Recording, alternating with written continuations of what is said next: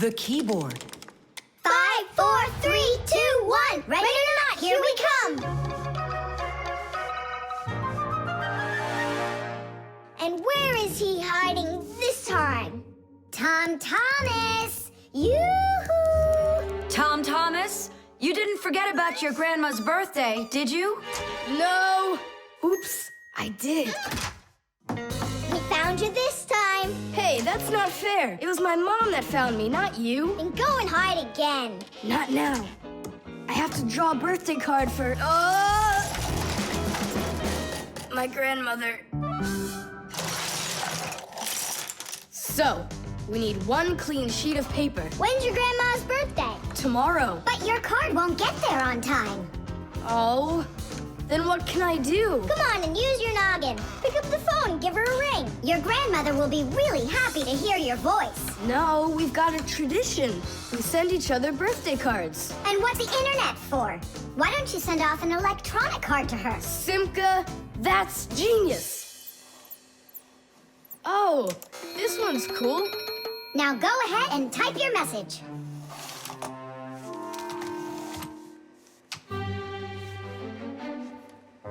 The letter D isn't working. How can I write Dear Grandma without D? Just let her be a plain old grandma without the dear. But the letter G isn't working either.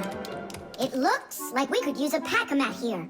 A pack-a-mat? What for? To clean off the keyboard's contacts that got all dirty. What contacts?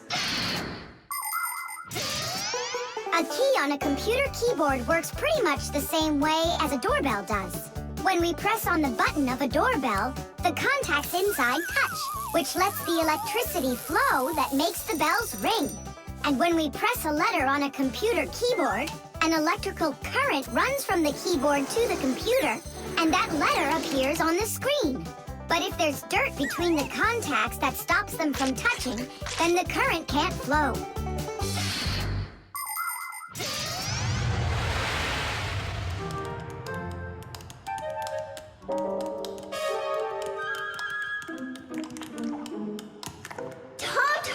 What did you drop in here that is so sticky?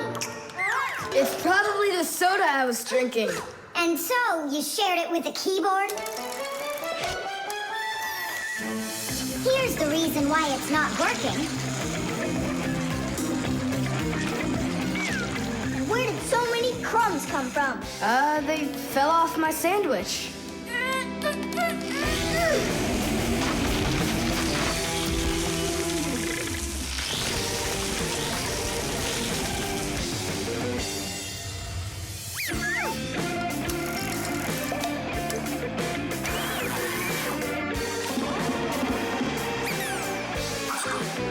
What in the world is this red stuff down here? That must be the sauce for my mushroom pizza. Oh, Nolik. Well, now it looks like we're gonna be out picking mushrooms. The Fixies are always ready to help people out, but there are some people we really don't feel like helping. I remember when I was working as a Fixie back in one house. It was a disaster. One day, the owner spilled coffee on the remote for the TV.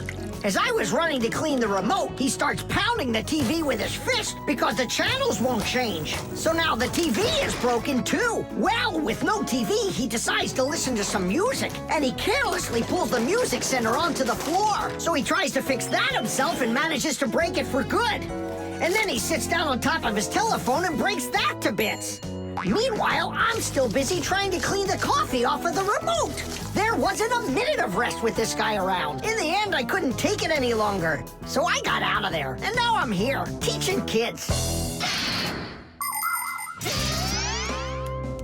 Tom Thomas, why are you eating food at your computer? Yeah, they don't feed you in the kitchen or something? Now I know it. It's not allowed. You said it. Now write your message, and write the address on there too. Uh-huh. Mom, do you know what the email address for Grandma is? Grandma doesn't have an email address. So what? We went ahead and fixed that keyboard for nothing? I still need it. Am I Grandma? I'll give her a ring on the phone. You said you had a tradition of writing each other cards. And what? Grandma will be happy to hear my voice. That's some original idea, huh?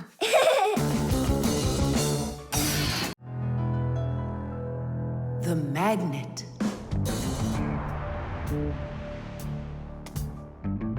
Well, it looks like we need a pack-a-mat.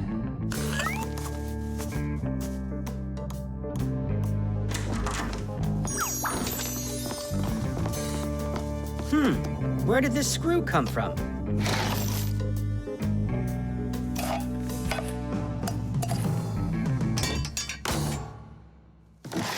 Ouch!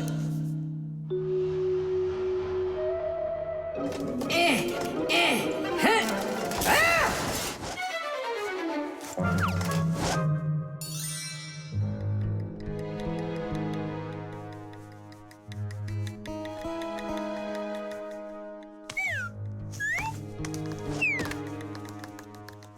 Papoose isn't in there either.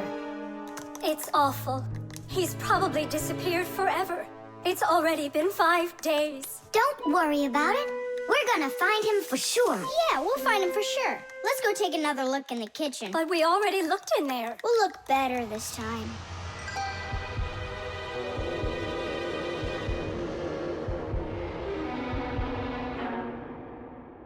Let's go take a look in there.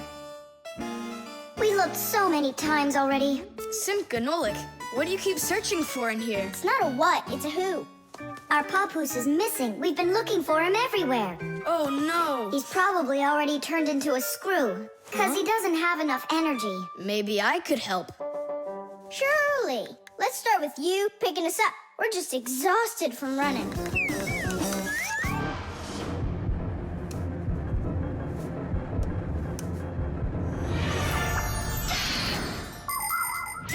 In a dangerous situation, a fixie can choose to turn into a screw. But sometimes it happens all by itself. For example, when a fixie doesn't have enough energy. When this happens, the fixie grows weak, gets sluggish, and then goes into hibernation, turning into a screw. This bad luck happens when a fixie doesn't get charged up from being inside of a device. That's why fixies always work inside of machines, so they can stay charged up with energy. Sometimes a fixie that has grown weak and turned into a screw can get lucky. If a human happens to find him and screws him into an appliance, then the fixie will be able to get energized and come back to life. Then he'll unscrew himself and run away, leaving the human wondering, where did that screw go? I know I screwed it in. So, where should we look first? What are you looking for in here, Tom Thomas? Well, And what do you have there in your hand? just some screws of mine. Ah, I just found a screw not too long ago. Maybe it's one of yours. Probably. Where's it now? Here, take it, and don't leave them lying around. Should I turn myself around now so your papoose can turn back into himself? He's been lying in there for a week already. He doesn't have the energy to turn back into himself. Then what's next? We have to screw him into some device, you know, so he will get his energy back. Okay. But which one's papoose? All of these screws in here look like papoose. We'll use a magnet. How come? All of the screws will just get lifted up together. First of all, not every kind of metal is attracted by a magnet. It's an easy thing to see for yourself. Just get a magnet. You probably have one in your house on the refrigerator.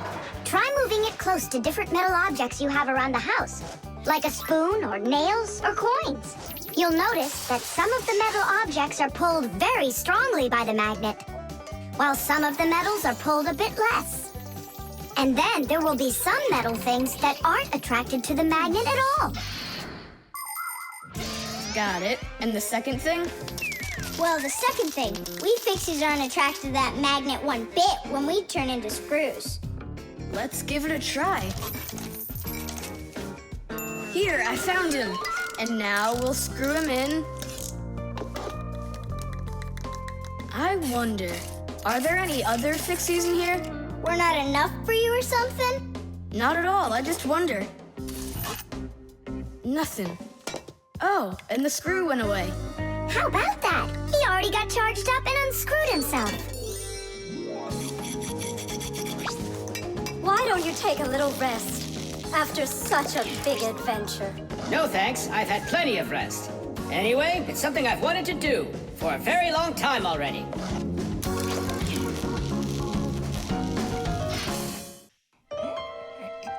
The stapler.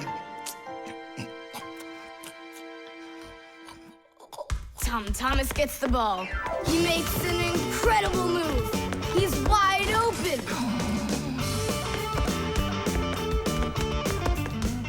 The goalie sees him and he screams in horror.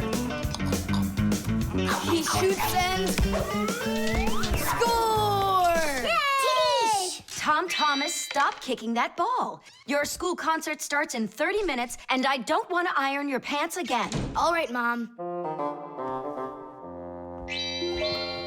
Just one more time, huh? No, I'm sorry. Mom said I have to quit kicking the ball. But Mom said nothing about dribbling the ball. Go, you can do it. You can do it. Yeah!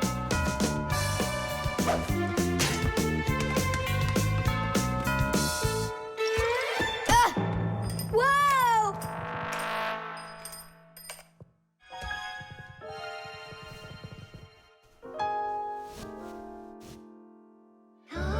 Tom Thomas, your pants. This can't be. These are my special concert pants. Ugh. Yeah, how will you go now? Well, your mom does have enough time to sew them. I'm scared to even tell her about it. She said that I had to stop playing. Hey, I've got it. Here. You think we should fix the rip in his pants with a stapler? Yeah, isn't it a good idea? I gotta try it out. You do. Like this? Stop! Why? What's wrong? My nose itches. That's all. Let's go. You're right, Nolik. It works. That is super. Yeah, the stapler's really great. Do you guys know how it works? Just keep stapling and I'll tell you. The staples for a stapler are lightly glued together. That way you can load many staples at once instead of one at a time. And a spring pushes the staples to the front. When you push down on the arm, a metal tooth pushes the front staple down through a thin space. And the staple punches holes in the paper. Next, the pointy ends of the staple push down onto a plate. And that makes the staple bend behind the paper. And there you go. The papers are fastened. So you could say that we're sewing, but using a stapler instead of a needle. Yeah, and it works even faster. Huh? What's going on? Could it have run out of staples?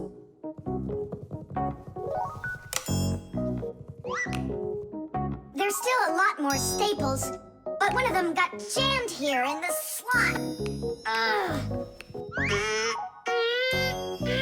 Tom Thomas, we're leaving in 5 minutes. Okay, Mom. So, did you get it? No. Why don't we get Papa's to help us? Because he's really strong and he's got a pack-a-mat.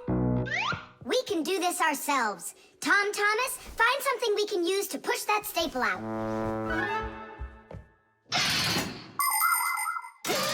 The stapler is not a very new invention. It's been said that the French king, King Louis XV, had a stapler made out of gold and precious gems. Unfortunately, it could only hold one staple at a time. Modern staplers are much more convenient, and people have come up with so many kinds for paper, for plywood, and even for skin.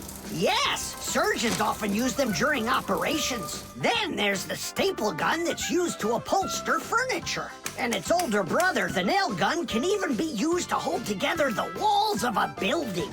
And here's an invention almost as important as a stapler. It's the staple remover. With its help, it's possible to remove the staples put in by a stapler. How about the screwdriver? That'll work. Look, the screwdriver fits perfectly into the slot. Ah, that's great. Now push that staple through, only keep your fingers out of the way, or you won't finish sewing. Tadish! It's still not Tadish. You haven't fixed your pants yet. That's it. They're done. Now we can say, Tadish! Tom Thomas, are you ready? Of course. My idea with the stapler was smart, wasn't it? And Tom Thomas's mother won't notice a thing. Will too. Just wait till she washes them. The spare part.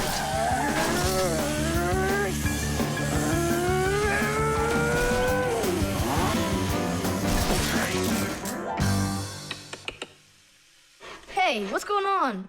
It was just working. Hi there, Tom Thomas. Simka and Nolik. Look, I've got a Sorry, problem. no time to play. We're busy. Busy? With what? We got put in charge here for the day. We even get to use one of the pack-a-mats. Papoose and Marcia went out to visit our Fixie friends. Papoose used to be with them at the Space Center years ago. Ever since he was a boy, Papoose dreamed of going into space. And why not? Fixies work on rockets, too. He even got a job at the Astronaut Training Center. He was put in charge of the centrifuge, and he made sure it worked perfectly. The centrifuge is a sort of very fast carousel for training astronauts. And Papoose trained inside of it, too. Unfortunately, Papoose never knew the rocket was scheduled to fly on his day off. And when he found out, it was too late, and the rocket blasted off without him. Since then, Papoose hates his days off. But he still longs to fix something like that centrifuge. You know, something turning around like a washing machine. Too bad for Papoose that the one in his house seems to keep working perfectly fine. So that means today you fix everything? Uh-huh. Well then, it's your lucky day, because my car just broke down. Hooray! We've got work to do. Nolik, let's go!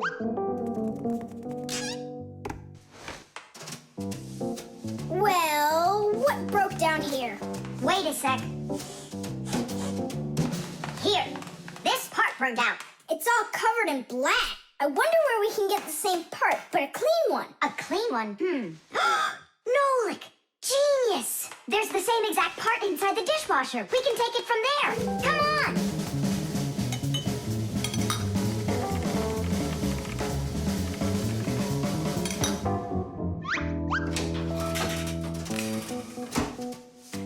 Do you have any idea how all these parts are connected to one another? With this thing right under you. It's a special part called a circuit board. A circuit board's made like this. First, the board gets covered with a thin layer of metal. Then, paths are laid onto the board where the electricity is going to flow. After that, all of the extra metal is washed off of it with a special cleaning liquid, leaving the metal paths that were drawn on the board. These paths work just like wires to connect the parts on the board to each other. And then all that's left to do is attach those parts to their places on the paths. Pull it! Tadish!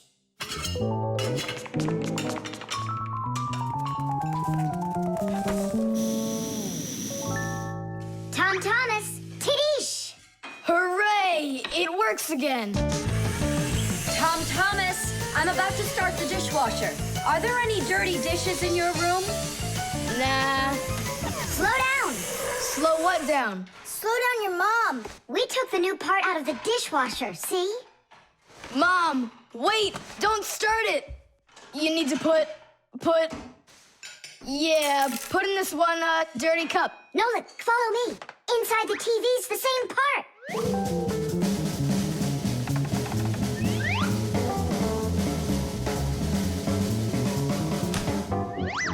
Now back to the dishwasher. We barely made it. We grabbed the part from the TV in the living room. Not the TV, my mom's favorite program is about to start.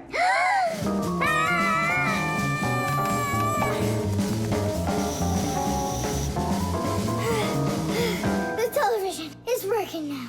And where'd you get the part for it? From your dad's computer in his office. Hi, everybody. I'm home. Hi, hon. Are you ready for dinner? In a bit. I've got to finish a little work on the computer. Simka, hurry! Where else can we find that part? Stop. That's enough running. Here, take it back from the car.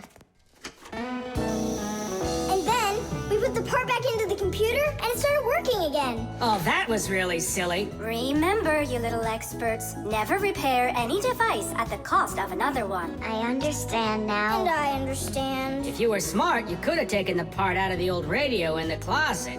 Papus, but you know the radio wouldn't work then. That old thing hasn't been working for years. Marcia and I have pulled out half those parts already. The electric train. Woo, woo, woo, woo.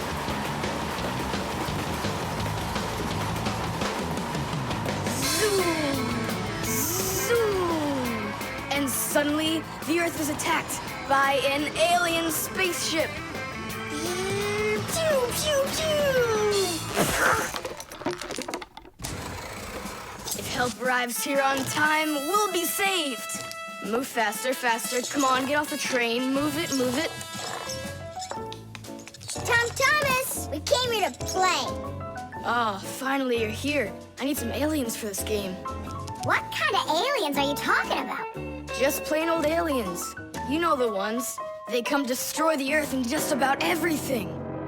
We don't want to destroy anything at all. Why can't we be, the train engineers, huh? Train engineers? You don't know anything about driving a train. Oh, we know plenty about trains. Humans invented the railroad long ago, but back then, the rails were made out of wood. People didn't start making metal rails until the end of the 18th century. But the first railroad cars had no engines to give them their power. Instead, they used horses to pull them along. Later, horses were replaced by the steam engine. Wood and coal would burn in their furnaces to boil the water in the boilers, making the steam that turned their wheels. And the Fixies were there to help those trains go, making sure all of the parts could work together smoothly.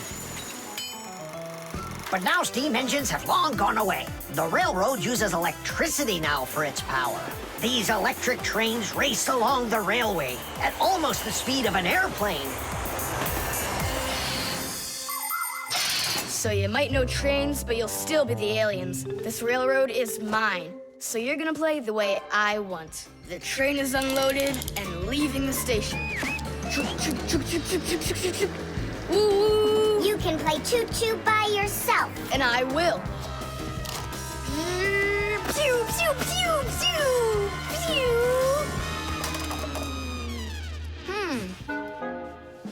Hey, why did you stop?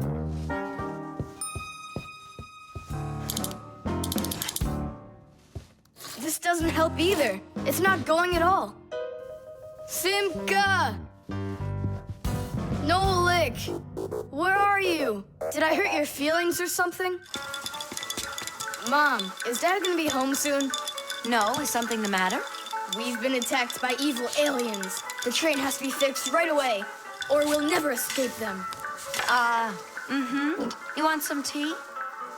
I've got to think of something.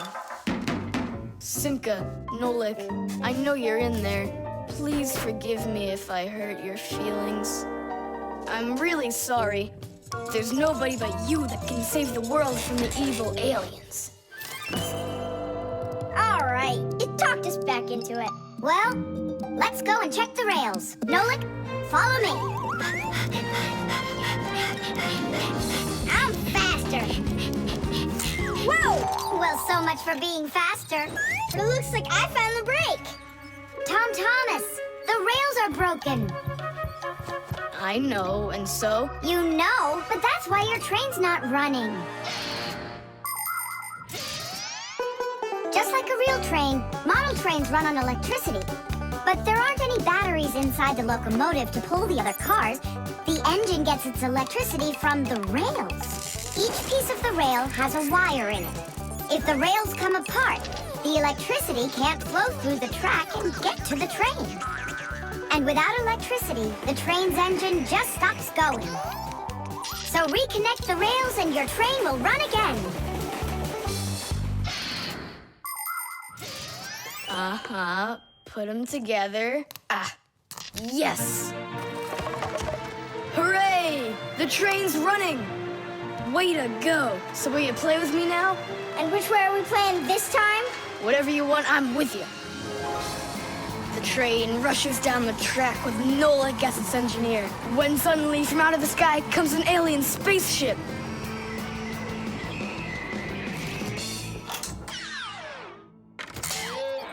Greetings to you, O people of planet Earth.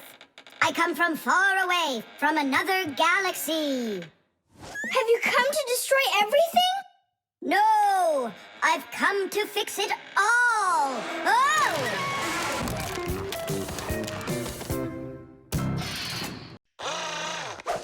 The ship in a bottle. Simka, Nolik, here, take a look at this. Oh, wow! Awesome! Where did you get this from? From one of the shelves in Dad's office. He's got lots of cool stuff in there. That's cool. I'll be the captain. This is like a totally real sailing ship with masts, cordage, and everything. And how can it all get in there through such a little hole? A ship in a bottle is a real miracle. Do you want me to tell you the secret of how it gets inside? It's like so. All of the ship's masts are collapsible. Before the boat is put into the bottle, the masts are folded down and pressed against the ship's body, so it's small enough to fit through the bottle's neck. And once the ship is inside the bottle, the masts and sails are opened back up by pulling on a thread. Hands on deck! There's a giant octopus starboard! I'm an octopus, huh? Oh, look out. Brave sailors like us, we're not afraid of storms. Tom Thomas, be careful! Hey! Oh, Did it break? no, it's all Tidish. It's not close to Tadish. Take a look how this mast broke. Whoa! What have I done? Don't worry, we can fix it. Get some glue, okay?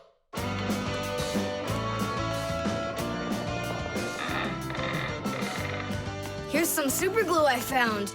This is the kind that'll keep things stuck forever. Nolik, come and help! Achoo! Phew! This stuff is so stinky. Danish! Ooh, that's better. Thank you, guys. We sailors, never let a friend down. Nolik, you gotta get out. You'll get sick from that stinky air. I can't get loose. I got stuck. Hello there, Tom Thomas. What are you doing with the ship from my collection in here? I just wanted to give it some air. Tom Thomas, you know that taking things out of my office is just not allowed. Hey, look, what an interesting cabin boy. I never noticed him before. I'll take it, Dad, and put it back on the shelf, okay? Who just sneezed? I did. Achoo! Well, all right then. Do your homework and please don't set foot in my office again. Simka, where are you going? To save Nolik. I'll come with you. You're not allowed inside that office. Your father said no. Sweetheart, your soup's getting cold. I'm coming. Nolik, where are ya? Simka, why is everything turning? Because you inhaled the fumes from that stinky glue. Ah, phew. Everybody knows how strong the smell of paints, cleaning fluids, and glues can be. But the nasty smell is not where the real danger lies. Breathing in the fumes from paint or glue can give you a terrible headache. Or even worse, it can make you faint. That's why when the Fixies need to paint or glue something, they're supposed to put on a safety mask called a respirator. And humans need to remember to wear masks just like Fixies when they're working with fumes. And never forget that the fumes from glue and paint can be flammable. It only takes one spark and kaboom! There can be an explosion. So always remember to have plenty of clean air moving through any room where you are gluing or painting anything.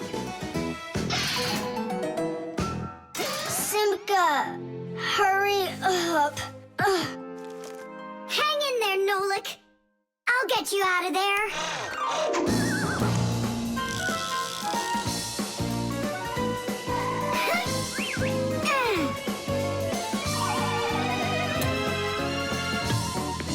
Nolik!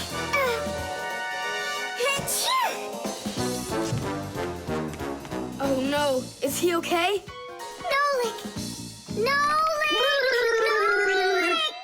Oh, you're alive. Turning starboard. Turning port. Piasters! Piasters! Oh, whatever. He's gonna be fine. Nolik, do you know who I am?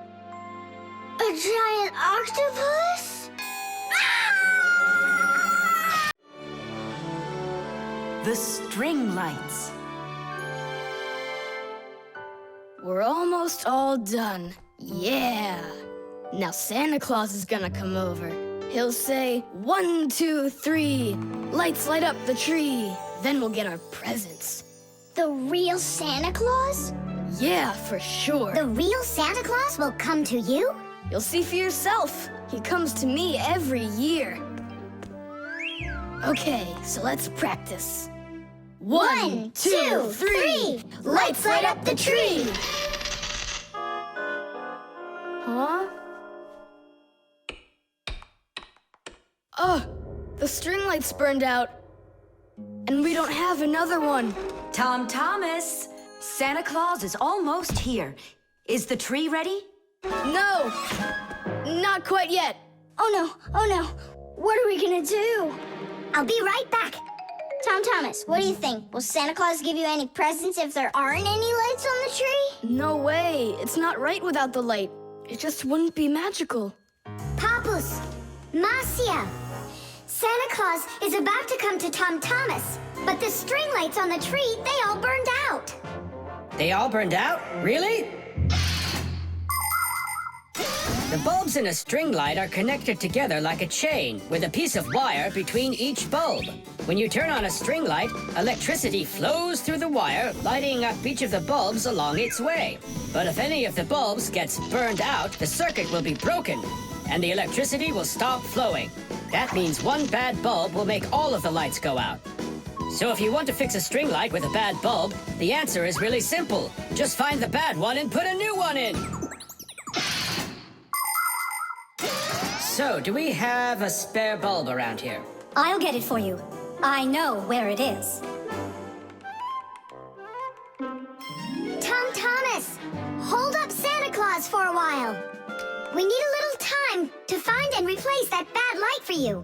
I'll try to. Tom Thomas, Santa Claus is already here. Ho, ho, ho! I got one thing to do.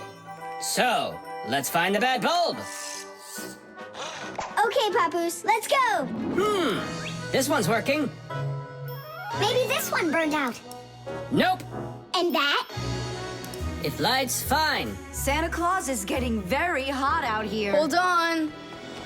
Simka, what's up? We checked all the bulbs, but couldn't find a bad one. Huh. I guess this year won't be magical. Okay, Mom, just come on in. Ho, ho, ho! Hello there, Tom Thomas. So tell me now, have you been good all year? Huh, why aren't the lights on the tree burning? So then let's say it together. 1, 2, 3. Ow! Papoose, I found one more bulb. Here's the one that's not working. 1, 2, 3. Lights light up the tree. Huh! Now we need to replace this bulb with a new one. So where's Marcia? Show your light, O tree. Hooray! Ho, ho, ho, ho! Whew, that was really hard. I see you already got it shining. But where did you manage to find a new bulb? We got Papoose to act as the bulb. Tee! Tidish! Ah, what a hero. Pull me up so we can put this bulb in.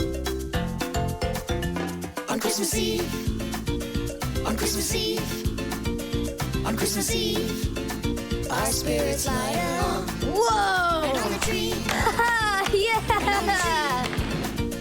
on Christmas Eve, Nice box. the lights burn brighter. Every year when no one is expecting, from some place that no one could conceive, appears a little miracle before us. Every year on Christmas Eve, on Christmas Eve, on Christmas Eve, on Christmas Eve, on Christmas Eve, the clock it seems on Christmas Eve is ticking slower. Then suddenly on Christmas Eve, a miracle on Christmas Eve, no one believes on Christmas Eve comes out of nowhere. Every year when no one is expecting, from some place that no one could conceive. Yeah! A little miracle before us.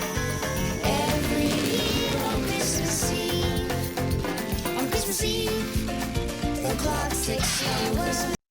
The short circuit. Are you sure we're allowed to play in your dad's office? We're not gonna play in here. We came here on a tour. I think this place is like a real museum. Just take a look at that. I have no idea what it is. And this thing is a complete mystery.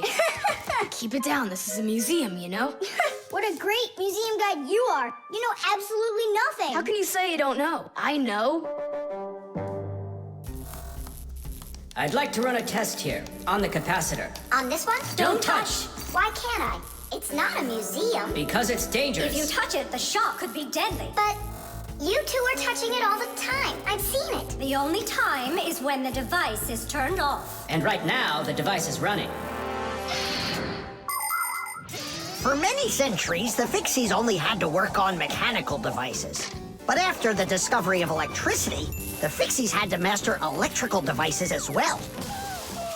At first, Fixies were getting terrible shocks, and they really, really hurt. Over time, the Fixies figured out that you can't fix appliances when they're turned on, and bare wires should never, ever be touched. And Fixies also learned that electricity can travel not just through wires, but through plain old water. So that's why if a broken wire ever ends up in a puddle of water, you must never get close to it, or you could get a terrible shock. Fixies learn all these important rules, and they hope humans understand that they need to learn them as well. Look. Now here's one I know about. It's an old radio my dad got from my grandpa. More than 60 years old, can you believe it? Your grandpa? The old radio. That was a joke. Is it still working? I don't know. Let's check.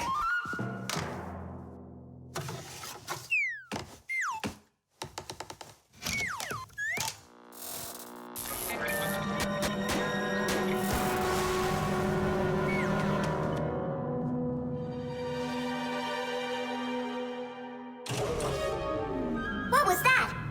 It looks like the electricity got turned off. Maybe it was a short circuit. I'll go find out. Oh, so it was you who caused the short circuit. I was in here showing all these things to Nolik, and we wanted to turn on the radio. We flipped the switch on, and then suddenly, kaboom, the lights go off. They're off everywhere in the apartment. So then how can I even warm up my pizza now? Soon it will warm up all by itself now that the refrigerator isn't working. Simka, what is that thing you said? A short circuit. Electricity goes back and forth from an appliance with two separate wires. For example, an iron uses the electricity it needs to get hot. But if those two wires start touching each other without the iron in the middle, then the wires will get hot instead. And this can cause the wires to burn out. When this happens, it's called a short circuit. Short circuits can happen when the coating around a wire is worn out, or when an appliance is broken on the inside of it. So So when you tried turning on that old broken radio, the wires in the apartment started burning. Does that mean all the wires got destroyed? Don't worry. In our apartment, there's an automatic switch to stop that. It turns off the electricity when the wires start getting too hot. Oof. And what about that, automatic switch? Is that something you need your mom and dad to turn on? No question. You definitely would. But you have us. Yeah. And we have Papus and Masya. I'll go tell them what happened here. And you guys, you turn off the radio. But we'll get electrocuted. What do you mean electrocuted? Thanks to you, there's no electricity.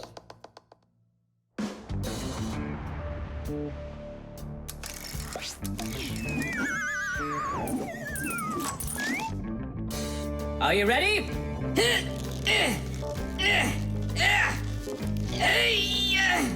Pull it up.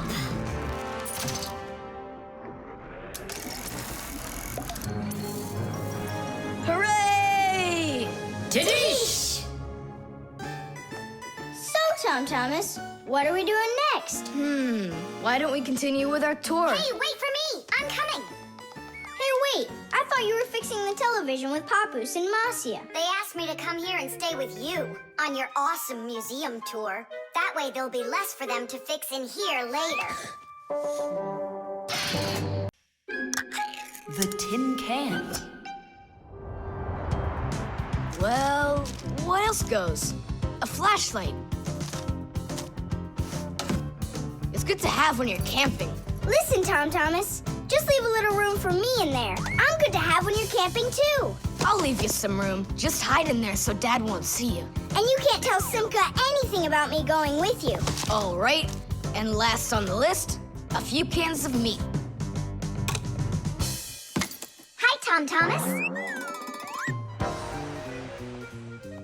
Have you seen Nolik? No, Then who did I just hear you talking with? I was just reading the label. Huh. Where did Nolik run off to?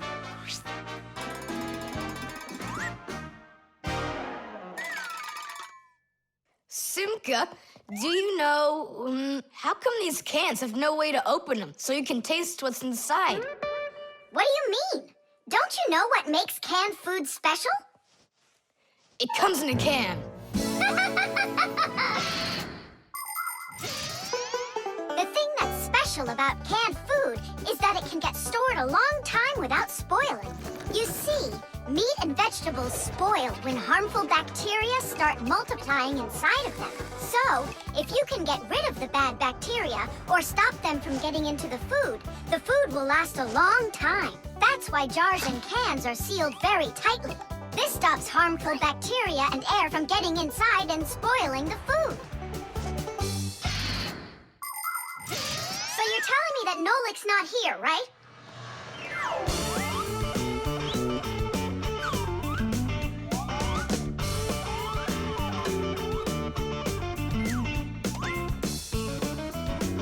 Huh.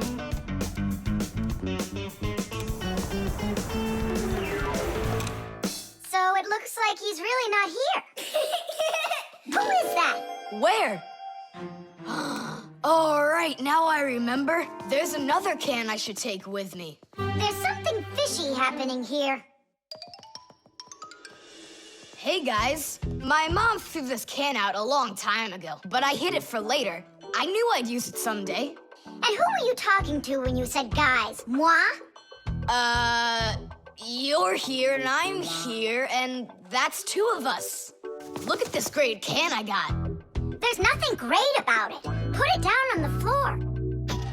You see? What? Oh, it's crooked, and so what? So what? It's all swollen. And when it's like that, you know that inside the can, bad bacteria is growing and spoiling the food that's in there. It went bad? There's a way to check. On every single can, you can find the date it's good until. Sooner or later, even canned food will go bad. And of course, dairy foods like yogurt or milk can spoil in just a few days. When you buy food in the store, it's very important to always check the expiration date. The expiration date's the last day that it's safe to eat that food without worrying that it may have gone bad. You can find the expiration date on each box, jar, or can of food, so pay attention. And be very careful not to buy or eat any food after its expiration date has passed. And if you see that a can is swollen, throw it away immediately. If you eat it, your belly can swell up too. Unfortunately, when food spoils, it's impossible to unspoil it, and then even the Fixies won't be able to help.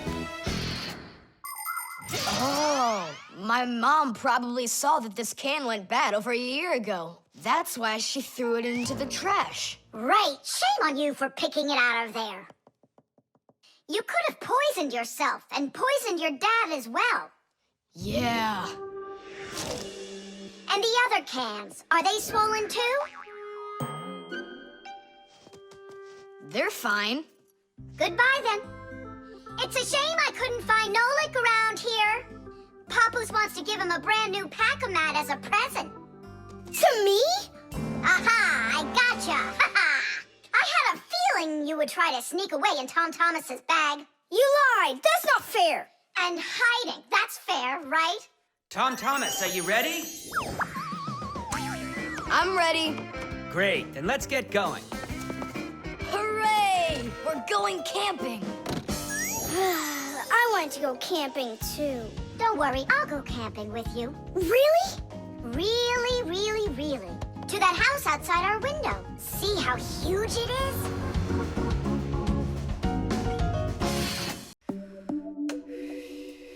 The alarm clock.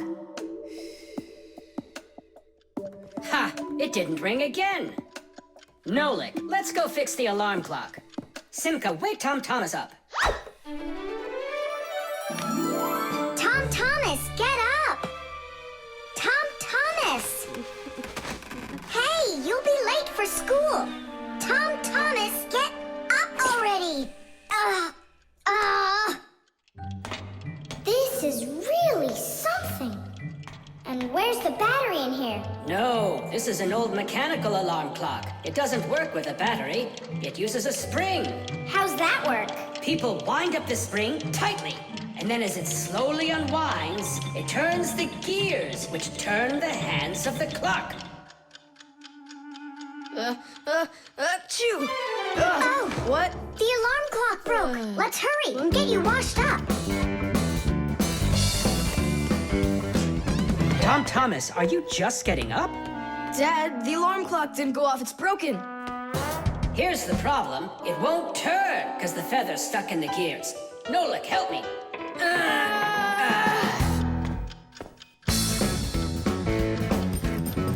Papas! What's going on? It looks like it's an earthquake. Huh, it really is broken. About time to throw out this old piece of junk. Tom Thomas, I'm off to work. Don't be late for school. I won't. Where are we? In the trash can. And what's gonna happen to us? Well, you see, Nolik. People throw out broken things without a second thought. Even appliances that can still be fixed end up in the trash all the time. And the trash is taken to a horrible, deadly place called the dump. If a Fixie happens to be inside a broken appliance, he will come face to face with great danger. Once, my uncle got thrown into the dump buried inside an old TV. He barely managed to jump out of the bulldozer's path, and it was a miracle he didn't end up in the incinerator. After that, he just roamed around the huge dump, trying to fix anything. He became totally crazed. Whew. Good thing the Fixie Rescue Squad managed to find him and bring him back home. I don't want to scare you, but we might be taken to the dump, my boy. Papas, I'm scared. Huh. Where is the alarm clock? Maybe my dad took it to get fixed. But Nolik and Papoose are in there. Now just a little bit further. I don't want to go to the dump. No tears. The There's only one way out of here. We need to fix the clock and make it ring. But how? Inside the clock, there is the main spring, and there's also a second spring. The second spring is held still by a brake, and so it waits. When the little hand reaches the time the alarm was set to go off, the spring jumps off the brake, and the gears are free to start turning. That makes a little hammer beat the cup of a bell very, very quickly. And that's how an alarm clock rings.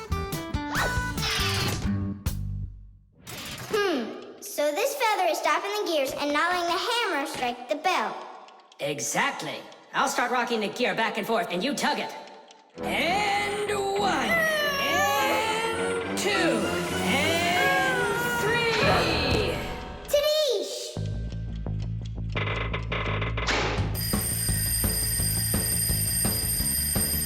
Simka, I think I can hear my alarm ringing. Run to the sound! Quickly! Someone turn the alarm off. Whoa! And here comes that earthquake again! Nolik! I'm here! Nolik. We fixed the alarm clock. So what was wrong with it? A feather got jammed in the gears. And how could a feather get in a clock? Oh, it's probably from when I put the alarm clock under my pillow, so it wouldn't wake me up. Huh, so you mean because somebody doesn't like to get up in the morning? We almost ended up at the dump? By the way, if that somebody doesn't hurry off to his school soon, he'll be late. Oh, you're right, huh? The robot. Did I already tell you what I'm hoping you'll get me for my birthday present? Yes, honey. Only 1,000 times or so. A Robotazoid R300 would just be the greatest. With Megavision, I want it. I really do. I do. Well, tomorrow you'll find out. But now it's time to sleep, Tom Thomas. Wow, that is one great present. And we got Tom Thomas absolutely 0 for his birthday. We're just terrible friends. So, how does this robot work? Okay, so let's give this a try, shall we? First, we'll take a walk. And how does he have any idea where the robot's going? I can tell you. One of the robot's eyes is a video camera. The robot sends the picture to the screen on the controller so the player can see where the robot is going. Yeah! And that's just one thing they know how to do. A robot is a smart machine that can do very difficult or dangerous work for humans. With its strong metal arms, a robot can move heavy objects or put together parts to build cars and other machines. Robots are often sent into outer space or to the bottom of the ocean to help scientists. There are also robots that can understand what people are saying, and robots that can talk and even make jokes, just like people. I've got it. Now let's turn you around. What was that? Look. You know, He destroyed him! Nolik, stop! You were playing with that, right? you think Tom will notice? I know what you're doing all night. I'm off to bed. I'll get him to work. I'll stay up until I do. Simka, let's try and... No, we're gonna need some help.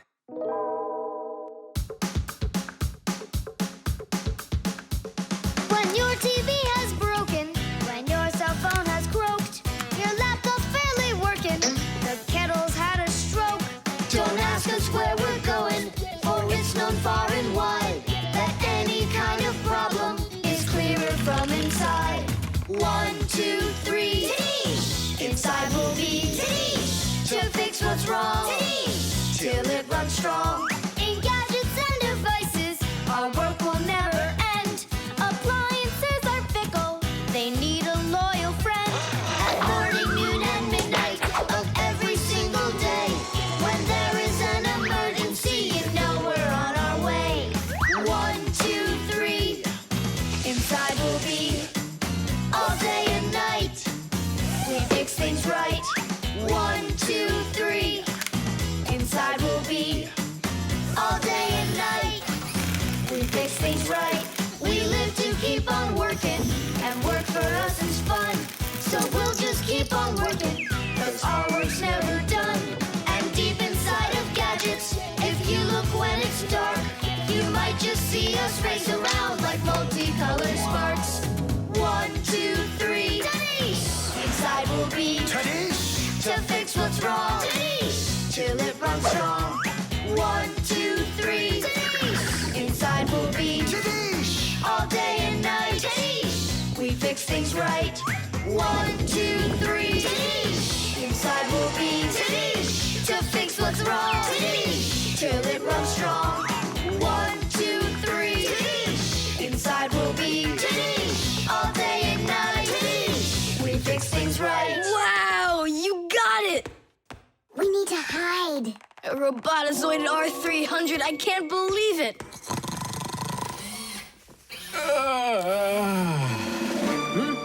Well, happy birthday to you, Tom Thomas. I'm sorry, Tom Thomas. Last night, your robot, I broke it. Dad, it works perfectly! Don't you see?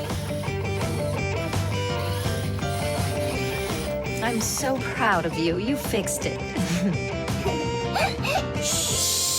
I couldn't fix it at all. I tried everything. Oh, you want to tell me that the robot fixed itself? What a joker.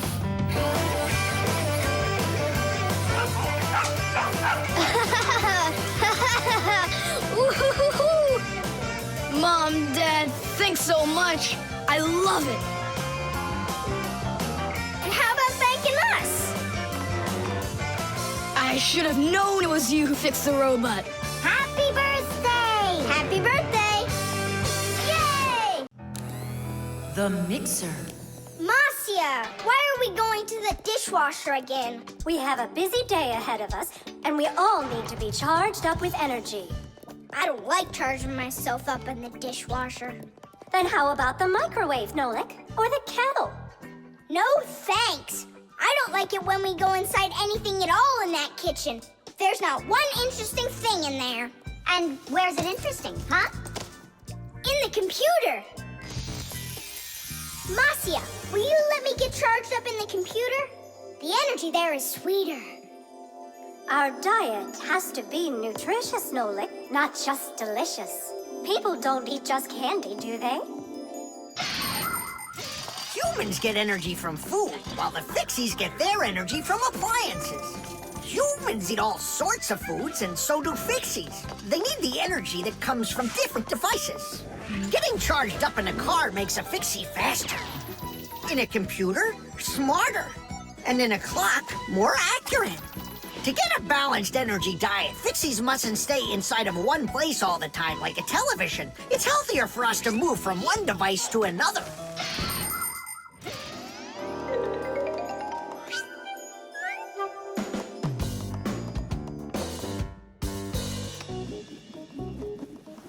Good morning, Tom Thomas. What's the matter? For breakfast, I got cereal with milk. Mom says that milk is so healthy, but I think it's just awful. Aha, Nolik, there you are. Go get charged right now. I'm not going. Look at Tom Thomas. He doesn't want to have breakfast either. Why don't you? Milk tastes awful to him. Taste awful? He just doesn't know how to drink it right. Look what we've got here. What? What? A mixer. A mixer is a kitchen appliance that's used to mix together different foods. With a mixer, you can make things like frosting, sauces, or an omelet. But the most delicious thing you can make with a mixer is a milkshake. It's easy. Just put some fruit, syrup, juice, ice cream, or anything else you'd like into a container and then add milk. Now use the mixer to stir it all up until it's smooth and creamy. And that's it. You've got yourself a milkshake. Guys, what do we have for a milkshake? We've got a jar of jelly. Will it work? That'll work. And strawberry jam?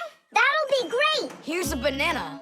I found some chocolate, too. And I found strawberry ice cream. Start up the mixer. When you get up from your bed, yo. When you get up from your bed. Open your favorite cereal when your whole day is ahead.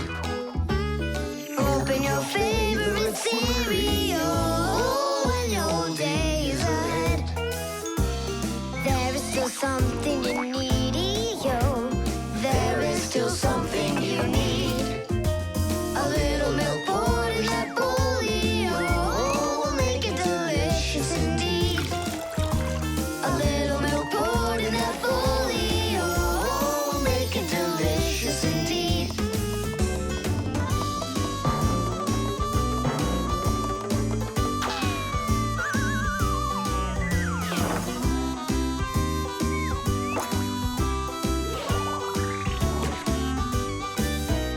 A little milk's all that you need indeed. A little milk's all that you need. A little milk's all that you need indeed. A little milk's all that you need. A little milk's all that you need indeed. A little milk's all that you need. Wow, this mixer's cool, isn't it? You think we can make one more shake? Just one. They were good. Sure, if you want to. Oh, where did all the milk go? Way to go. Looks like you drank all of it. And I remember when you said how milk is awful. I didn't know how to drink it right.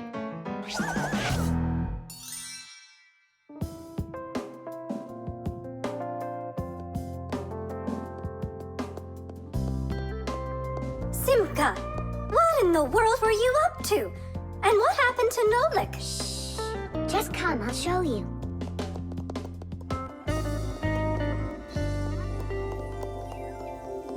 Nolik, here you are.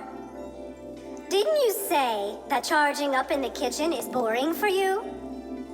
The mixer's not boring. It gives you energy that's yummy, delicious, and nutritious. The screws.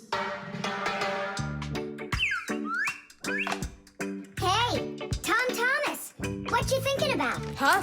For school, I have to write an essay. My very best friend. I don't know. Who should I write about? What do you mean, who? Aren't I your closest friend? Of course. How could I forget to write about you? And you can keep forgetting. That's our secret, right? Don't you remember the promise you made when we met? Sure, how could I forget?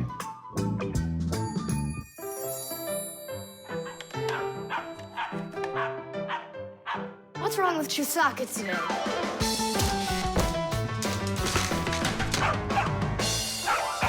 Chusaka, why are these screws bothering you so badly?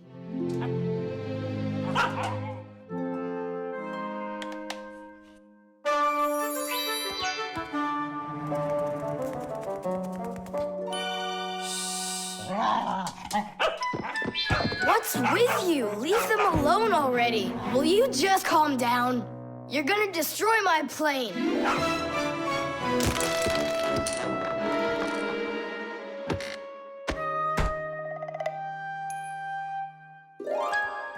Let's get out of here. Ow! What's going on? What's going on? Hey, if you don't turn back again, I'm not letting you go. Oh, please, don't be afraid. I'm not gonna hurt you too. I'll just ask you one question and let you go. Nolik, we can't. Don't worry about it. Quit your staring. Ask your question, boy. No way you can talk. Just tell me, who are you? Fixies. That's all. We answered. Now you let us out. Oh, wait, but what's it mean that you're Fixies? That's already question number 2. You promised to let us out, didn't you? I'm sorry. You can leave now. Simka, it's fine. I can see from his look that we can trust him. All right. We'll tell him. You gotta swear that you don't tell anyone else. I swear it. Fixies. We're the little people that live inside of machines and appliances and take care of them, fixing them, cleaning them and oiling them. Humans never suspect us. They think that if something breaks and then suddenly starts working again, that it happened all by itself. Well, nothing happens by itself. It happens because we, the Fixies, are living inside. Yes, without the Fixies, humans would have so many more problems with their machines. That's awesome. And so what are your names? That's already question number 3.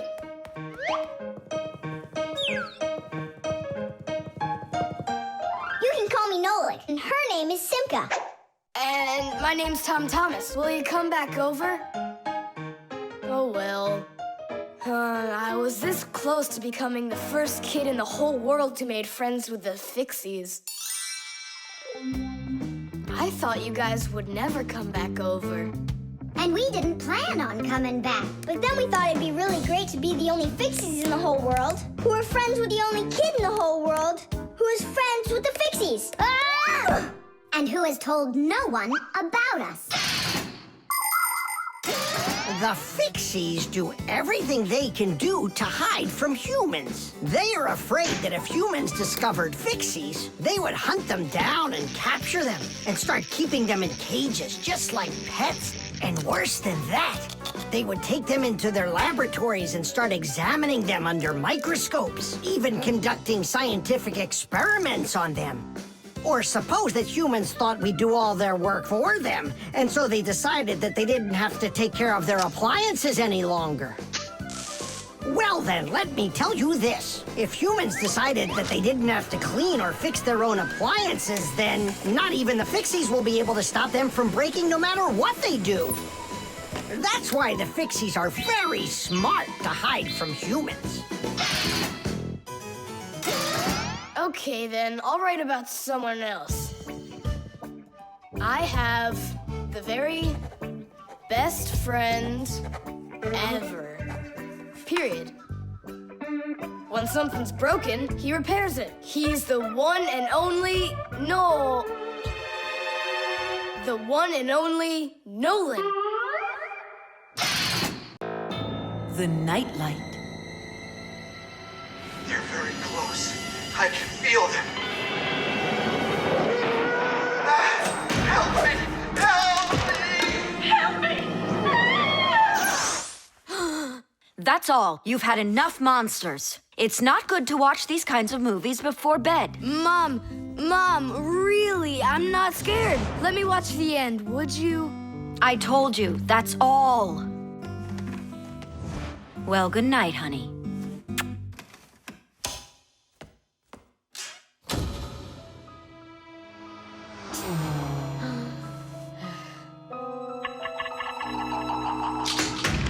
Ah! Who's there? Ah, they're very close. I feel them. Ah.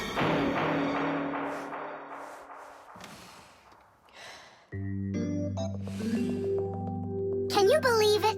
He's sleeping, and he didn't turn the light off. Yeah, and so? And so, if every human went to sleep with a light on, there wouldn't be enough electricity to go around. Hup! Everyone can probably remember walking into an empty room with the lights turned on, or finding a TV on that nobody's watching. One little light or TV might not seem like much, but just imagine how many people are living on this earth. Well, if everybody forgot to turn off the lights or TV when they weren't being used, the amount of wasted electricity would equal the amount of energy produced by 100 power plants. And each of these power plants needs freight cars of coal or rivers of oil to keep running. And all that fuel has to be extracted and burned constantly. Now do you see how expensive burning a light bulb is for the Earth? So don't forget to turn off electrical appliances when you're not using them. It's so easy.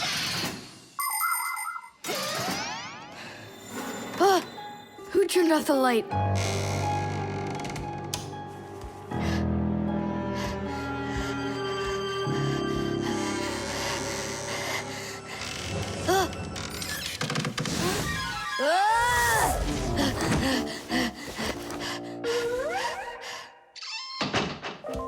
They're very close. I feel them. I feel them. I feel them. Look, what's up with him? I think he's playing sleep hockey. Looks like his position is left out. Ha ha. Anyway, he should get a penalty for wasting electricity. Monsters! Hey, what do you think we are, hockey pucks? Nolik, Simka, forgive me. Who did you think we were? Monsters. Well, I see how you could mistake Simka for one, but obviously not me. Tom Thomas, what are you doing? Why are you sleeping with the light on? I was so dumb. I watched this monster movie on TV before bed. Now I'm scared to sleep without the light on. And that dumb old monster flick, why were you watching it? I felt like getting scared. You're great at getting scared. Keep quiet, or we'll wake up your mom and dad. How am I gonna fall asleep now? Here's a good idea. You can use a nightlight. A nightlight is a little light that humans who don't like to sleep in the dark use in their rooms. The nightlight has a dim glow. That's because it works with a special kind of light bulb that uses very little electricity. These kinds of light bulbs are called energy efficient. That's hard to say. And you can find nightlights that use such low energy bulbs that they can work off of a battery. But you know there isn't a nightlight here. How would you get by without us? Tonight, I'm here to help you. I'm gonna be your nightlight. Look, right there. There's our lampshade.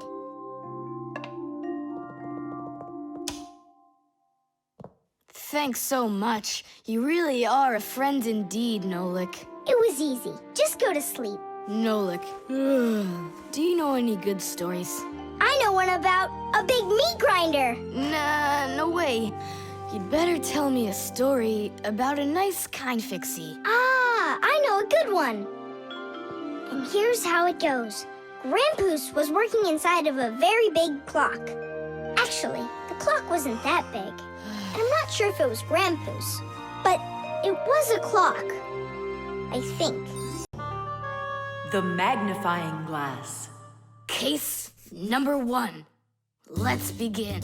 Well, well. I see evidence of the criminal. The criminal's fingerprints, to be exact. He won't get away with it.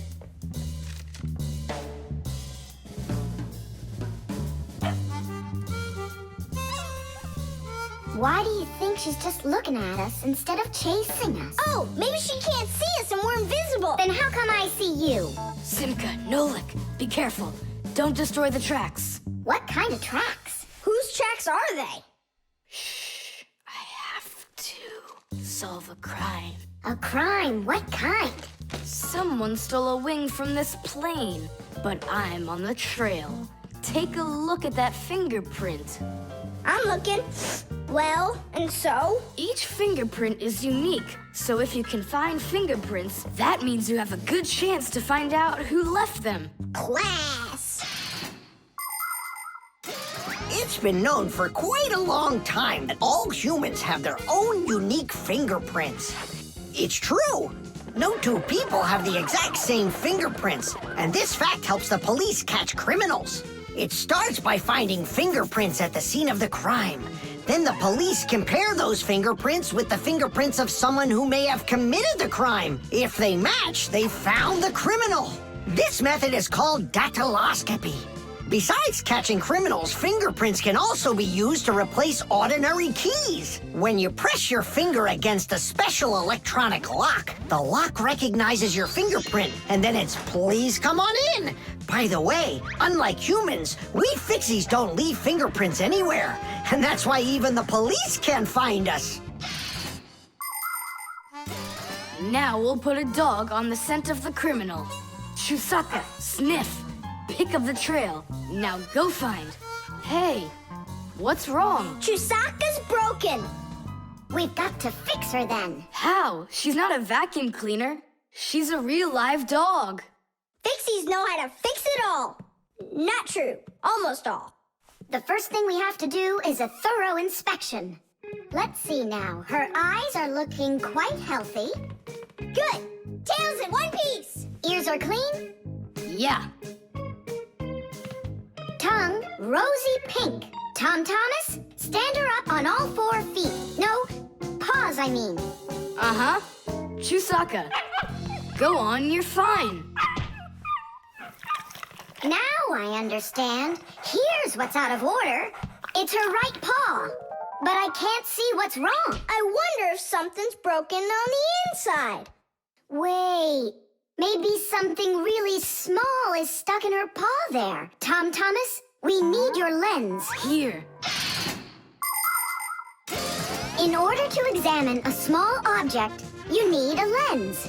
A magnifying lens is a special piece of glass that is thicker in the middle than on the sides.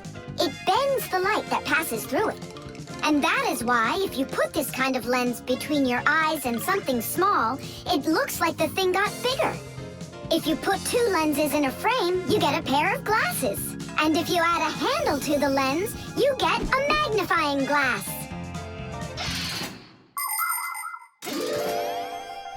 There it is, a splinter. It's glass, I think. Looks like it. You're right. It's possible it's from the lamp in the hallway. It broke yesterday, and I guess not every little piece got swept up. Chusaka, hey there! You're all better now. Looks like we fixed her.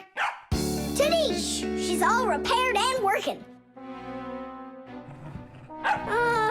Maybe we shouldn't have cured her. Ungrateful dog. Simka, Nolik, here it is. The wing that was lost. Yeah, that's great, only you still have to figure out who hid it underneath the bed there. Yeah, you still need to match the fingerprints. The fingerprints on the wing are the same as on the plane. But whose are they? And did you check your fingerprints out?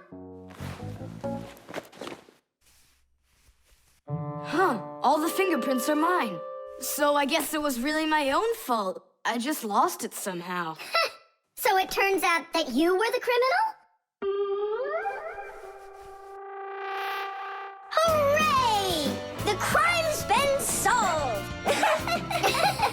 And you, Tom Thomas, are the criminal!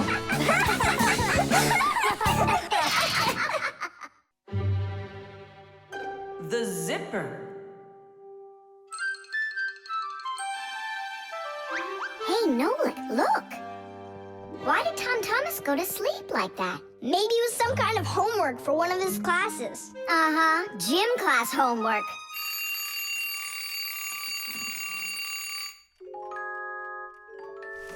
Good morning. Good morning. Hi there. You're looking good. My parents just bought it for me. Isn't it a cool jacket? And what, you slept in it all night? Yeah, once I tried it on, I didn't want to take it off, and I fell asleep in it. Yeah, life's never boring with you around. Oh, I think the zipper got stuck. And so what? You can leave your coat on, no problem. You're about to go to school, right? And you think I could sit in my class like this? How could I have broken the zipper? Don't worry, you haven't broken it. Not yet. Here is a simple zipper. It is made with 2 rows of small teeth that pass through a slider. The slider has 2 holes on the top and only 1 hole on the bottom. When we pull the slider up along the zipper, the teeth grab onto each other and the 2 rows join together into one. And zip! The zipper's closed. To open it, all you need to do is pull the slider in the opposite direction. Then the teeth will come apart. But on mine, they're stuck together. And now what? What do people do in the morning? Do what they do. Exercise. And I'll have time to think it over. 1, 2, 3, and 4. 1, 2, 3. And then what about me? Go exercise too. 1, 2, 3, and 4. And 1, 2, 3, 4. 1, 2, 3, 4. 1, 2, 3, 4. Simka, come on, think of something. I'm sweating already. Soon, okay? Go washed up in the meantime. Whew. Do you think I could help you think? I think not. I think you'd be better off washing. How's it going, Tom Thomas? Did she think of anything yet? What? Did she think of anything yet? Ah, gotcha. Nope, she hasn't thought of anything so far. It's so hot. Just pretend you're a polar scientist. They always work in their parkas, and you know what? I'll be the penguin. Hey, where are you going? I can't take it anymore. All right, just sit right here, and I'll try to find the problem.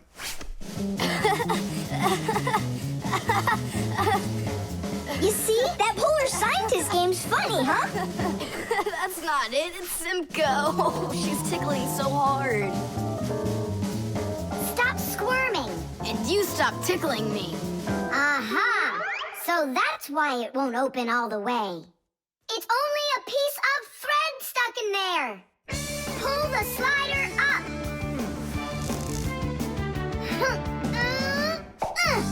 Titties!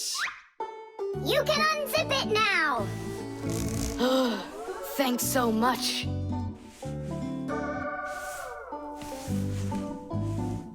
Here it is, a thread. That's what the whole problem was.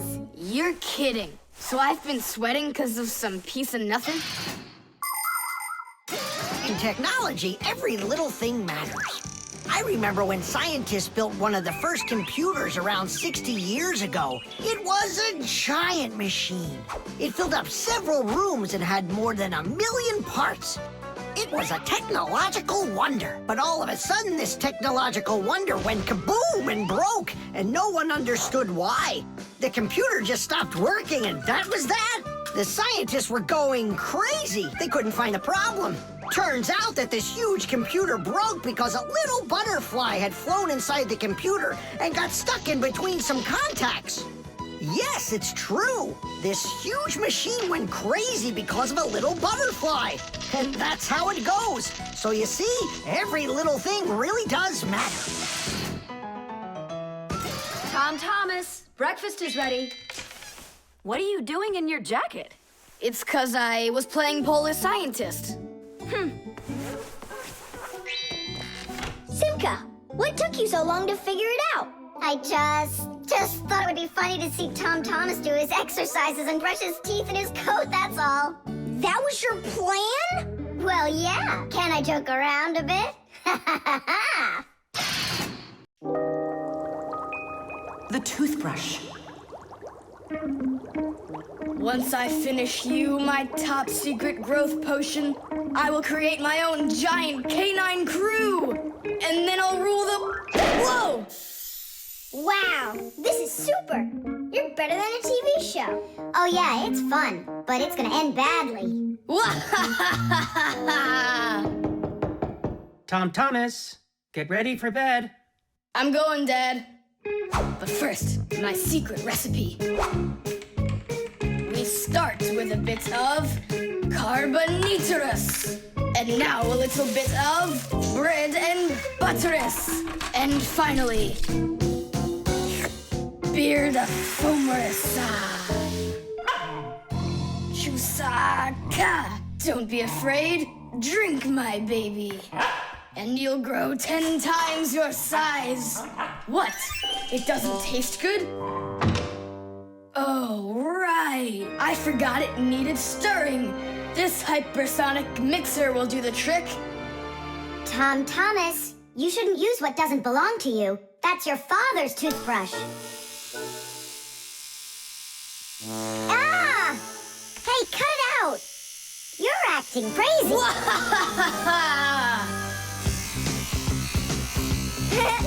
Bubbles! Hey, boom, boom, boom!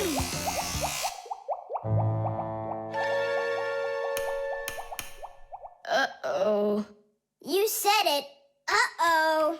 You, Tom Thomas, are a big boy, but your brain is smaller than Nolik's. Why, thank you. Just go put the toothbrush back in its place, like you never touched it. Nah, that's not right at all. Tom Thomas, what's up? I'm almost done, Dad. Simka and Nolik, please, I really need your help. No panicking. First, we need to understand what could have broken inside of there. An electric toothbrush is really simple, as long as you know these 3 parts. The battery, the motor, and a very clever mechanism that connects the motor with the bristles. The whole secret to the toothbrush is right in there. That mechanism uses the spinning of the motor to make the bristles move very fast back and forth, from left to right, from right to left. And that's how it brushes your teeth. So what can we do about it? Here's what we do. First, we take out the motor, then we take the gears out, and then the mechanism. How much time do we need to do that? 1 or 2 hours. What? No! Just listen here, Tom Thomas. You need to open up the battery compartment. Wait for me right here.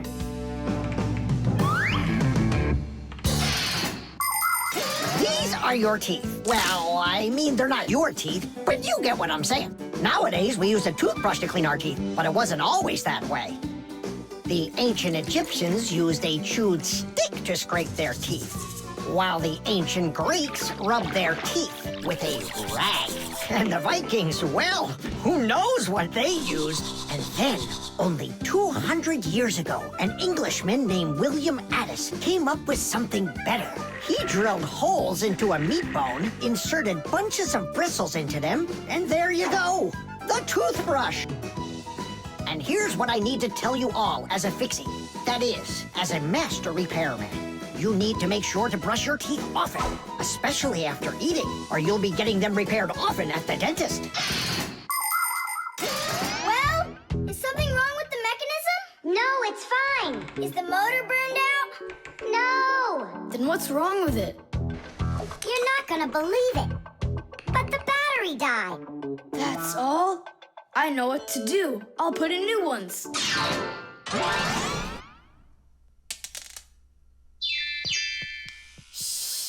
Your dad turned the toothbrush on. Looks like everything's fine. It's working. Ooh, way to go. Excellent. Your dad will never find out what kind of slop you mixed up with his brush. What slop? How dare you, Nolik? How dare you refer to my mighty potion like this? Tom Thomas, somehow soap got all over my toothbrush. Can you explain that? Ay, ay, ay. Well, you got caught. What do you say now?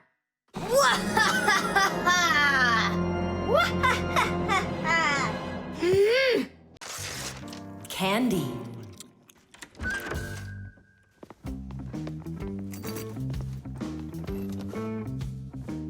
Nice black eye. Tom Thomas, did you fall? How did you hurt your eye? I had a big fight with Johnny. Oh, wow! How could you? What was the fight about? We argued over who's cooler, a racer or a boxer. A race driver's cooler. Of course! That's what I said to him. But Johnny had to prove it's a boxer. Well, He proved it all right. Can't you see? you don't prove anything at all by fighting. What a profession, a boxer. Yeah, now your dad, he's got an amazing profession, a journalist.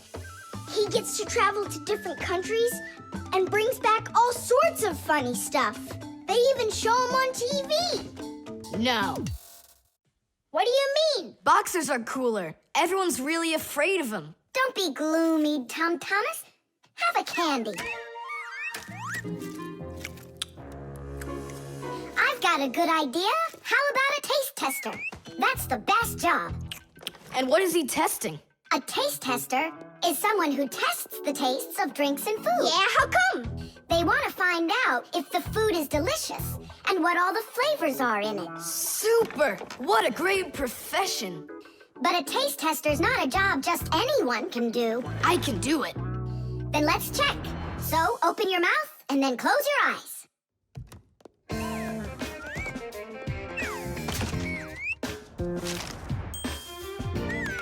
Try to figure out what the flavor is inside of this piece of candy.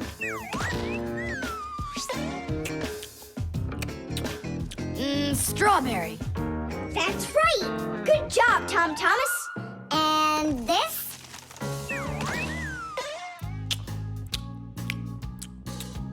That tastes like orange. You missed that one. It was lime. Yeah, Tom Thomas. If you want to be a food taster, you're gonna need to do some serious practicing. Let's do it. Raspberry? You got it! Simka, how do they get the candy to be hard on the outside and filled with liquid on the inside? Don't get distracted. You're training. Yeah! Hard candy is made like this. First, a sweet syrup is cooked until it is thick and stretchy. Then the mixture is pulled into long, hollow tubes that are like noodles. As the tubes cool down, they start getting harder. And it's right then that the tubes are filled with the soft, fruity center and then cut into pieces. It all has to be done quickly before the tubes have a chance to get totally hard. And that's how candy is made that is hard on the outside and soft on the inside.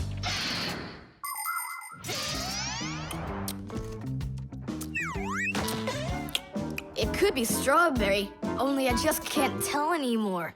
Ouch! What's wrong? My tooth. Was I hearing things? Or did someone yell? Oh, I got it. Come on. Let's take a look at your tooth.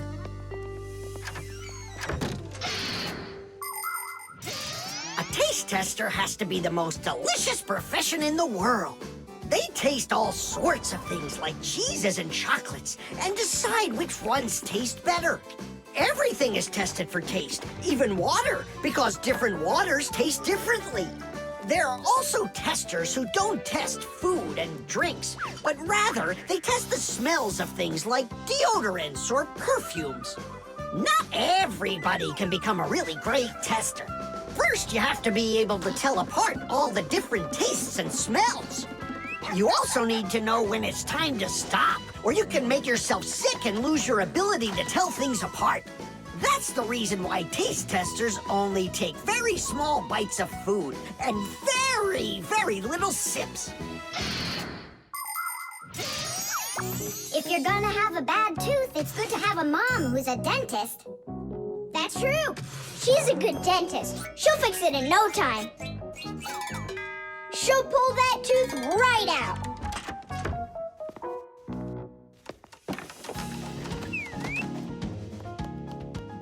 So, did she pull it out? Nah, she just gave me some medicine to gargle. Your tooth, does it hurt? Yeah, it hurts a little. Hey, now I definitely know who's cooler than a boxer. Who? Who else? A dentist. Even boxers are afraid of going to the dentist. The pen. Not here either. Tom Thomas, are you looking for me? No, for a red pen. I need it right now. What do you need it for? Here, look what my teacher wrote in my assignment book. Bad behavior during the lesson, fidgeting, and talking. What are you gonna do with a red pen? Your teacher left something out? I thought maybe, I could fix it a bit. I hope I find that pen.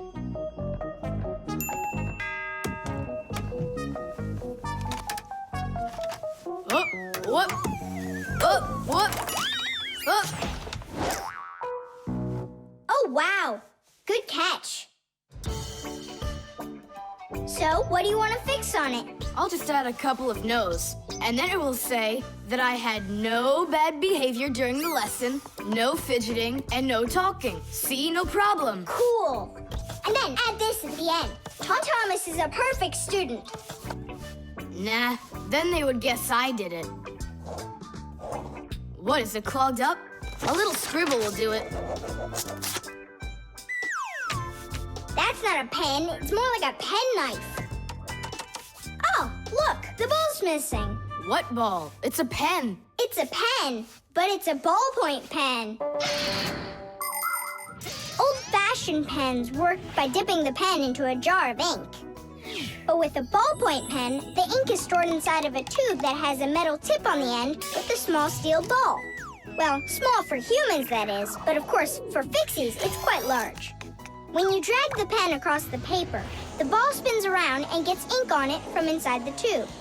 Then it turns over and the ink rolls out onto the paper. So without the ball, a ballpoint pen won't write at all. So what am I going to do? That's my only red pen.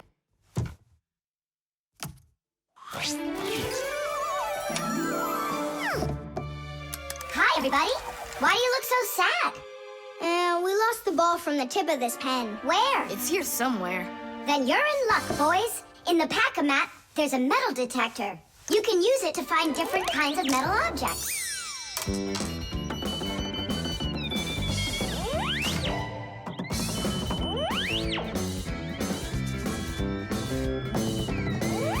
Nah, that's not it. I can see that myself. It's not on the table, Nolik. Until not that long ago, humans used pens that had to be dipped over and over again into an inkwell. This was quite inconvenient, and so to make writing easier, the fountain pen was invented. A fountain pen could be filled up with ink, so it could write for a much longer time. But fountain pens would often leak, leaving blots of ink on the paper. This problem was solved with the invention of the ballpoint pen. Ballpoint pens are simple, handy, and reliable, except that you can't write with them on a wall or upside down for a long time. That's because the ball uses up the ink on it, and the ink can't flow up to the tip. But even this problem has been solved. There are now special ballpoint pens that can be used by astronauts floating in space.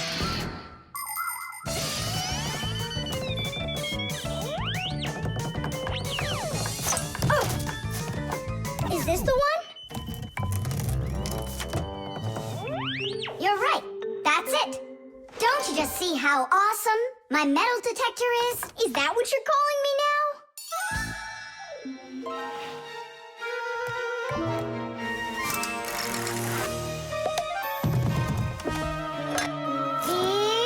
Yeah! Tom Thomas, help us.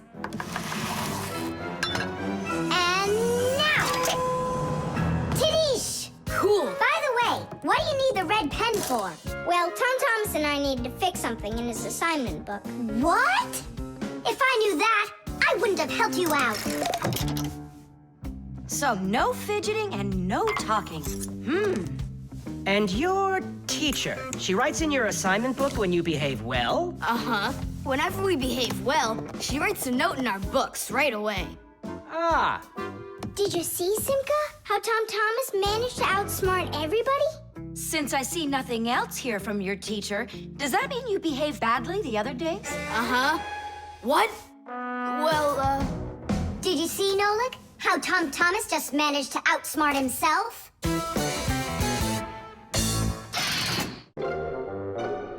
Paper. Hey, Tom Thomas! You're watering plants? not only. I'm writing an essay for school. I don't get it. I have to write an essay that's called How I Take Care of Nature. Only I have to write what's true, so I'm writing what's true. Watering my plants. Oh! Chusaka. Chusaka, come here, girl. Stop. Don't be scared. Why did you pick her up? I want to pet her a little so I can write about how well I take care of animals. Tom Thomas, I want to take care of nature too. That sounds good. And what should we be doing? We could try saving air by not breathing as often. Awesome idea! Way to go! Saving air! Let's go for it. And ready?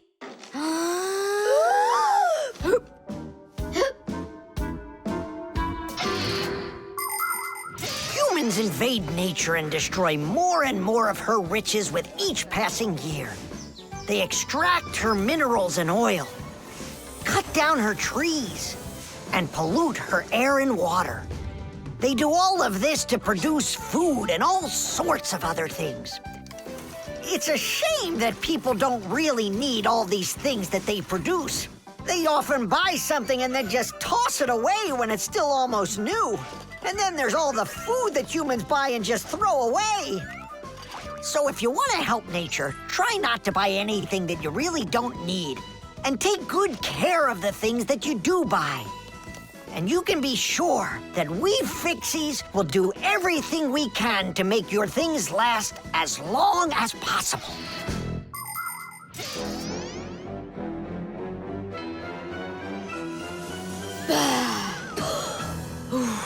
That's it. Now we can write it. Uh-huh, write this. I also do my duty by saving air. A whole 20 seconds worth. You got it? What's that noise? Huh. I must have left it running when I needed some water for my plants. Tom Thomas, I think you should write that you're saving water, too. It really matters, because there's not enough of it. Nolik, that's a good idea. Let's add that.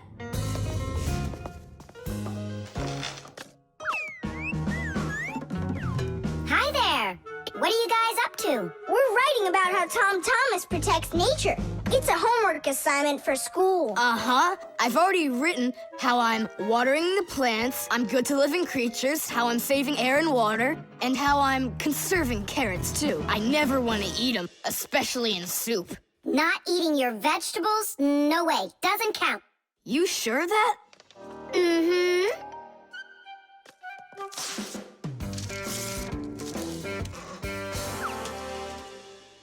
Why did you rip your paper out? You won't let me say how I'm conserving carrots, right? So I'll have to rewrite it. You're not taking care of nature. What? Where'd you get that idea from? That's all I'm doing. No. When you keep on throwing your paper out, it means you're not taking care of trees out there. What trees are you talking about? Didn't you know humans make paper out of trees? Humans make paper by cutting down trees and shredding the pieces into chips. The chips are then placed in water, chemicals are added to the solution, and then it is all mixed together into a mushy, watery substance called pulp. Next, the water is drained from the pulp, and with the help of huge rotating drums, is flattened into thin sheets of paper. So you see, to make new paper, humans have to keep cutting down trees. And you should know this. If every person on the planet would use one less sheet of paper, you know, they'd save 1 million trees all together. You sure? I'm sure. And now that you know about trees and paper, what are you gonna do next? Hey, you know, I've decided not to write any essay for school. You what? I want to help save more trees by using less paper, that's all. Oh, Tom Thomas, you're my hero.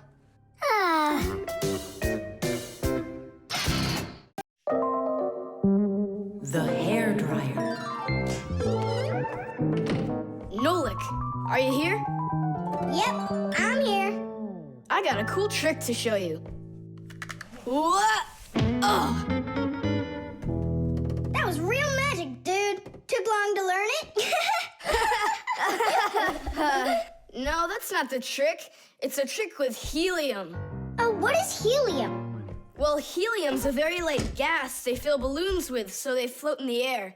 That's not magic at all, you silly. Who's never watched a flying balloon? The trick's not about the balloon flying. I need to get its gas. Ugh. How can I get it down from there? Get a hairdryer. That's the way to do it. Yeah, what for? So I can show you a trick. All right. Mom, can I use a hairdryer for a minute? A hairdryer is a great, simple invention. Inside a hairdryer is a fan that sucks in the air from behind it and pushes it out the front to blow your hair around and make it dry. To heat up the air, there's an electric coil inside of there. When the coil heats up, it warms up the passing air. And the hot air helps your hair dry faster. Of course, you don't have to turn on the heat setting, but then you better like that cold wind.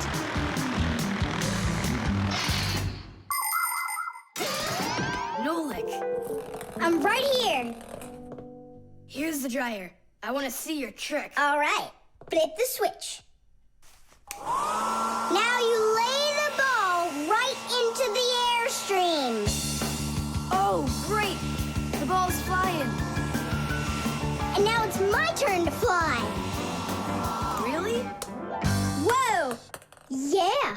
I'll shoot right up to the ceiling so I can grab the string and pull the balloon down. So turn off the heat and away I go.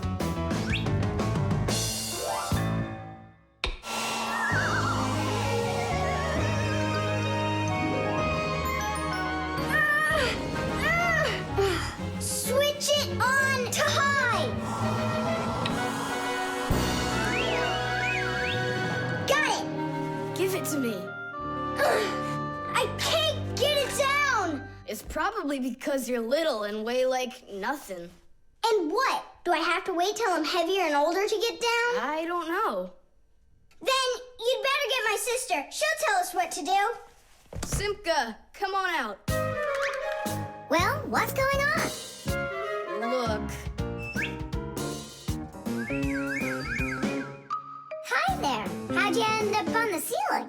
I was just showing off that funny hairdryer trick. I'm laughing out loud. Ha, ha, ha. I can try flipping on the hairdryer and lifting you up to Nolik. So both of us can get caught hanging up there? Well, thanks, but I don't need it. Then what do you need? Just a broom or a mop. You know how to do a trick with a mop? Uh-huh. Just make it fast. They can be quite ingenious creatures, those humans. Sometimes they figure out clever ways to use ordinary devices, like a hairdryer. Of course it can be used to dry hair, but it can also be used to dry a wet spot on clothes. And a hairdryer can even be used to remove a sticky price label. Now, suppose you buy yourself a new cup that has a terribly sticky sticker that just seems impossible to peel off. Well, try warming it up with a hairdryer. The glue will dry up a bit and the label will come off easier. There's no doubt that a hairdryer can be very useful in any household. But you need to be extremely careful with it, especially in the bathroom.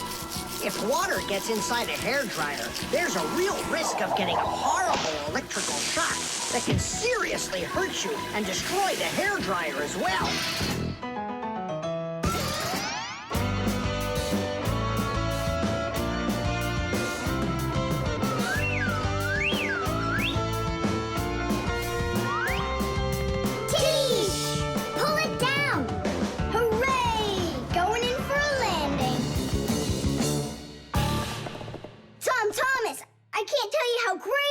To fly inside a stream of air. Good for you. Now I'll sound like a fixie.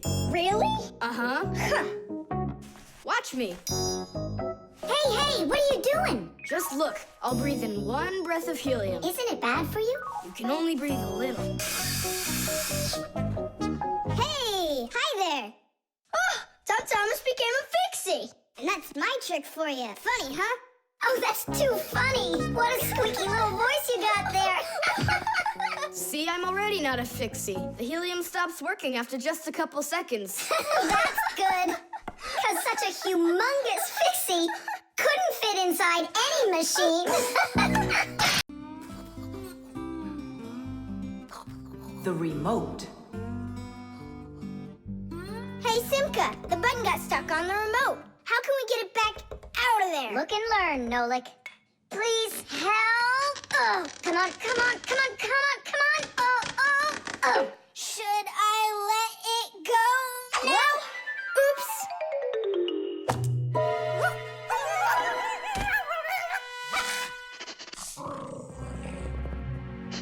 Nolik, hide somewhere.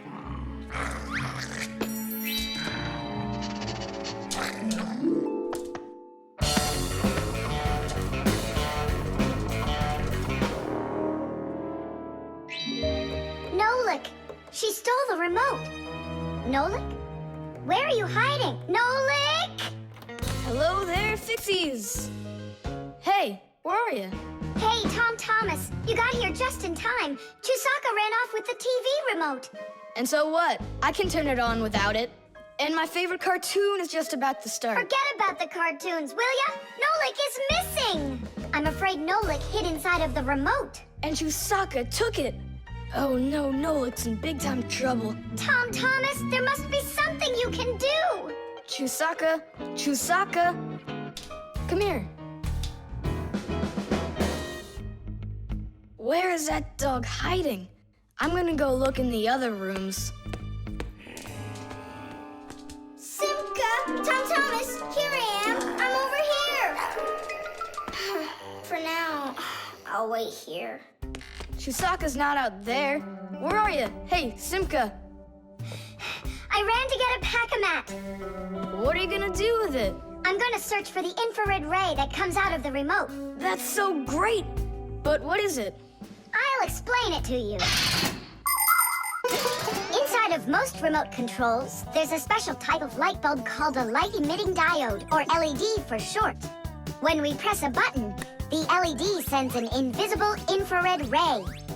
And in the TV, there is a receiver for these invisible rays. The TV understands the command that comes from the remote control and carries it out, like changing the channel or the volume.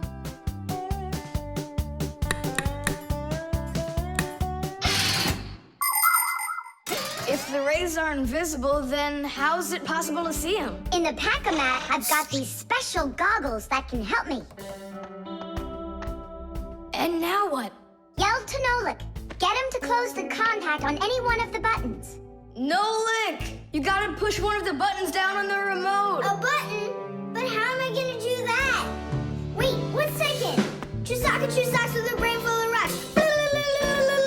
Meow. Meow. Oh, Mamma Mia. Now she'll eat me together with the remote. Nothing for you here. But here's something.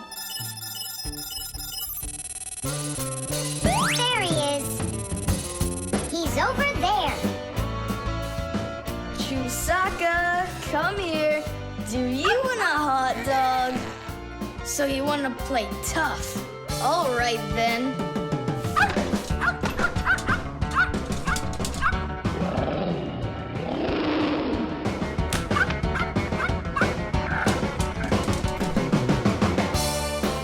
Hooray! You're in one piece. How did you find me? By looking out for the remote's rays. It's just a shame it's impossible for me to see them. What are you saying? You can! If you want to see infrared rays, all you have to do is look through a digital camera. Try it for yourself. Turn on the camera on a mobile telephone. Now go ahead and press any button on the remote control and point the camera toward the front of it. You'll see a bright dot on the screen of the camera. That's the light-emitting diode working. It's letting off a special light that can't be seen by the naked eye. It's also possible to point the remote control at a mirror. And then through the camera, you can see how the light-emitting diode turns itself on. So what that means is that invisible rays bounce off of a mirror in the same way that regular light does. So you can control the TV by bouncing the light from a remote control off of a mirror. You don't believe me? Then go ahead and try it yourself. By the way, if your toys weren't all stuffed under the bed, we would have found the remote without the goggles. Don't worry about it. When the cartoons are over, I'll put them away. So, you done watching? Time to clean up.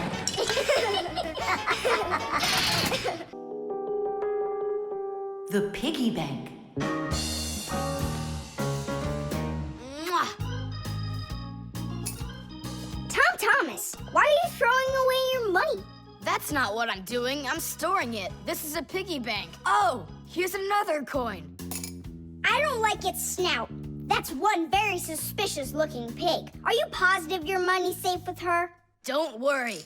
Whatever I put into my bank here is not getting back out. This piggy bank won't give up a cent. You greedy piggy! Come on, Nolik. Simka must have taught you about how banks work. Humans came up with the idea of piggy banks because they wanted a good place to save their coins. For storing lots of money, people use a safe, a large metal box with a very strong lock. Now that kind of piggy bank's almost impossible to break open. The biggest safes are in banks. Banks use them to store their customers' money and other valuables. There are even safes in banks that are whole rooms. You'd need an awful lot of change to fill up one of these piggy banks. So why are you saving up all this money? For roller skates. How much more do you need to save? I don't know. I can't see if there's enough in there. Then just go and open it. But there's no way to do that. The only way is to smash it real hard. So smash it. Nyeh, forget it. I have nothing to put my money into. But what if there's already enough for roller skates? And what if there's not? All right, then I guess I'll count your money for you.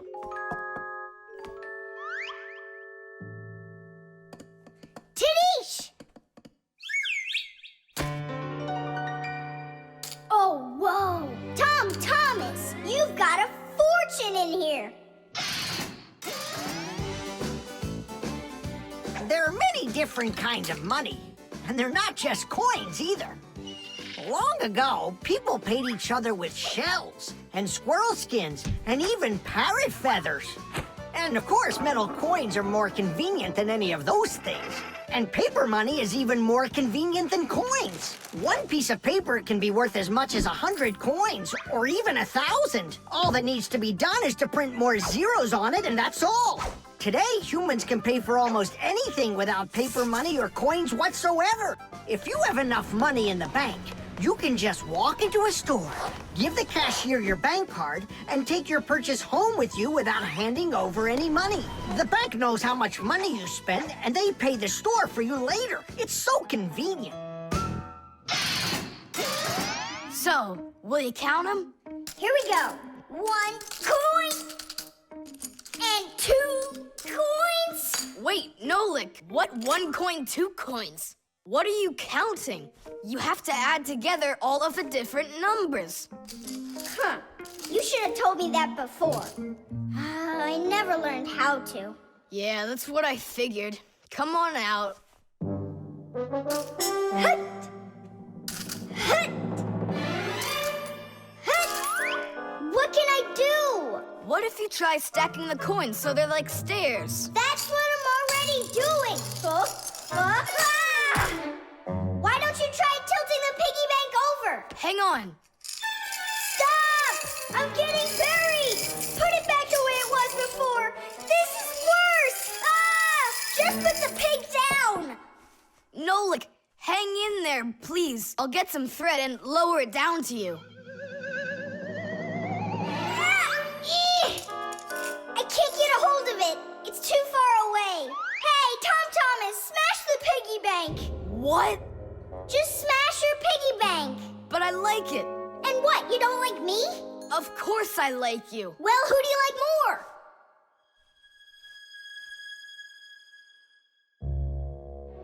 You're my friend, aren't you? Of course.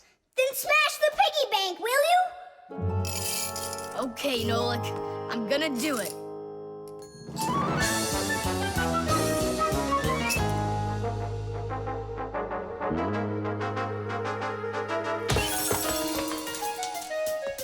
Nolik, are you okay? I'm okay. Thank you, Tom Thomas. Thank you, my friend. No problem. At least now you can count up how much money you have. Nah, there's no reason to do it. There's no way it's enough for roller skates. You sure? What a shame. But now you've got all of this money here to buy a piggy bank that's totally brand new. The vacuum.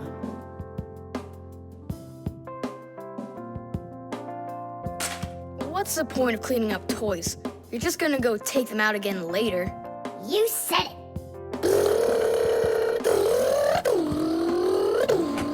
Tom Thomas, if you're done cleaning up, go and eat your lunch. Okay, be there soon. Nolik, you wait for me? Uh-huh.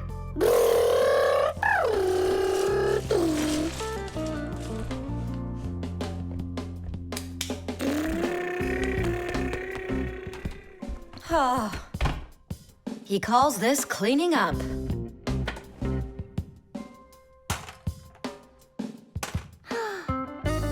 Uh-oh.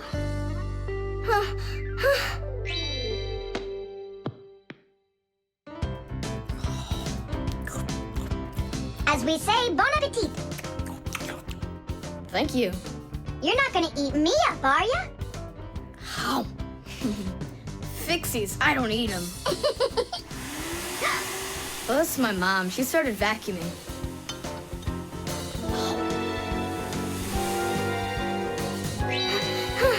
Please help! Help me! Help! Help! Please! It really is weird. How's it possible a vacuum cleaner can take all that dust in, and none of it gets back out? Oh, come on. It's simple. They taught us about it way back in 3rd grade of Fixie school.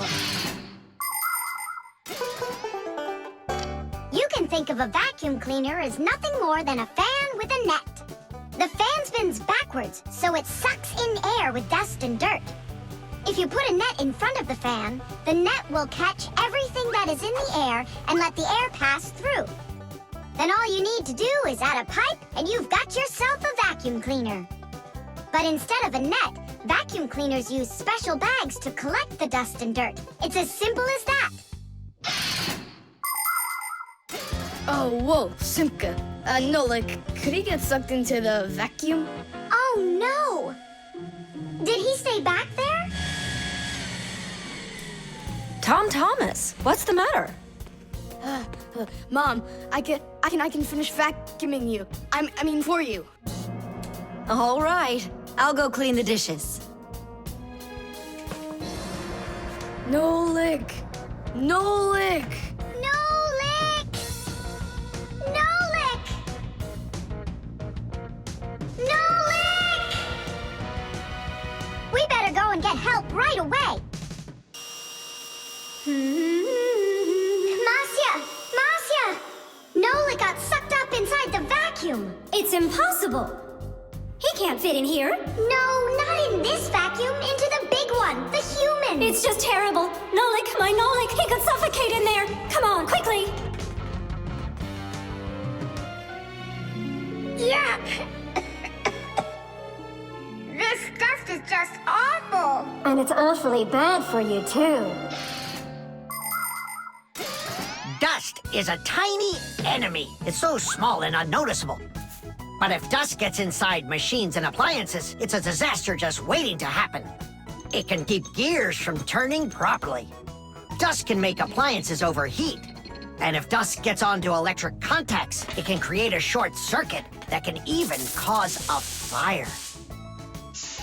That's why we Fixies have to constantly clean the insides of appliances from dust, even though a lot of us are allergic to it. Choo! If only people would just dust a little more often than they do right now. Choo! At least people could dust more on the outside. That would make our work so much easier, and their equipment would break a whole lot less often.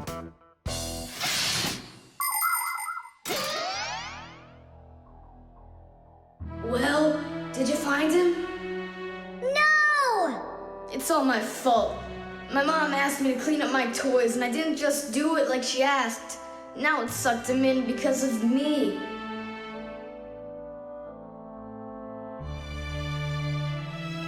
Nolik! Nolik!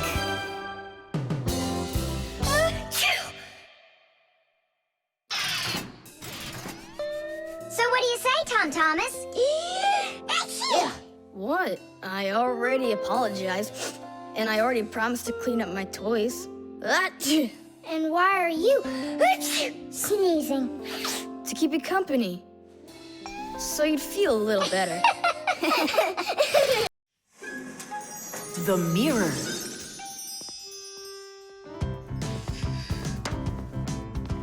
Hi there, Tom Thomas. Why has this mirror been standing here in the hallway for a whole week already? My dad can't seem to find any time to hang it on the wall. Are you sure it won't fall? It hasn't fallen so far.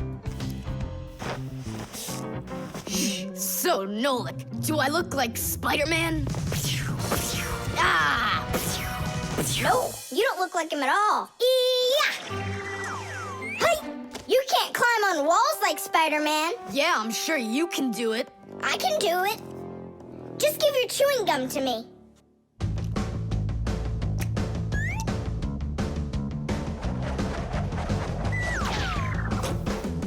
See that?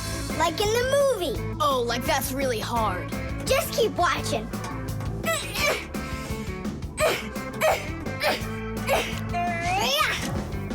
That's hard. Feast your eyes and see what the only spider fixie in the whole wide world can do.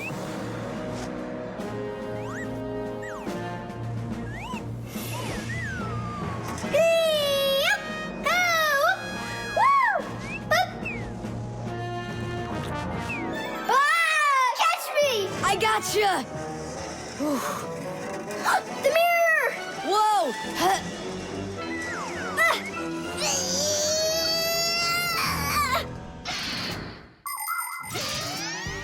Long ago, the only way humans could see their reflection was to look into water. The very first mirrors appeared about 5,000 years ago. They were made out of silver or bronze. Legend has it that the Greek scientist Archimedes once burned down an entire enemy fleet with the help of mirrors like these.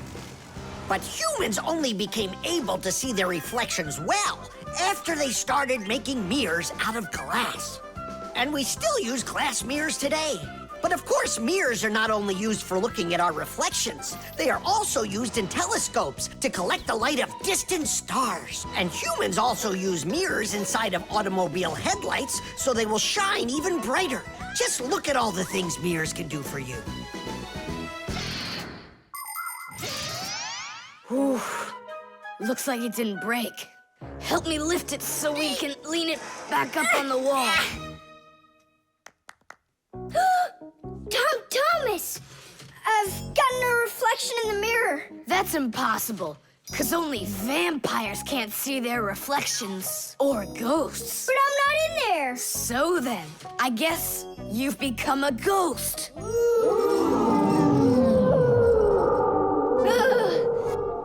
not a ghost. I don't like them. Hey, what's all the racket? Did you guys get yourself into trouble again? Simka! Me and Tom Thomas were playing Spider-Man, and I turned into a ghost for some reason. Yeah, a ghost. That's silly. They don't even exist. Oh, you don't have any reflection either. Simka! You're a ghost just like I am.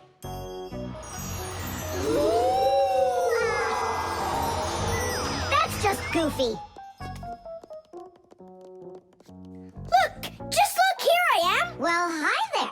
But why couldn't I see myself over here? It's probably because the mirror is scratched on the back. Tom Thomas, do you think you can rotate the mirror? It's just like I said. Some of the special coating got scraped off of the back. A mirror is not just a piece of plain glass. Plain glass lets light pass through it, but a mirror reflects light. To turn a piece of glass into a mirror, people spray a special shiny coating on one of its sides that reflects everything. And then to protect the shiny coating, an extra layer of paint is put on top of it. But even with that protection, you still have to handle mirrors carefully. Because mirrors can easily scratch or even break. And do you think that this one is possible to fix? Yeah, we can do it.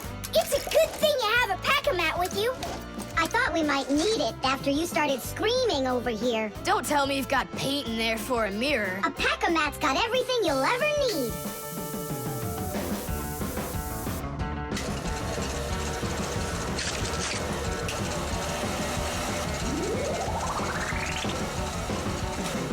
It's all ready. My dad's coming.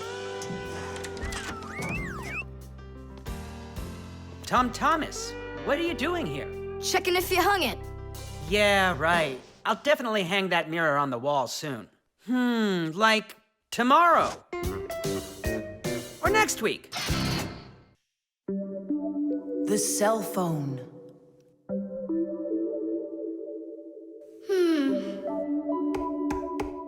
Nolik, come on out and play. He's not allowed. He was punished. Can you tell me what you did? I grabbed a Pac-Man, and I forgot to ask. How long do you have to sit there? Until Marcia and Papoose come home from their boozness. What did you say? Business, a work trip. They're inside of your father's cell phone right now. They were busy doing repairs in there when he left the house for work. Do you know the reason why a mobile phone is also called a cell phone? Mobile phones are connected to other mobile phones with the help of special radio stations that are put on top of towers and building roofs. Each one of these stations sends signals to its own area below, and each area is called a cell. A mobile phone works anywhere it can find a nearby station that it can connect to. So as long as there is a station nearby, you can talk as much as you want. You can even move from one cell to another. And without you ever knowing it, your mobile phone will switch from one station to another one. So your conversation can keep on going, even if you're running after a bus or riding on it. Tom Thomas, hello. There you go, my dad came back home already. Hi, Dad, how are you? Can you believe it? It looks like I lost my phone. What do you mean you lost it? Where? I have no idea. So what? I'm gonna have to sit in here forever now? You? Our parents are missing. The phone stopped shaking a while now. We're probably already at home. Not home to me. How can we ever get home to our children? Where's my Marcia? Don't whine. We'll work something out. Don't worry. I got a phone. Let's give him a ring. They can't answer your call. But what if they answer us? Call them, Tom Thomas.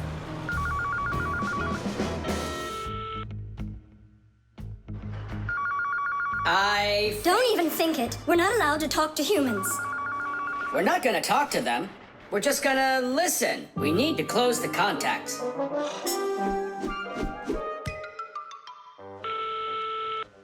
It's no use. Oh, they answered the phone. Let me talk. Papoose, Marcia, it's me, Simka. Simka? Yeah, Marcia, where are you? In the telephone! The phone part is not what she's asking you. Oh, it smells a lot like gasoline in here. Ask your father. Was he anywhere around gasoline? Dad! Dad, did you go anywhere today where it smells like gasoline? Gasoline? I had to go to the gas station. That's the place where your telephone disappeared. Are you sure? Yeah. Well, I've got... Intuition. Intuition? Intuition, huh? You know what? I'll go check.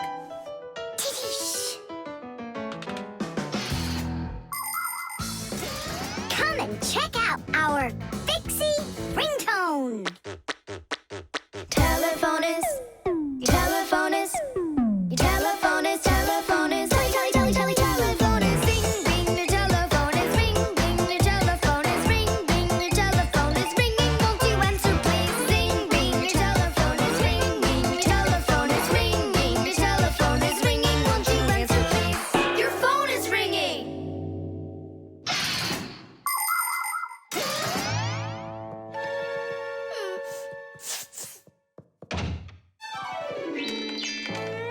It's just incredible. You see?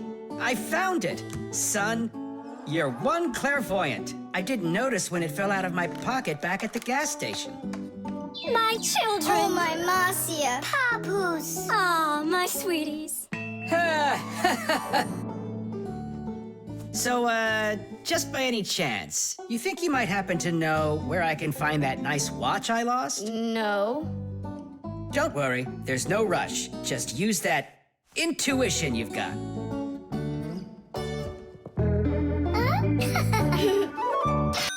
The music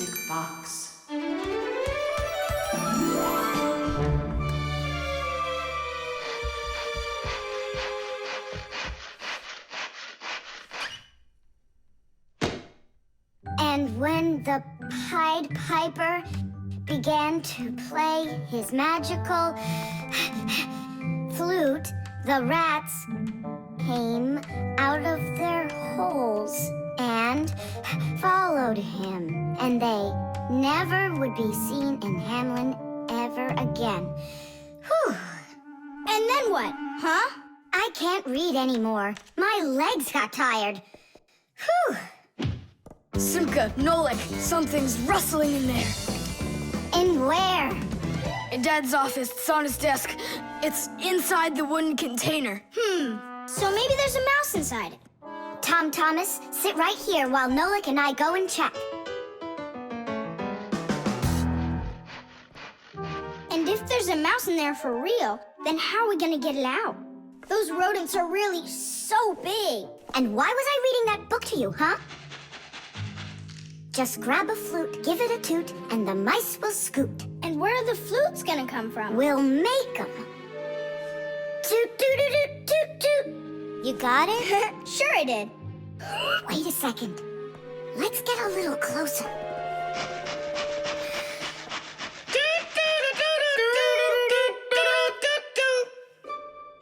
See? It's just like I told you. No more mice in there. So let's toot a little more so they won't go back in. All right. So you're the ones messing around out here. Oh, Grandpoos, it's you here. All day I can't work on what I need to do. Right from the start, someone's opening up the top, and then you two tooting out. It was Simka who came up with the tooting. Just because you're afraid of mice. Wow, what kind of machine is this? Well, what do you think? A coffee grinder? No. A hole puncher? Is it a foot scratcher? What? Well, a machine for scratching your feet. You're joking all the time, you. It's a music box, and it's just wonderful. Music boxes were invented more than 200 years ago. Inside, there is usually a cylinder with short pins sticking up from it. In front of the cylinder, there is a comb with metal teeth of different lengths. If you pluck one of the teeth, it will make a pleasant sound. A short tooth makes a higher sound, and a long one, lower. When the cylinder spins around, the pins pluck the different teeth, and music plays. Awesome! So what's broken in here? The spring slipped off. It has to be pushed back into the right place. Will you help?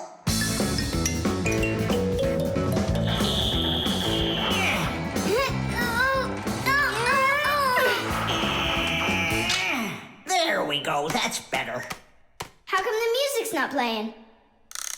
First, you have to wind up the spring with the key. Tidish! I know who can wind up the spring. Well, Tom Thomas, can you guess what kind of machine this is? A paper cutter. How about a hole puncher? You're such a joker. Now don't go and tell me it's a foot scratcher. Then I don't know. Then wind it up with the key and you'll find out.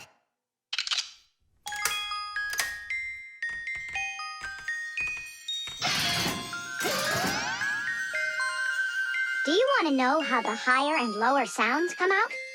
Put a regular ruler over the edge of a table. Hold down one end of the ruler and pluck on the other.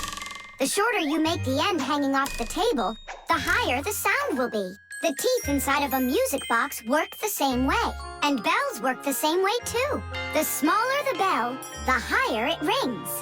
The sound of a violin or a guitar depends on how thick the strings are. Fat strings make a lower sound, and thin strings, a higher one. How tight the string is also makes a difference. Take a piece of string or a rubber band. Tie one end to a doorknob and pull on the other end. With your free hand, pluck the string. The tighter the string gets stretched out, the higher the sound. If you want, you can even play a tune. I think I got it now. It's an old player for music. That's close, but not it. A music box is what they call it. I just said that. So, what was it in there, Just a broken spring. It's not the thing I'm dying to know. Who was moving around there? All I'll say is we, Tom Thomas. Won't let that secret out. The solar battery. Let's see. 3 times 648. He won't get it himself. Nope. Well, I bet he will. Tom Thomas is so smart. Yeah, smart, but lazy. I'll bet you a flick in the head. Then get ready. Huh? Shh. We promise. We can't bother him during homework time. I really wish I didn't have to write this out. Why write everything on paper when you got a calculator? I knew he'd say that. Without a calculator, he can't get it. It seems like the batteries are dead. Did you see that? The calculator won't turn on, so he's gonna have to solve it by himself.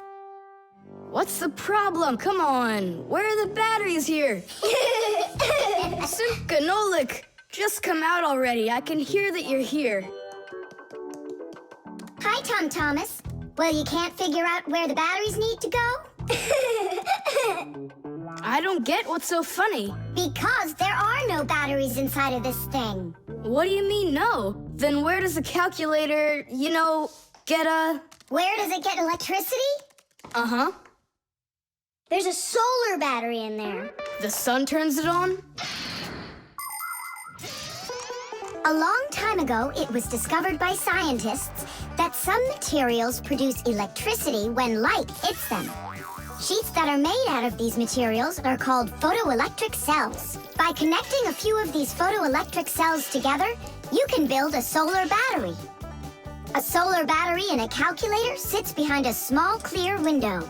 And when light hits the solar battery, it produces the electricity that powers the calculator. I don't see a little window anywhere on here.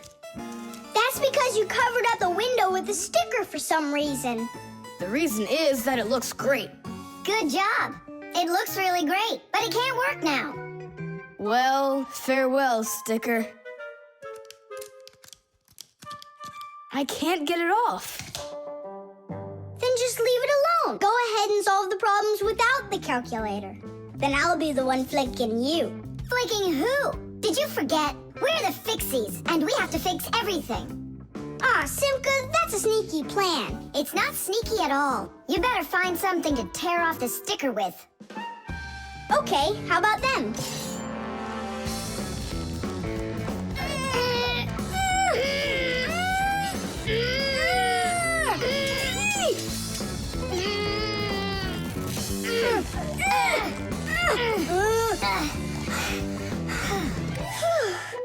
It'll take forever doing it this way.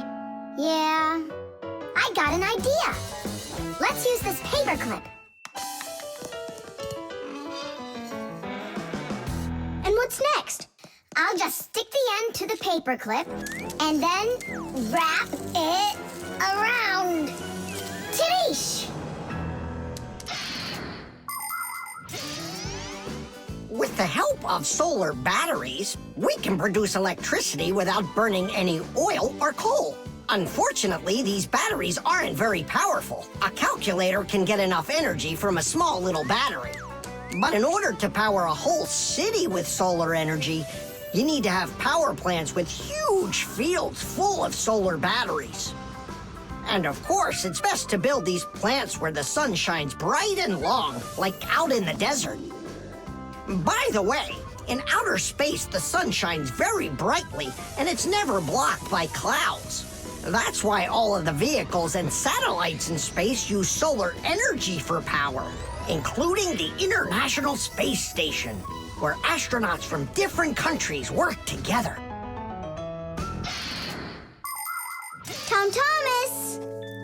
What, you guys all done? Uh-huh. Now you can go solve your problems on the calculator. But I already solved them on paper before you peeled off the sticker. Hooray! I'm the winner! Ow! That's totally unfair. If it wasn't for the sticker, you would have lost. What's going on? Nothing. Never mind. That's nothing to you? Well done, Tom Thomas. You got them all right.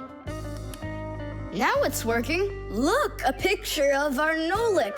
Where? Right there on the calculator. Oh, I got it. 0 means null, Nolik.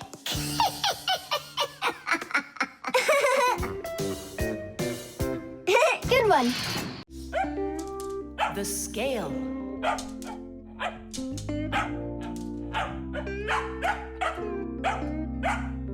Chusaka, that's enough already. But what if it's something important? Come on, she's just a dog. They say that cats and dogs have a sixth sense that we don't have. What's that? Well, they feel all sorts of things that we humans don't. I better let her in.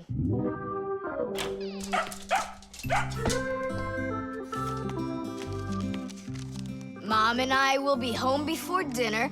Please remember to give Chusaka her food. Love, Dad. Oh, how could I have forgotten this? I just can't believe it. You believe in a sixth sense now, don't ya? Uh-huh. Only it looks like for Chusaka, it's a sense of hunger. How much food should I give her? Look, it's all written on that chart. For each kilogram of the dog's weight, serve 1 level scoop at every feeding. Uh-huh, I got it. How many scoops is Chusaka? Oops, I mean, how many kilograms? I don't know. Then what should we do? You don't know? We'll weigh Chusaka, that's what we'll do. With what? With a scale. There's one standing in your dad's office. You're right, let's go.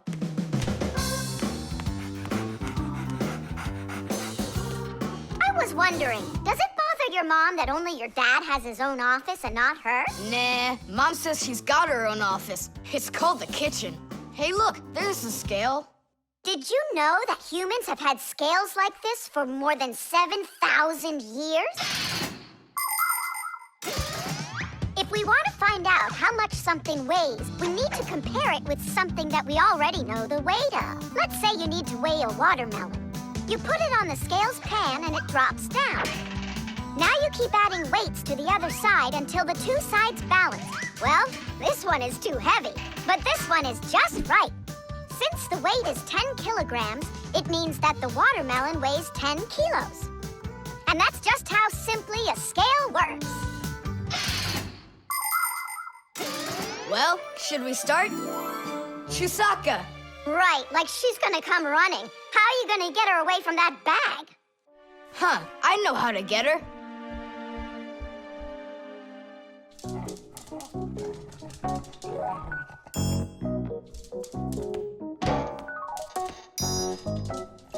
Here, hold this little piece of food while I weigh her.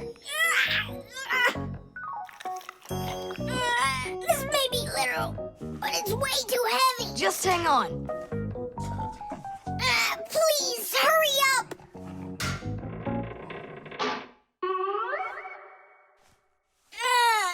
Come on, hurry up.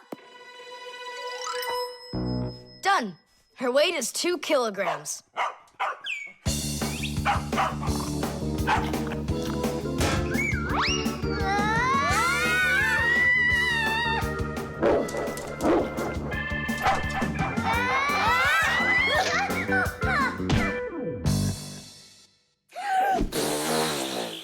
Okay, now we can feed Chusaka.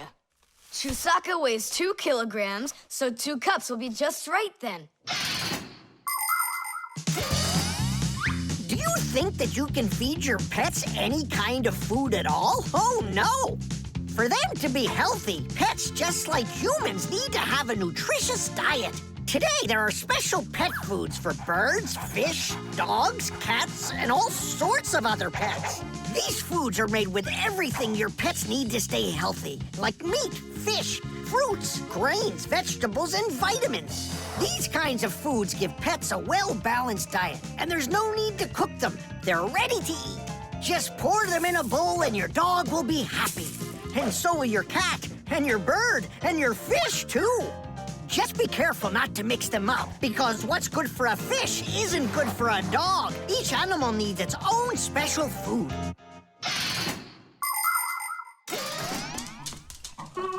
Stop! What's wrong? What's wrong? You have to take out a piece. She ate one already. All right.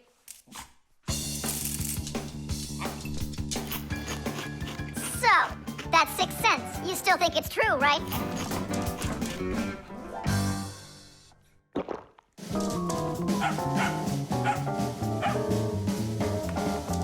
What What did you bring that for?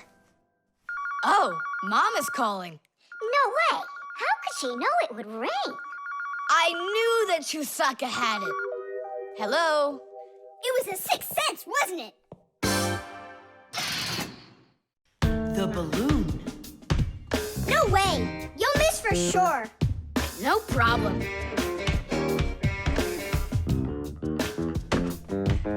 Huh. Anybody can do that. But I bet you can't do it if you tried bouncing the ball off the floor first. Just look. Oh, what are my parents gonna do to me? Maybe we should call Simka. Simka! And what's Simka gonna do to us when she sees this? So, got yourself in trouble, huh? You shouldn't be playing with a ball inside. And now we have your lamp to fix.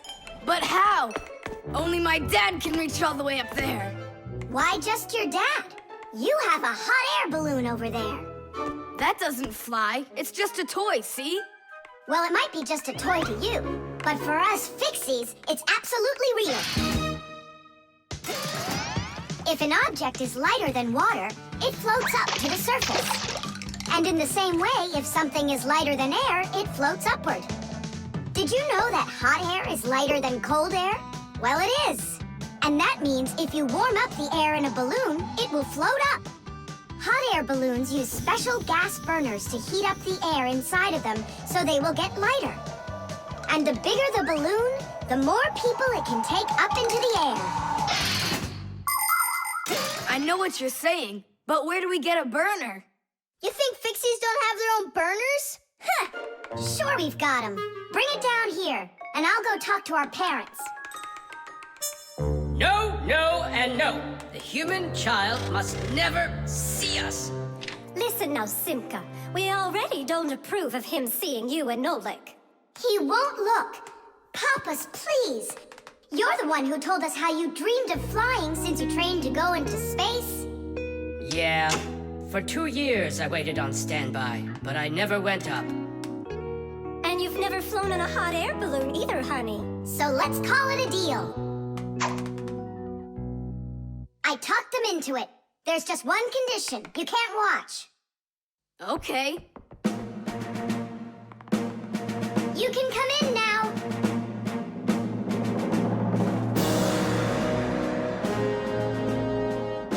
Now prepare the burner. Coming right up. Permission for takeoff? Permission is granted. And off we go! Hooray! It's flying! Don't you peek. Turn around. Oh, it was an accident.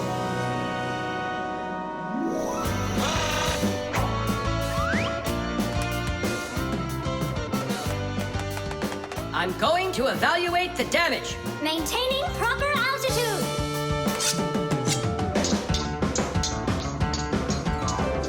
So, they've reached the spot. Air balloons are really awesome. I wonder, who figured out how to do that? It was the Montgolfiers. The hot air balloon was invented in the 18th century by the Montgolfier brothers from France. In those days, there were no gas burners, so they heated the air inside the balloon by burning straw. At first, there were no passengers on their balloon. Not counting the Fixies, of course. I mean, how else could a balloon get up in the air without them? Unfortunately, the names of the first Fixies who took that flight were not recorded in the annals of history. Following the Fixies' flight, the next passengers were animals: a ram, a rooster, and a duck. And it was not until those three safely landed after flying a full 4 kilometers that humans dared to fly in hot air balloons themselves. Ever since their invention, hot air balloons have also gone by another name: Montgolfiers.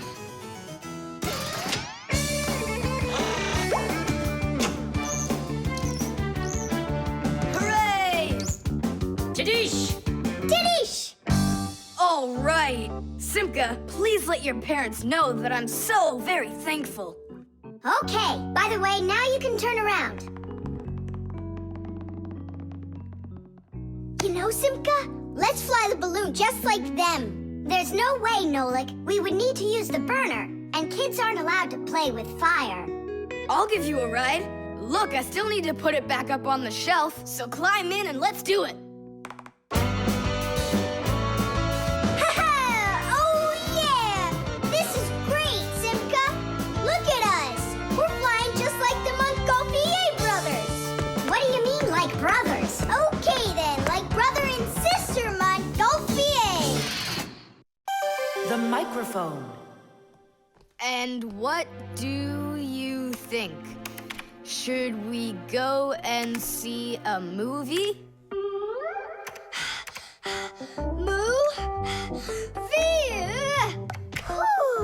Hey, you didn't type everything that I said. You should listen more carefully. And you should try using less words. Nolik, hey. Alley-oop? What are you arguing about? Well, I was writing a letter to Johnny. I was, not you. I messed up my finger, and Nolik offered to help me. I had no idea that you're such a yapper. Oh, Now I see. Tom Thomas. Didn't you know that you can call Johnny straight from your computer? you sure? You see that picture of the phone? Just click on it.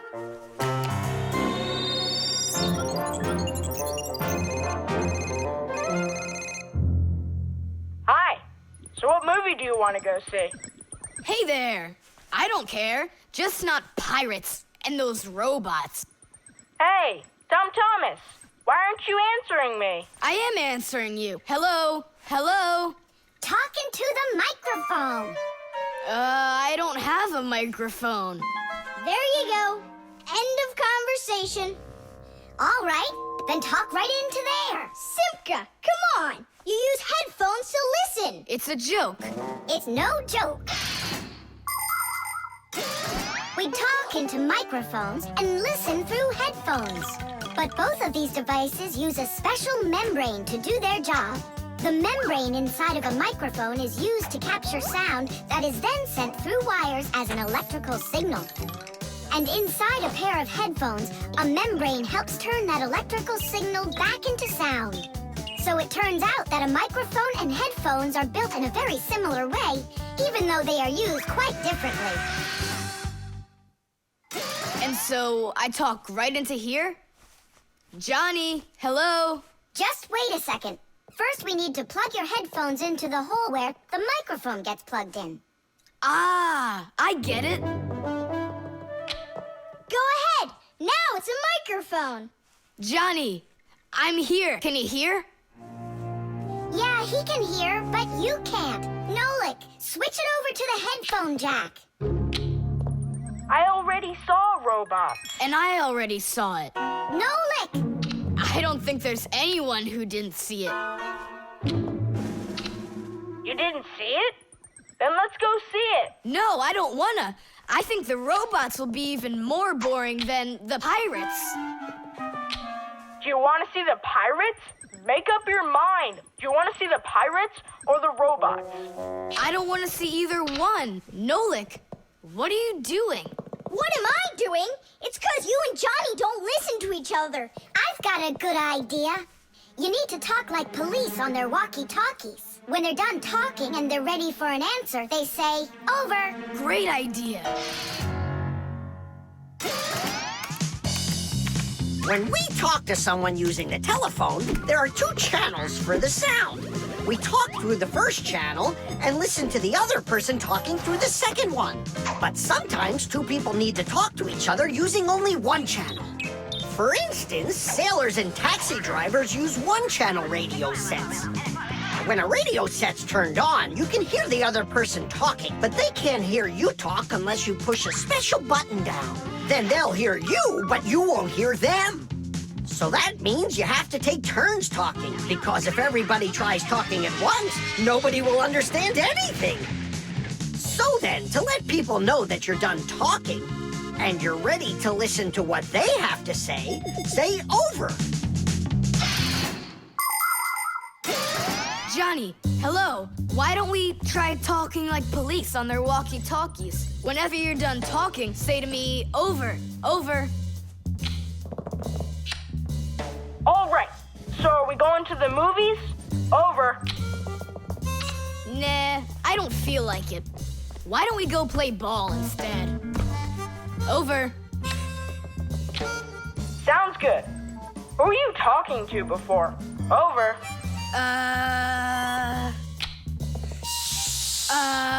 I can't tell you that. It's classified.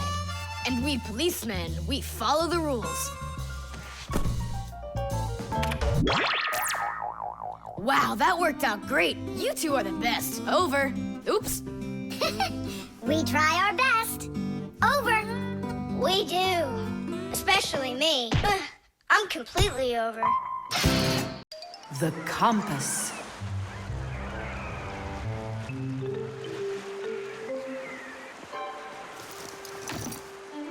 Pipe ball, hands on the deck. Aye, aye, mateys. Shiver me timbers. Simka and Nolik, what you doing here? We're not Simka and Nolik. We're courageous pirates. Yeah, pirates. And today we leave home for the sea. Are you with us? Yes, I am. Hooray! You mean no? No hooray? Oh, yeah. You can't join us without a test. Go and find a special thing. Something no sailor should ever sail the sea without. I can do it, but how? With a map. And it's over there.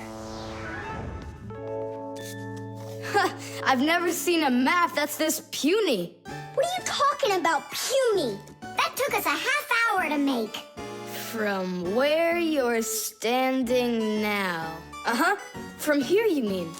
Guessed it right. First, head to the north until you will find... Hold on. But where's the north? It's where the North Pole. Ice and polar bears are. But how do I know which direction the North Pole is? By compass, of course. A compass is a special tool that helps sailors and pilots know in which direction they're traveling, whether in the air or on the sea. Our planet is like a big magnet that has two poles, the North Pole and the South Pole. These magnetic poles help the needle in the compass find its way. The needle is magnetized, so one of its ends will be attracted to the North Magnetic Pole and point at it, while the other end will always point towards the South. That I know, but there's no compass around here. Then let's make one by ourselves. Out of what? We can use a needle. We just have to magnetize it. And how's it supposed to turn around? In a saucer of water.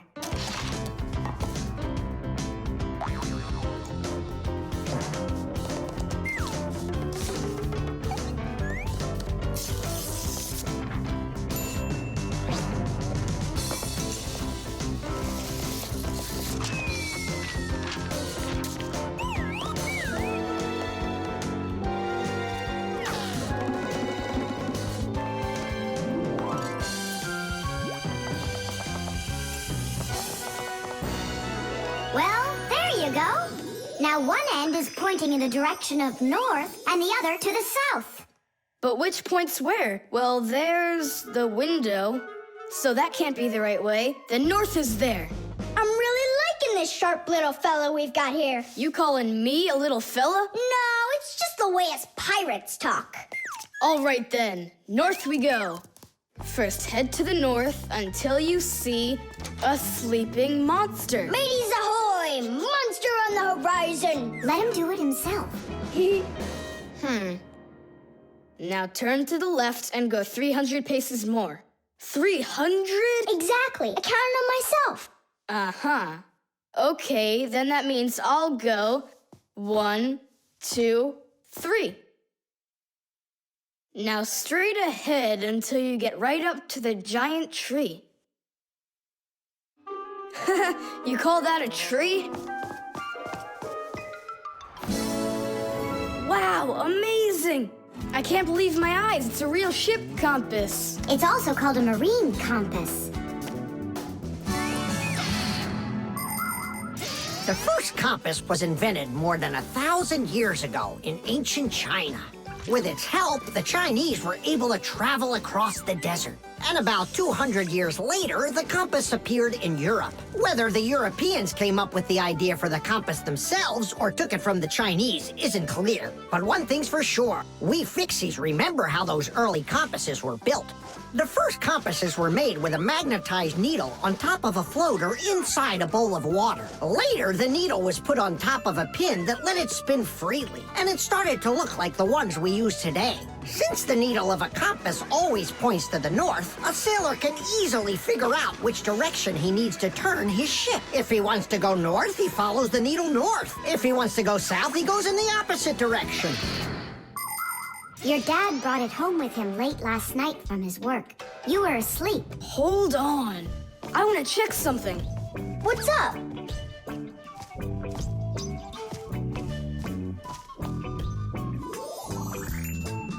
Yeah, they line up together. Of course they line up. If not, how else would you have gotten here? We're done with the needle. It has to go back. First head south 600 paces. 6 for you, matey. The drain. Hey,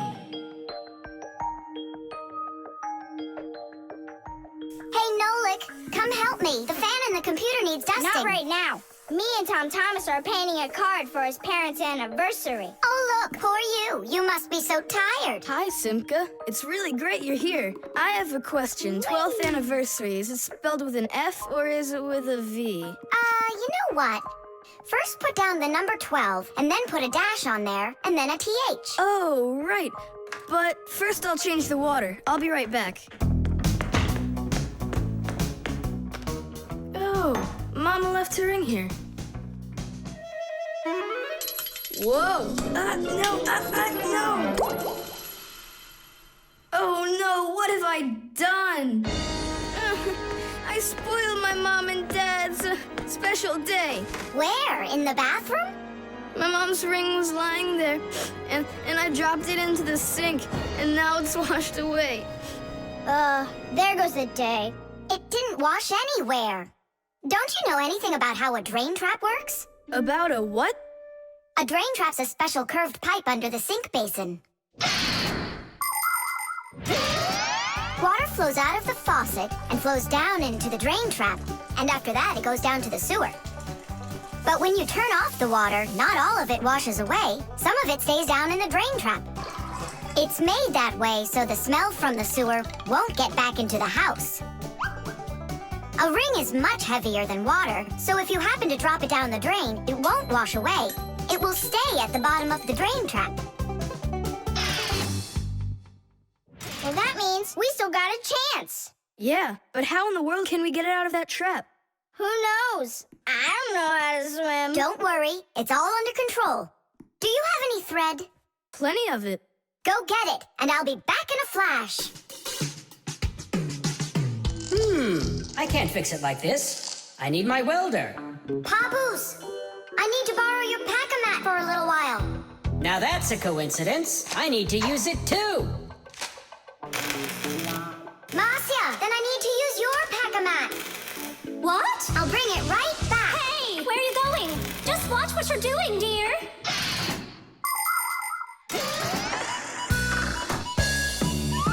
Just like the name says, Fixies live to help machines and appliances. But machines are very big and Fixies are very small, so they can't get by without tools. Long ago, Fixies worked with just about anything they could find. Little feathers, threads, pins, but now they have backpacks called pack-a-mats. Inside a pack-a-mat are all sorts of tools. Just push the button and the pack-a-mat spins around quickly, shooting out a hook or a magnet or even a parachute. Every adult Fixie has their own pack-a-mat. But before children can get them, they have to go to school and study hard and then pass an exam before they have the rights of a full-fledged Fixie. And it's only after all of that that young Fixies get their own pack-a-mats. And what? You're going down there with just that on? Not just like this. Yeah, like that. Huh? She was just saying, when I tug on the thread, you need to pull me up. I got it. He just said, I got it. need you to repeat what he said. She said she doesn't need me to repeat what you say.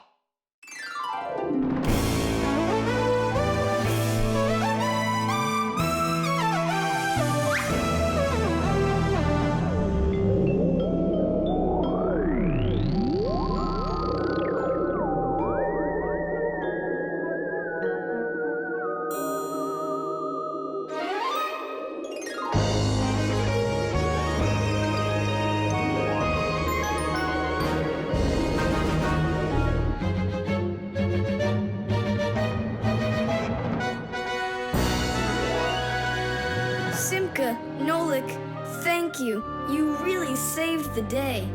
That's what Fixies are for.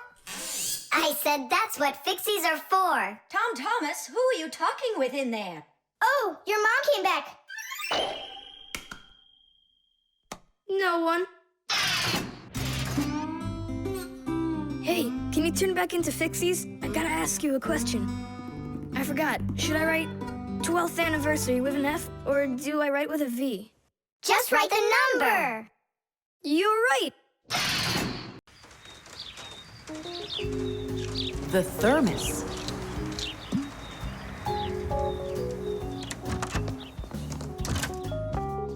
Where should I put it? Put what, Tom Thomas? Oh, it's you. My ice cream. Are you joking? Eat it. I can't. Tom Thomas, are you all right? I'm fine. It's just that it's a present for my mom. Today is Mother's Day. Then you need to go give it to her. I can't. Dad and I are going to congratulate her together. What's your dad gonna give her? I don't know. But when he gets back home, the ice cream will have melted. Then put it in the freezer. And what if Mom looks in there and finds it? The surprise will be ruined. So where won't she find it? I'll tell you where. Inside of your dad's office. I don't see any place to hide it here. There's no freezer or anything. Why don't you take a look inside the box? Here's a thermos, but what good is it to me? Thermoses are for keeping things hot. The ice cream will melt in there. It will not. A thermos is made by putting one bottle inside of another. Between the bottles is an empty space, and that's the secret of a thermos. That space stops heat from getting out or in. So if there's hot tea inside, the empty space doesn't let the heat from the tea get out. And if there's ice cream in the thermos, the space stops the heat that's outside from getting in. And that's how a thermos keeps hot things hot and cold things cold.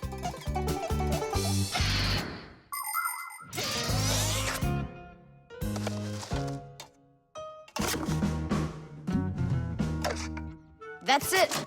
I'll go and play for a little while. He didn't even say thank you, did he, Nolik? Where are you? Nolik! I'm here! Where? In the thermos! What are you doing in there? I wanted to see that vacuum you talked about. Just don't touch anything. And don't even think of licking the foil. The ice cream's so cold, your tongue will stick to the metal. It's already stuck. What did you say? It's already stuck. Already stuck? Uh-huh. Try to unstick it. Well, is it working?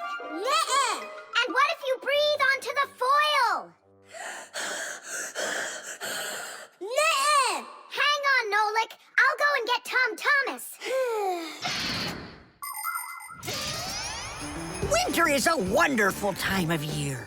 Holidays, presents, snowballs, skates, sleds. But the cold is also something serious that you shouldn't fool around with. The most important thing is to dress warmly. Cover your head with a hat and your throat with a scarf. Then there's less chance you'll catch a cold or get a sore throat. And to keep your hands from getting chapped, don't forget to wear gloves. And never walk around in wet shoes in the winter. That's a sure way to get yourself sick. And there's one more thing I want to tell you. It's great to have fun in the cold, but use your head. Don't eat snow or stick your tongue on metal fences, poles, or doorknobs. Your tongue can get stuck so strongly to the metal that it will be very hard to get off. I wish you all a glorious winter.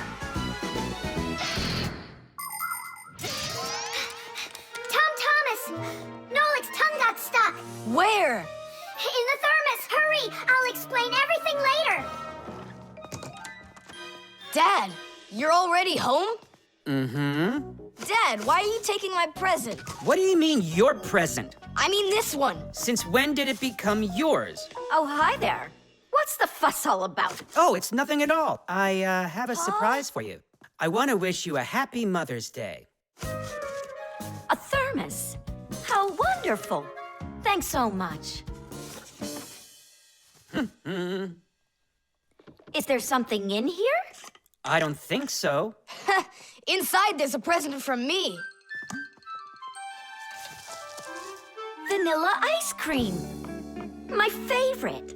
And how did that end up in there? Thank you so much, my sweeties.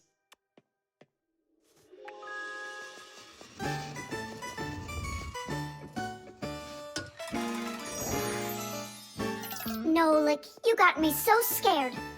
Thank goodness you thought of turning into a screw inside of there. Uh-huh.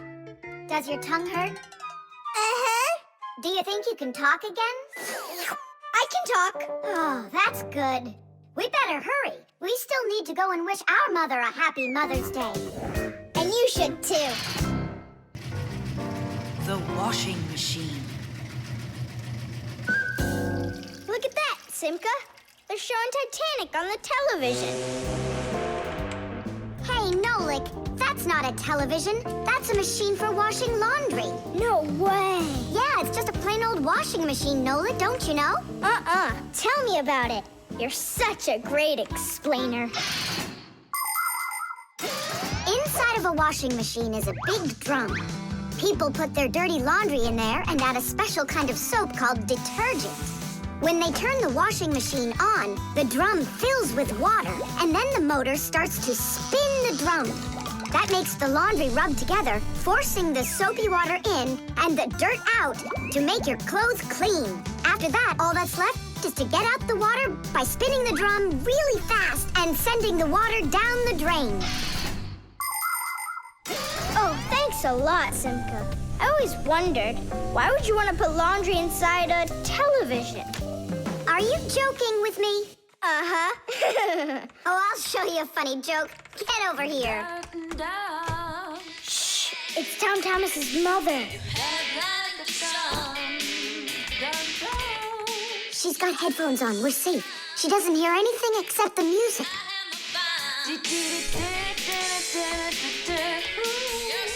Now she'll come back, add the soap, turn on her television, and watch the second part of the movie. Again with the jokes. This time I'm really gonna let you have it. Whoa! Nolik, just do what I say. I came up with a plan. What's your plan? To run away!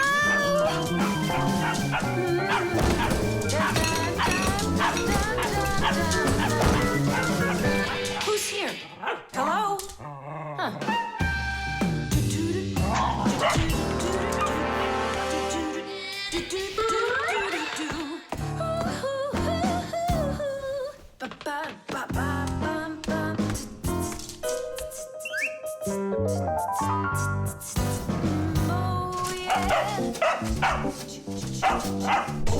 Oh, yeah.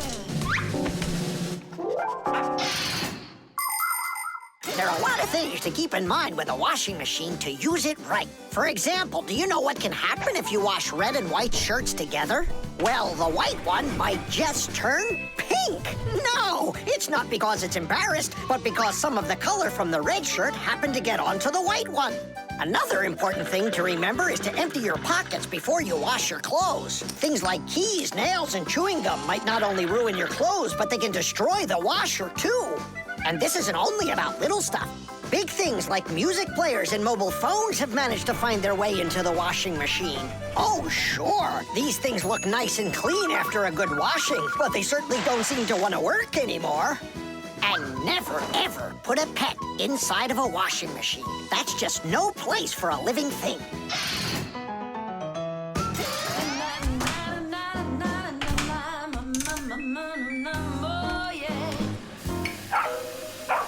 You know what, Simka? I've never been laundered in my entire life. We better get out of here, Nolik, right now. And the faster, the better.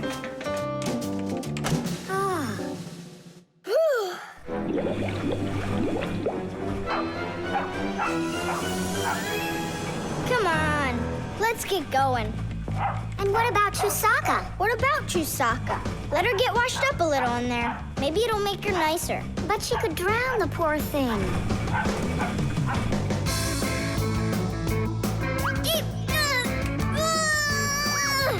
I don't think we can do this alone. We should get help from Tom Thomas's mother.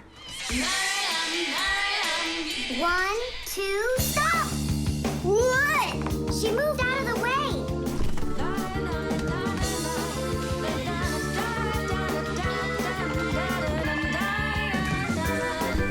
And 3.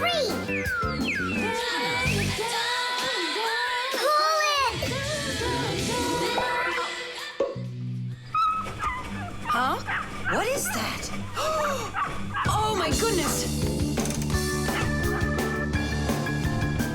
Oh, my sweet little baby. How did you get in there? You wait right here in the tub and I'll go get you a towel.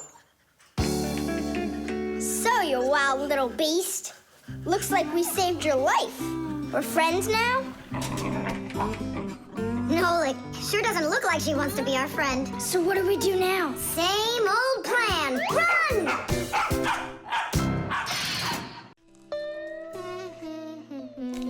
The microwave.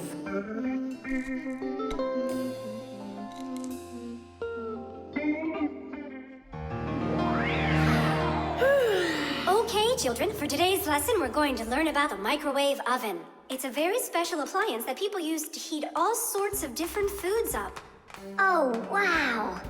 Is there any chance that we could get heated up here? You'll find out about that too, if you'll pay attention, of course. Whoa! Got it? Now listen carefully. I'm listening. Of course, young Fixies go to school just like human kids, but their parents teach them a lot of important lessons, too. Fixie parents take their kids on tours of all sorts of different devices and teach them what Fixies can do to keep them working properly. They like to show them how the computers or televisions or gaming systems work, or any one of the many appliances they take care of inside of the kitchen, like the stove. Every once in a while, a new device appears in the house, something that the Fixies have never dealt with before. To learn how this new thing works, the Fixies gather together and read the instructions that the humans keep printing up, but almost never seem to take the time to read for themselves. And so now it's time to look at the magnetron. That's what emits the microwaves. Oh, and so the food absorbs the microwaves, and that's what heats it up. That's right. And now, look carefully to your left. Hooray! Freedom! Oh, Tom Thomas. What do you say? Want to watch cartoons? I can't. I need to do my homework. Then just do it quickly. For some reason, whenever I start doing homework, I always get hungry for some food. Then just eat faster. No. The faster I eat, the sooner I'll have to start doing my homework. It already got cold. I need to go warm it up. 1 minute should be enough. These aren't just ordinary wires. These are for...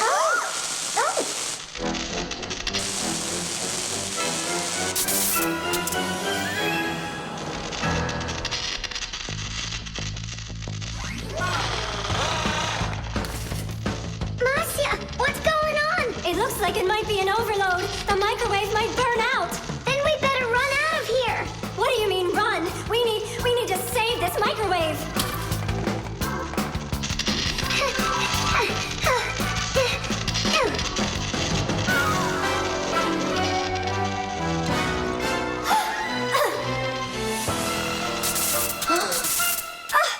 Simka and Marcia are inside. Simka, I need your help.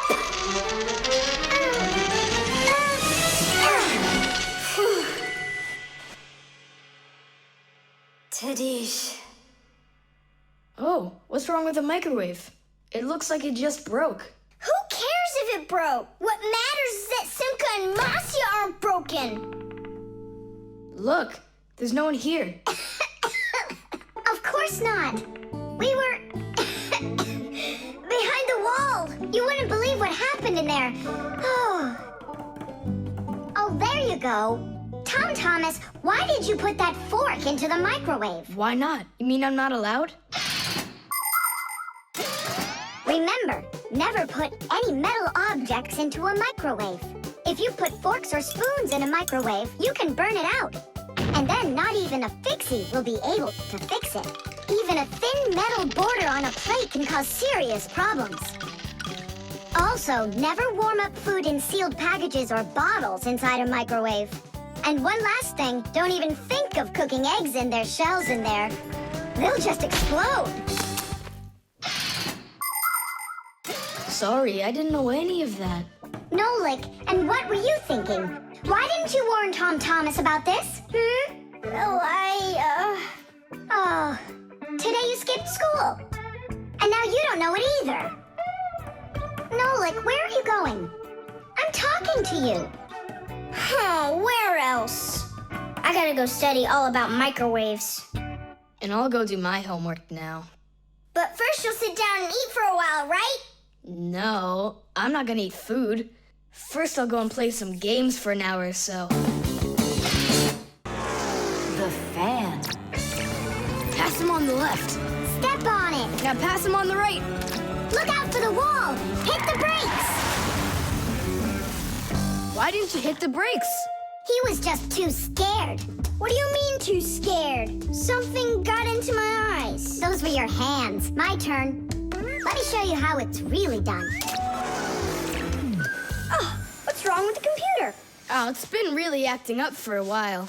It turns off by itself. It's no big deal. I just turn it back on. I don't like this at all. Come on, Nolik. Let's go inside and take a look. Just like people, machines can get sick too. They can get a very high temperature and even start coughing and sneezing. And if a machine or an appliance gets seriously sick, sometimes it can be too late to fix them at all. So wouldn't it be better if we could keep them from getting sick in the first place? Everybody knows that people who look after their health get sick less often and live longer. And the same goes for machines. Machines break less often and live longer if they're properly taken care of. That's why machines need to be checked from time to time and cleaned and oiled. And that's what's called preventive maintenance. And preventive maintenance is something that always should be kept in mind by humans and by Fixies.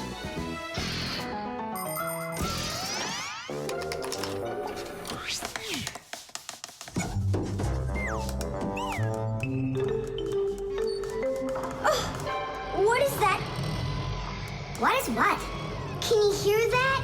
What are all those sounds? It's probably just, a fixie eater that woke up. What? What do you mean, fixie eater? Didn't you know that inside of some appliances there live horrible monsters? They love to attack fixies and eat them up. And the smaller the fixies are, the more the fixie eater likes to eat them. Ha ha! And how come you never told me anything about fixie eaters before? I didn't want you to get scared! All right, scaredy cat, let's keep going.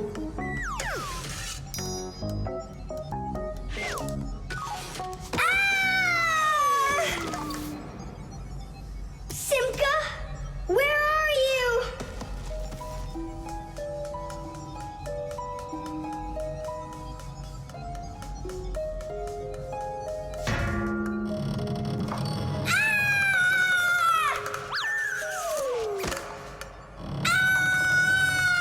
Oh no, don't eat me, Fixie Eater! Oh, Simka! Come over here! The sound was coming from here, take a look! It's not a Fixie Eater at all! It's just a fan! Not just, Nolik, it needs our help. See how sick that fan is? Let's go go and get it working, right now. A computer can only run when all of its parts are working. And even though a fan looks like nothing more than a simple little engine with a propeller, the computer couldn't work without it. It has the very important job of keeping all of those other parts cool when they start heating up. It cools down the inside of a computer by blowing a stream of air. But if the fan gets dirty and starts working poorly, the computer might get overheated and turn off. Or it can simply break. You have to turn off your computer. How come? I'll tell you later.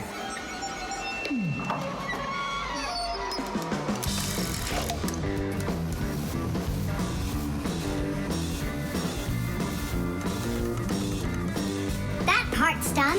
Now we oil it. Let me try. All right. It's oiled up. Just like your nose. Tom Thomas! Turn it on!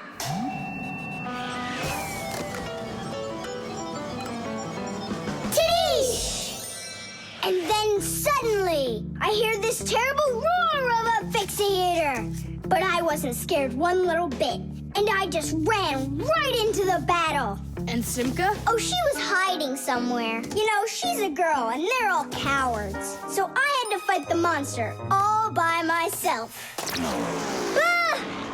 Oh, I guess that was an example of how girls hide like cowards when they're too scared. Well, yeah.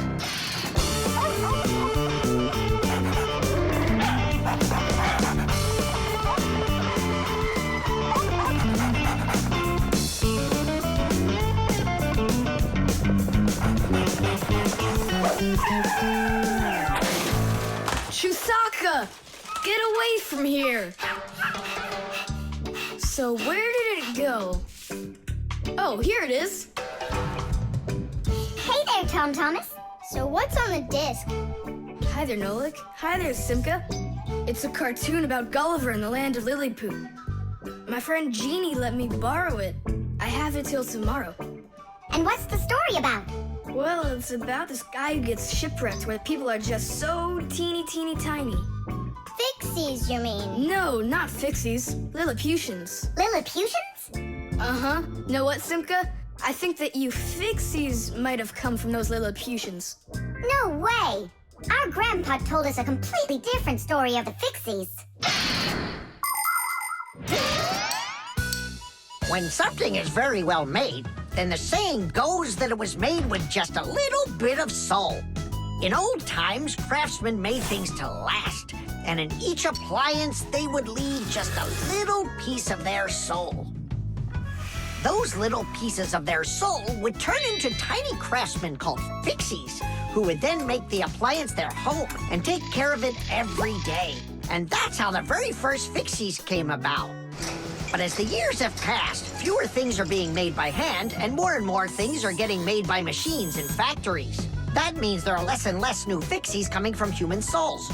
Luckily, Fixies can fall in love with each other and have their own family, raising their children and teaching them well, so they'll grow up to become skillful and honest master Fixie repairmen.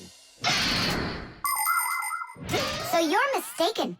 We're not Lilliputians at all. We're Fixies. Yeah, Fixies. Listen, Tom Thomas, why don't you show us the movie? Yeah, I want to learn about Lilliputians too. Really, I do. Sure, I'll show you.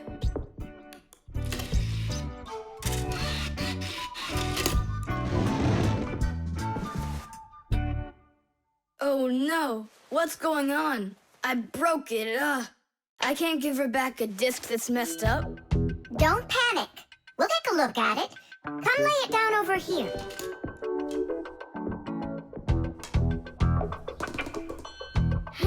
Tom Thomas, why is this disc all covered in jelly? Because I was touching it with my fingers. I mean, what else? It's obvious you don't know how a disc works at all. And you know how it works? Yeah, I know. Yeah? If we take a look at a digital disc through a powerful microscope, we can see rows of tiny valleys of different lengths. These valleys are actually a code.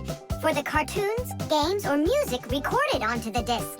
Inside a disc player, a laser beam reads the code and helps turn it back into pictures and sounds. But if you scratch the disc or smudge the disc with dirty fingers, the laser can't read it and the disc won't play. That's why you need to keep discs clean and stored in cases. So that's why you should only hold discs along the edges. And when you're done watching them, you have to put them back inside their boxes. And what about this one? Do we have to get rid of it? Not so fast. Nolik, this calls for a major cleaning. Let's get the brooms.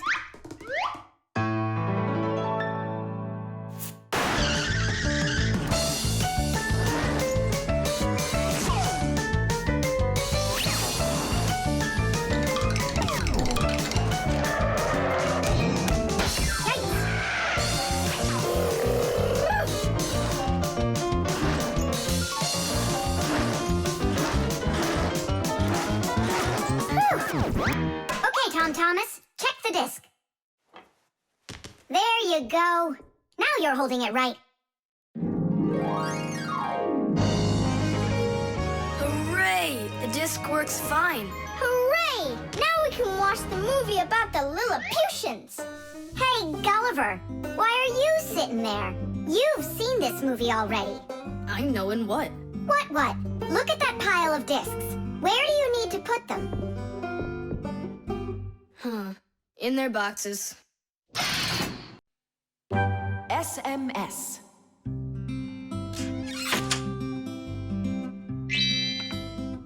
Hey! All clear. Oh, take a look. A mobile phone. You think they bought Tom Thomas a new one? Oh, wow. Nolik, stop. Awesome. Turn around.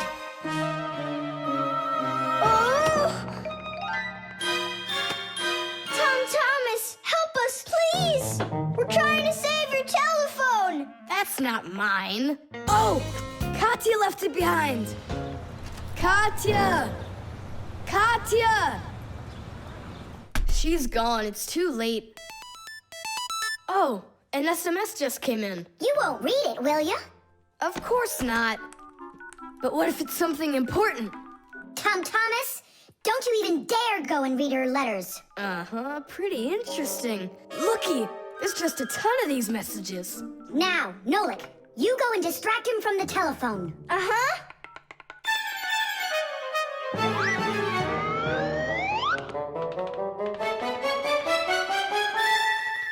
Chisaka, hey! It's me, your buddy Nolik.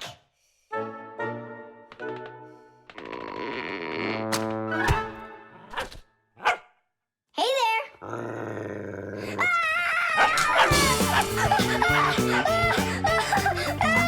Chisaka, cut it out. Stop it. That's enough with the barking. Out of this room. Right now.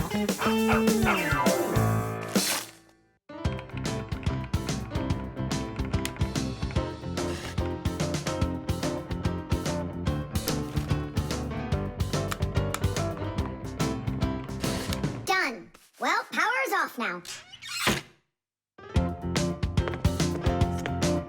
Huh. What's up? It stopped working all of a sudden. Oh, it looks like you've broken it. What? No way. You did too. Well, Tom Thomas, now you'll have to give Katya her phone back like this. I just don't get it. It happened because you were reading someone else's mail. It was just an SMS. An SMS is no different from a letter. It's only shorter. People send SMSs through their mobile phones. And that's why looking inside someone else's phone and reading their SMSs is just as rude as reading someone else's mail. And that's why when we Fixies work inside of a phone, we always put our headphones on when a call comes in, so we won't overhear people's private conversations by accident.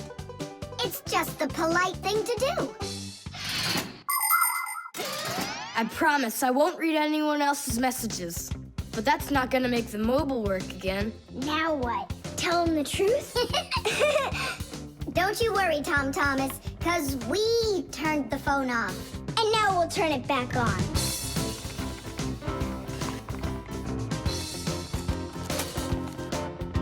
See that? The contact's barely attached. We just need to write a note to the Fixies who work over at Katya's. I'm sure they'll fix it. There are Fixies living in every home, and the work they have to do can seem endless. The TV starts acting up, then the doorbell breaks, the washing machine stops running, and then the phone won't ring. And besides all of that, there is cleaning and there's oiling. Like the appliances in the kitchen or kids' toys and all those other things. Modern houses are literally stuffed with all sorts of devices. And that is why the Fixies keep working day in and day out. Unfortunately, this can make Fixies get carried away by their jobs. And they can forget about their Fixie relatives and close friends that live in the neighboring houses and apartments. And that's not right. Just like humans, Fixies have to remember to go and visit each other more often and write each other letters, or at least send their regards. That's all. It's working again. You're the best. Now I can give a call to Katya and tell her she left her phone over here. Thomas! Is that you calling? Yeah? And to who? Katya? And her phone is where?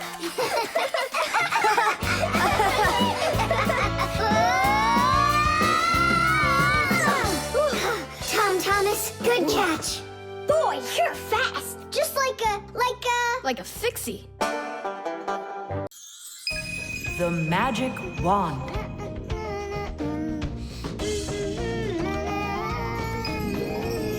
Oh, Thomas, how did you get here? It was a piece of cake. I just got this cool magic wand as a gift, see?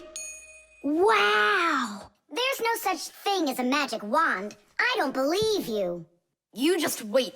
Any wish is the wand's command. Check it out. Today I want my school to be closed. Golden wish, Tadish! Thomas, your teacher from school just gave me a call. She said your school has totally disappeared. How odd. So I'm not going to school? Well, how? Instead of school, we'll go to the park. Hooray! Real magic. Oh, it's so great. No, there's no magic. They're only illusions. I don't know what illusions are. It's when what we think we're seeing is not what is actually happening. Have you ever seen a magician pull a rabbit out of an empty hat? Do you think it's magic? No, it is only an illusion. In reality, the rabbit's hidden inside the table that the magician puts his hat on. The lid of the hat is made with a secret hatch. And when the magician puts his arm inside the hat, he grabs the rabbit from the table below and ta-da! How every magic trick works may be a secret, but every illusion does have an explanation. I'm telling you, this wand's totally magical. Right now, I can make a rabbit appear out of this trash can for you. Golden wish, Tadish! Oh, that wasn't the idea. Looks like a dog to me. Wait, one more time. Golden wish, Tadish! Golden wish, Tadish! Thomas, will you cut it out? One Chusaka was already enough for us, and now there's 3.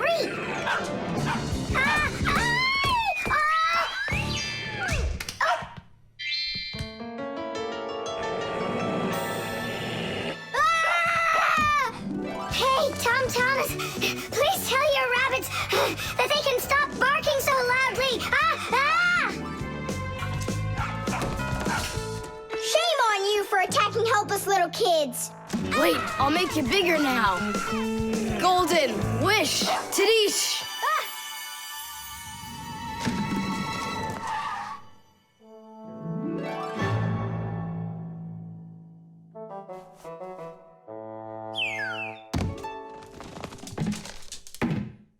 What? You scared? So you're only brave enough to chase little kids around?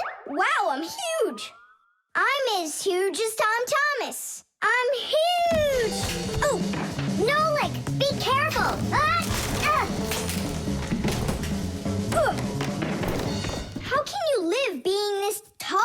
so inconvenient. And I thought it was tough when you were so tiny. Tom Thomas, are you ready? Hey, why do we have 3 dogs all of a sudden? Oh, my word.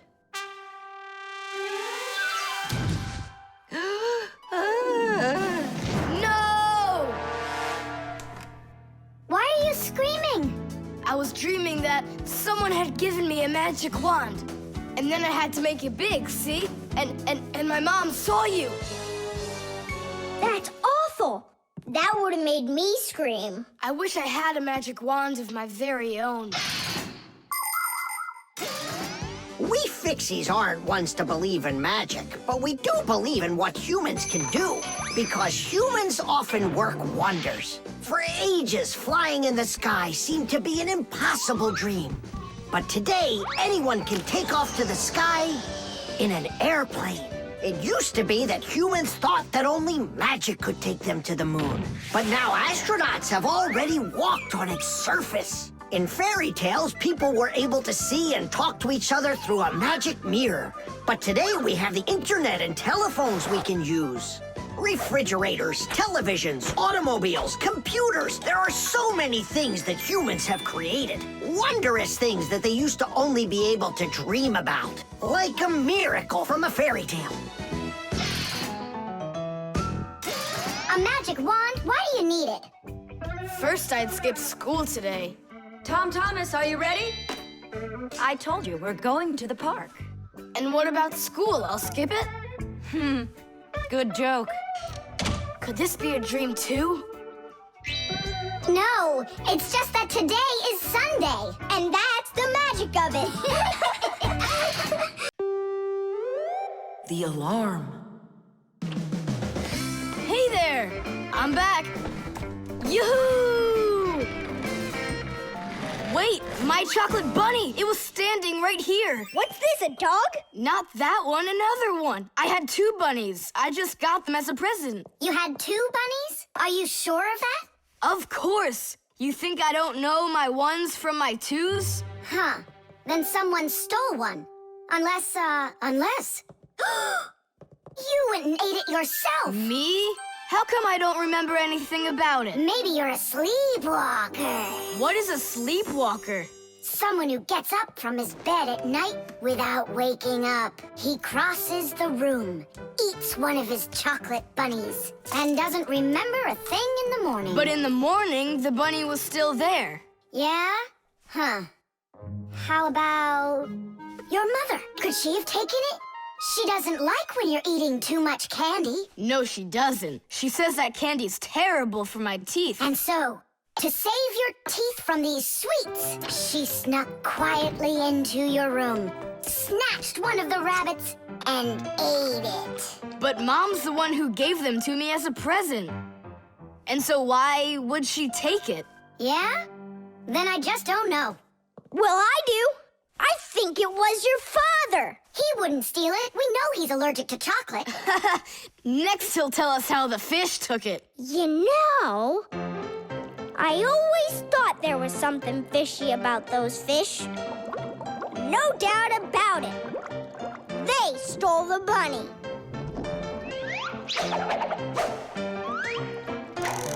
Uh-huh. And then they hid it in their aquarium. Oh, Nolik, that's funny. You know what, Tom Thomas? You need to protect that other chocolate hair. Exactly. It has to be eaten right away. Now, before it disappears. Just wait a little. You don't have to eat it. Let's think of something else. Of course, we need a security alarm. Need what? The alarm was invented to keep houses, cars, and other valuable things safe and secure. The simplest alarm is a siren or light bulb that is connected by wires to a door or window. When someone tries to open the door that has an alarm on it, the alarm goes off, making the siren howl and the light flash. Alarms can also be set up to call the police if they go off. Super! But where can we get ourselves a security alarm? You have an electronic construction kit, remember? You're right. Then bring it over here.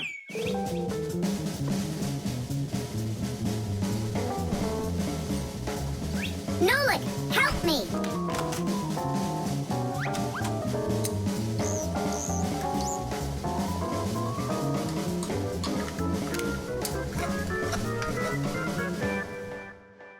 Tidish! Tidish is the Fixies' victory call. When a job is well done and we Fixies are proud of our work, we exclaim, Tidish! And raise up our hand with our thumb and first two fingers sticking out. You want to know what it means? It's very simple. Fixies love solving problems and fixing things that are broken. And do you know what you need to do to solve a problem? First, you need to find out what's broken. Second, understand why it broke. And third, repair what's broken so it works again. So do what the Fixies do and first, find it. Second, understand it. And third, fix it. Tidish! It really is a great word, and it sounds funny, but we Fixies surely like it a lot. Well, Tom Thomas, turn on the alarm. You sure the alarm will work? I'm sure, without a doubt.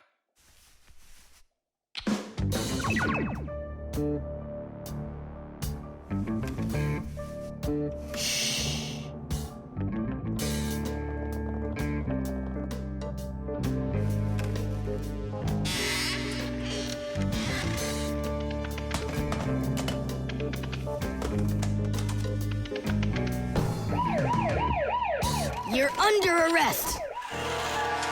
Freeze!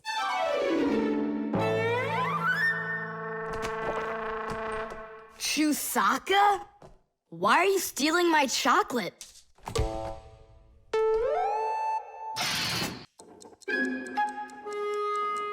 The combination lock.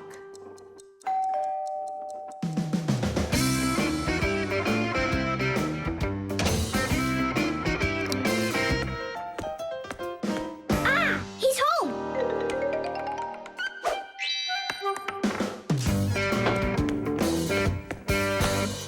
Nolik, are you here? Stop your hiding. I'll still find you. Nolik, is that you? Hey, come on, that's not fair. You saw. Let me go again. I don't want to. You want me to play hide and seek when I got a brand new game to play with? Where is it? I don't see it anywhere in the room. I took it to school with me. For what reason? To show it off.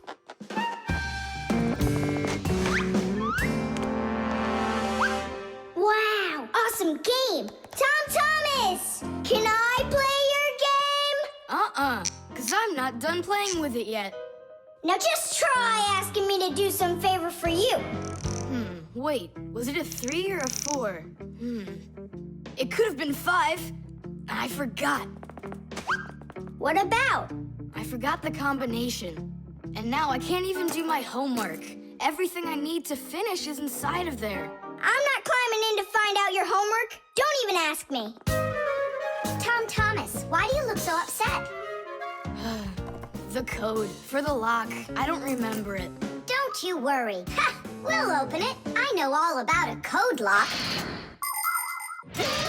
A simple code lock is built with a few discs that have numbers on them. In the center of each disc is a hole with a notch.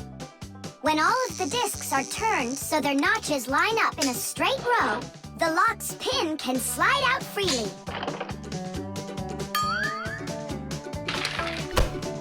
And to get the notches to line up, just turn the discs to the lock's code and the lock will open. It's that simple. Looks like we gotta take a look inside the lock. Ah, I see. Nolik, where are you? There's work to do. I won't do it. I'm not gonna help such a greedy boy. Nolik, won't you help me out here? And I won't be so greedy anymore. All right, you broke me down. Only as soon as we're done, you're gonna let me play with the game. Right. There's no room in here. Hang in there. We'll start turning the discs one at a time, and you yell stop when they're lined up. Stop! Turn the next one now. Stop! Stop!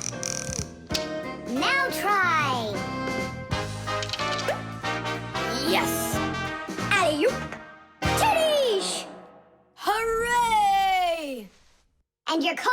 really simple. Way too simple. The secret numbers and letters that you use to lock something up are called the code or the password. And to make sure your password's a really good one, here are some things you should know. Never choose a password that's really simple for someone else to guess. Like one with numbers or letters that are all the same or are all in order. It's also a bad idea to make a password out of your birth date or name. It's better to think of a password that's a bit more complicated. And don't forget your password once you come up with it. Write down your password on a piece of paper and keep it in a safe place, but don't show it to anybody else. And then, if you happen to forget your code or password, you'll be able to remember it with the help of that piece of paper.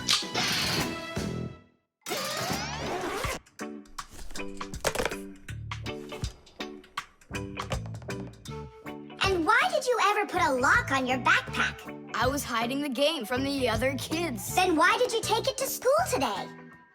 I wanted to show it off to my class. And did you show it? No way. If they would have seen it, they'd be like, I want to use it. I want to play. And so you hid it and didn't show it to anybody? Not to anyone. Then why take it to school, silly? To show it off there. You're just some show-off. You're just some greedy... Oops, sorry. Once greedy boy. Will you let us play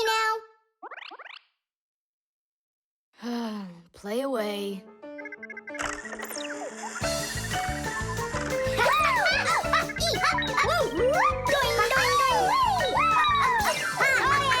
We're not bothering you, are we?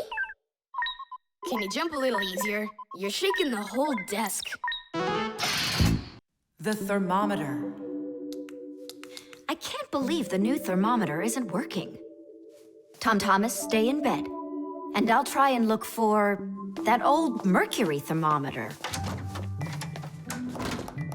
Hey, did you get sick? That's one way of saying it. I don't know how I'm gonna pass that math test today. You're not ready, so you don't want to go to school. Well, yeah. So if you pull a sickie, then you can trick your mom. No, that's not true. I'm just pretending a little bit. You think so? Well, you won't trick the thermometer. Simka, what's a mercury thermometer? Mercury is a type of liquid metal that's silver in color. There's no mercury inside of new thermometers. Now they're electronic. Old thermometers were made with a glass tube with markings and a bit of mercury inside them. When the end of the tube warms up, the mercury inside of it expands and creeps up the tube. And that's how those old thermometers measure temperature. The longer the column of mercury, the higher the person's temperature is. That means I need to warm up the end of the thermometer. Thomas, you're a genius. But how will you warm it up? Finally, I found it. Well, let's see. Mom, can I eat something? Hang in there, sweetie. I'll make you something.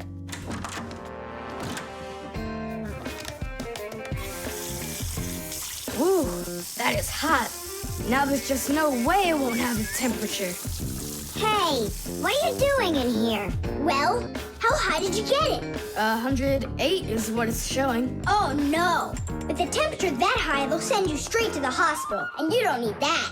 You'd better shake that thermometer. Yeah, that's what I'll do. That'll get the temperature down a little.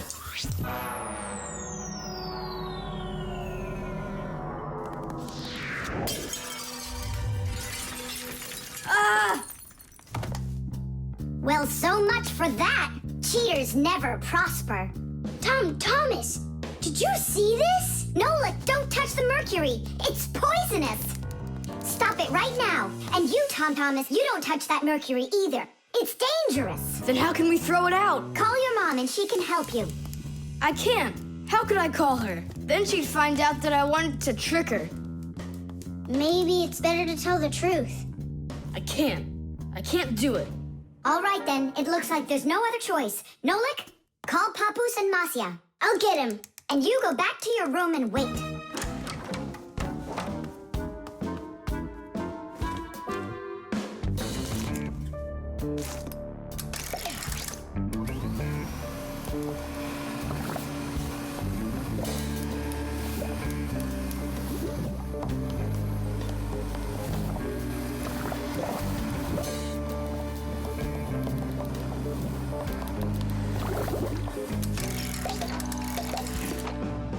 Looks like this whole job is done. Not yet. We still need to neutralize this mercury. In everybody's home, there's all sorts of chemicals around. They are used for cleaning dishes, clothes, the bathroom, and dealing with pests. And all of these substances can be very harmful to human health. But some people don't seem to understand this. They might use a dangerous spray or a poisonous liquid and then forget to wash their hands afterward. And then they go and eat or rub their eyes with their hands. That can cause serious damage to their vision or stomachs. And never put anything into your mouth that looks like medicine, unless your parents or a doctor gave it to you. And if you ever happen to find something on the ground that looks like a piece of candy, you must never put it in your mouth. You can get poisoned that way. Oh, humans. If they'd only remember this simple advice, they'd stay safer. And what do we do with the glass that's broken? That job's not for Fixies. Tom Thomas, we cleaned up all the mercury. And the glass, too? No, not the broken glass. But will you? Papu said that it's not our job. He told us you have to get your parents to come and help you. That part's your responsibility. Here's some food for you. What's the matter? Mom, I broke the thermometer. Broke it? Did you cut yourself? No, The mercury, did you touch it? I didn't. Simka, you think he'll tell her the truth? And where did you break it? The bathroom. Why did you go in there? I wanted to trick you. I have a test, and I didn't study for it. And now it's too late for school, The lie detector. Simka! Shh, quiet. I'm on a stakeout here. Who are you staking out? Tom Thomas. We've got a bet that he won't be able to survive 3 days without any TV. Really? Can I be on the stakeout with you? Shh. Simka! Ha!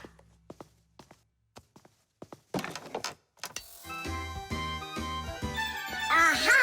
I gotcha. What? Who? You lost the bet, Tom Thomas. Just tell me you didn't. I didn't. Why didn't you? It's because I'm not Tom Thomas. What?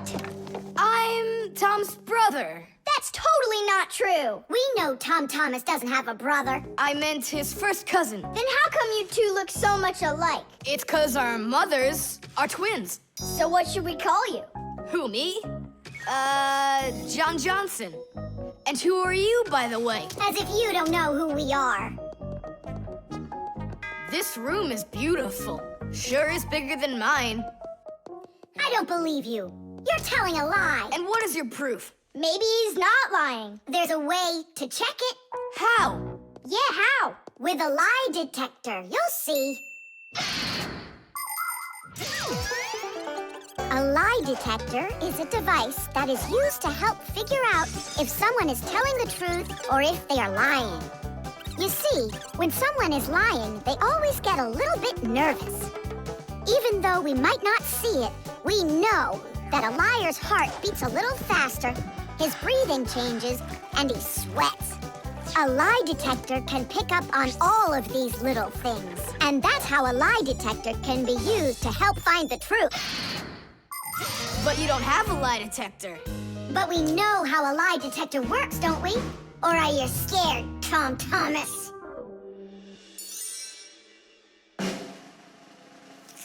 What's that for? To listen to your pulse. How come? So I'll be able to check how fast your heart is beating. And Nolik? He's gonna keep an eye on how often you blink. And what are you doing with the egg? The egg is an old African method. If you're not telling the truth, your hand will automatically squeeze the egg. And so, the egg will crack. Well, my egg won't crack. We'll see about that. Humans have tried to come up with all sorts of ways to find out the truth. For instance, in ancient China, they would put some dry rice in a person's mouth when they told him the crime they believed he committed. Then they'd check the rice. If the rice stayed dry, they believed he had committed the crime. In ancient India, a person had to bang on a gong while answering a judge's questions. If he started banging the gong louder, then it was believed that he was trying to hide the truth. And in Europe, if one knight accused another of lying, then they would just take part in a duel. Whoever won that one was said to be on the side of truth. No, it's not easy to hide the truth, but sometimes it can be even harder to find it. Answer yes or no. You got that? Do you have 2 ears? Don't you have eyes? Just yes or no. Yes. Answer. Are you a girl? Hey, come on. Yes or no? No. Where do you find such dumb questions? We just have to check what happens to your heart when you tell the truth to us. All right, now answer this. Do you know the Fixies? Yes or no? Yes. No. I forgot.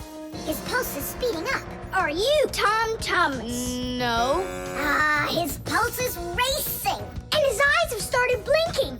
And the Fixies, tell us where you learned about them. From Tom Thomas. He couldn't have told you about us. It's a secret. He could. Not true. It's true. It's not true. Yes, it is.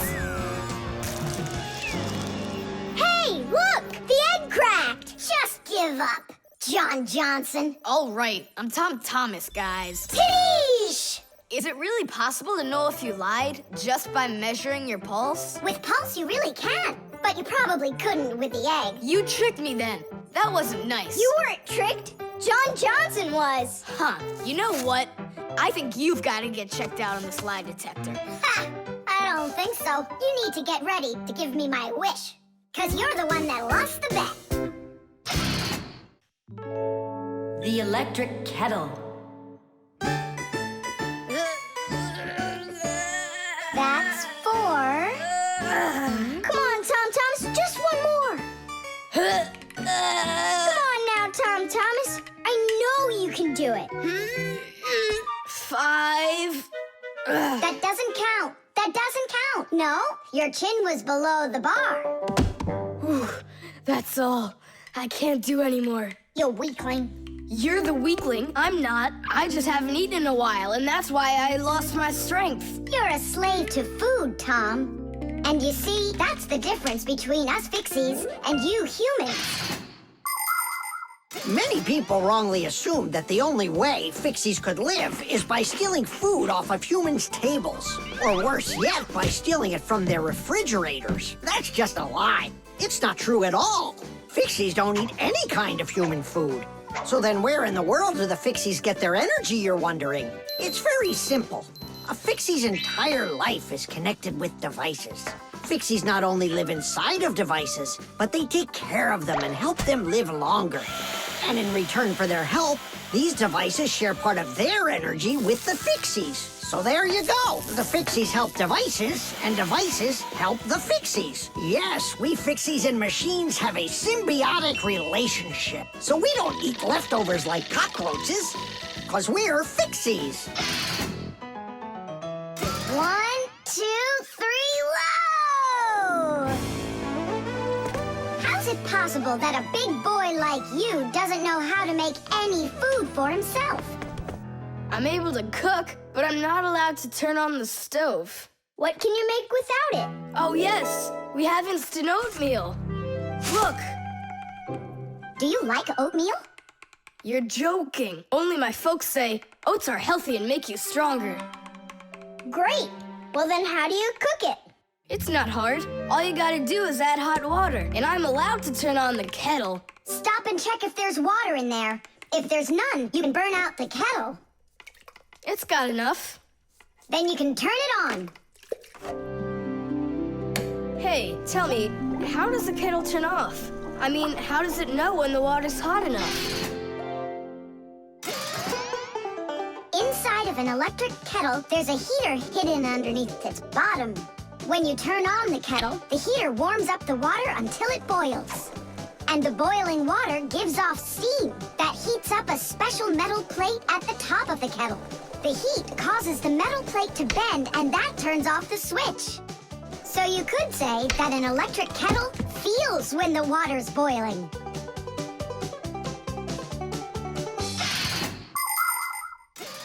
Okay, now I understand. Hey, why do you need 3 bowls? You don't need to make any oatmeal for us. It's not for you guys. It's for my mom and dad. Start out here. No! Keep pouring into this one. And I say pour it here. And I say first you should pour it into mine. Oh, Nolik, where are you? I'll find him. Hang on, I'm going in. Ah!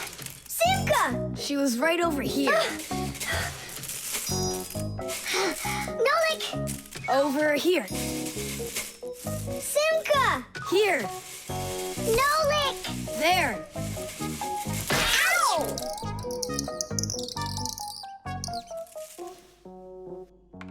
Hey, where is your other boot? It got lost. Up there in the oatmeal. That must be your parents. Let's get out of here. Hey, and what about your shoe? Don't worry. I got another one. Hi, Tom Thomas. We're back. You must be hungry. We'll make you something to eat. But I already prepared us some food. And the water's already hot. Wash your hands. Tom Thomas, don't touch that kettle if it's hot. I don't want you to burn yourself.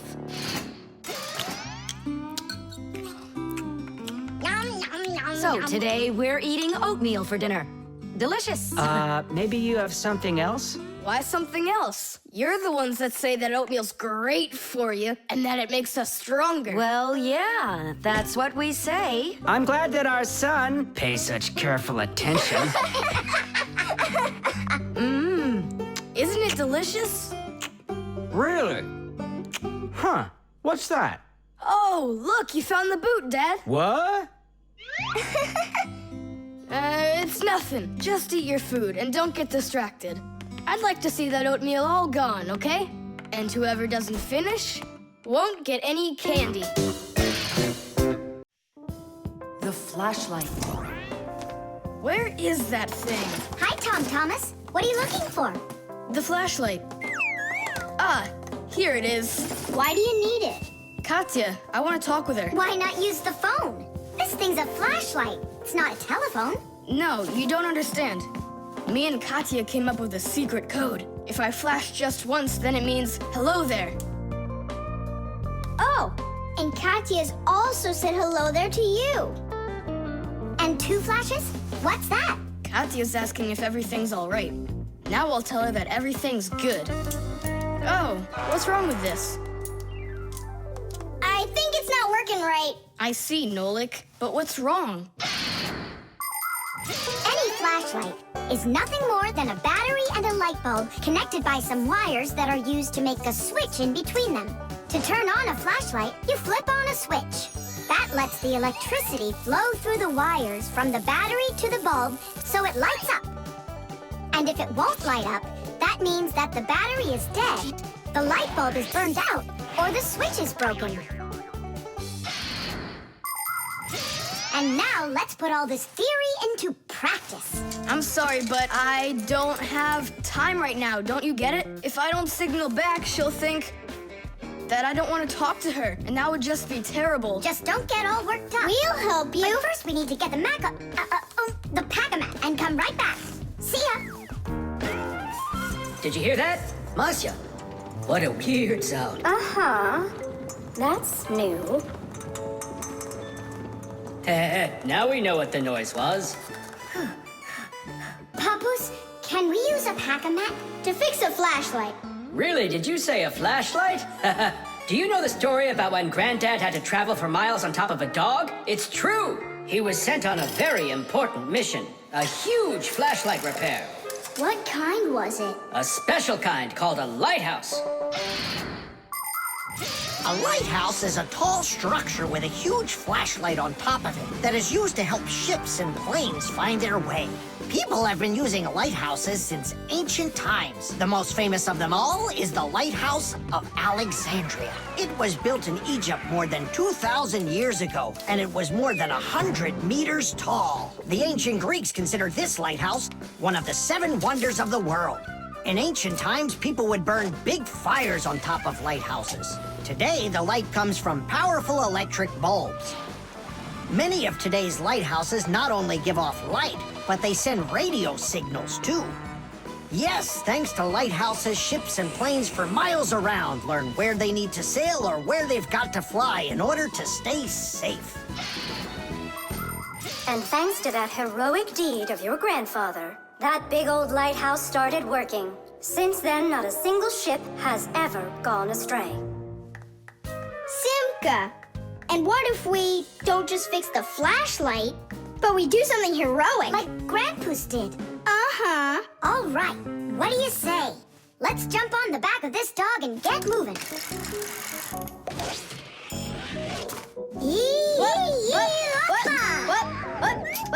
What? Stop ducking. Grab hold of my hand.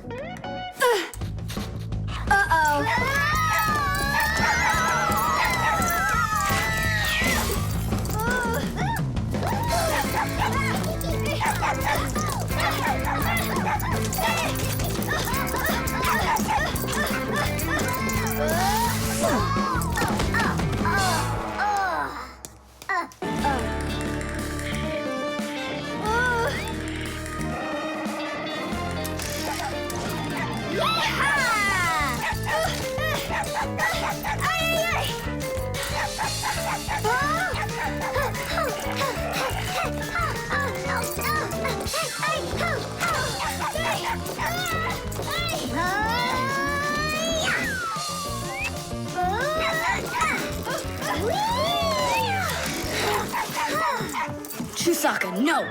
Get out right now. Tish! That was really some heroic deed. Now it's time to go get that lighthouse fixed. Tom Thomas, hand the lighthouse over. What kind of lighthouse? The one that's your flashlight. I have no use for it. What do you mean, no use for it? But then how are you gonna tell Katya what she needs to know? I already told her. Watch this. No, that wasn't the deal. Yeah. You want to tell us our heroic deed was in vain? Well, if you need some heroic deed, then sure, fix it. Hooray! The cartoon. Yeah.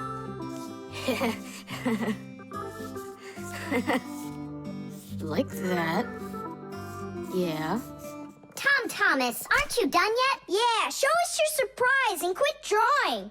But this is the surprise. So make yourselves comfortable. Quiet on the set and action.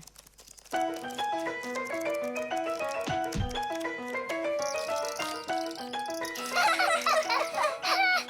crash, huh? You should put a huge bump on his head. It's just like a cartoon that you drew in there. He did draw us a real cartoon there. Oh, right. Real cartoons, they only show them on television. But they make them exactly the same way. Animation is made with many, many pictures called frames. Each one of the frames is a little bit different from the one that comes right before it. For example, a character can lift his arm up a little bit at a time. And then, if you watch the frames very quickly, one right after the other, it looks like the character is really moving. And that's how cartoons are made. And you know what? To make 1 minute of a cartoon, you might have to draw more than 1,000 frames. Oh, wow. I'm not patient enough for that. It's no big deal that your cartoon's short. Especially since it's funny. Yeah, it's so funny. Tom Thomas, who's this kooky guy you drew here? You're just joking, Nolik. You don't recognize yourself? So this is supposed to be me on here? Did you already forget what happened to you this morning? Simka, you're it. You can't catch me. I'm too fast for you. You weren't too fast for the pole. Simka, to tell him about that. Real sisters don't treat their brothers like that. Oof! And your cartoon's not funny at all. Nolik, don't go. It's okay. He just needs to sulk for a while. While he's gone, there's something I want to show you. Do you have a cartoon you can put on the TV? I have plenty.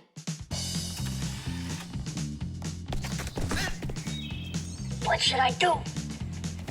Let's watch it again. But now I want to show you the same cartoon a frame at a time. Here, take a look. This is a frame, and here's another and another. Isn't that cool? Uh-huh. So cool. And then back at regular speed, there's 25 frames every second. What should I do? It's magical. Simka, you know, I feel awful for Nolik. Yeah, I feel awful too. There are many different ways of making animation.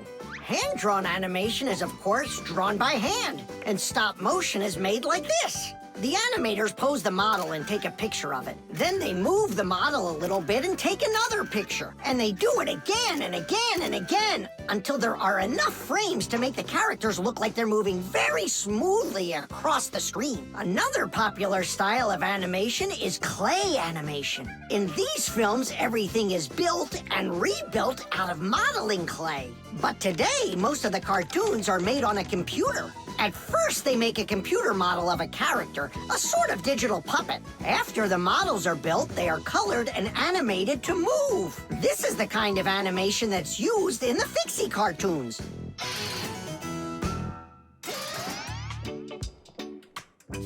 Tom Thomas, what are you doing? Are you drawing a new cartoon?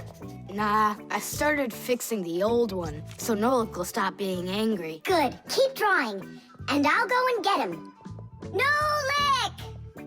I'm not here! Nolik, forgive me. Please don't be so mad. There's a cartoon to watch. I've already seen your stupid cartoon. So what'd you do now? Put a huge bump on my head? Not a chance. I did it all over again. I'm sure you'll love it. You're sure of that? All right, go ahead. Show me your cartoon. Quiet on the set, and action.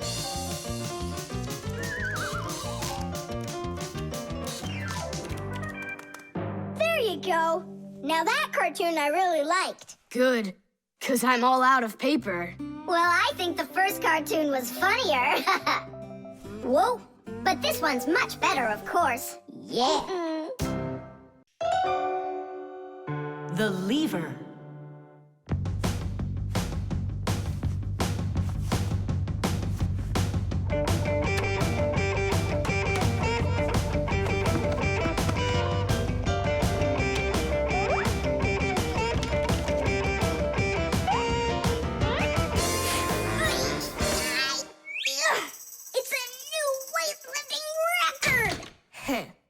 You're so strong.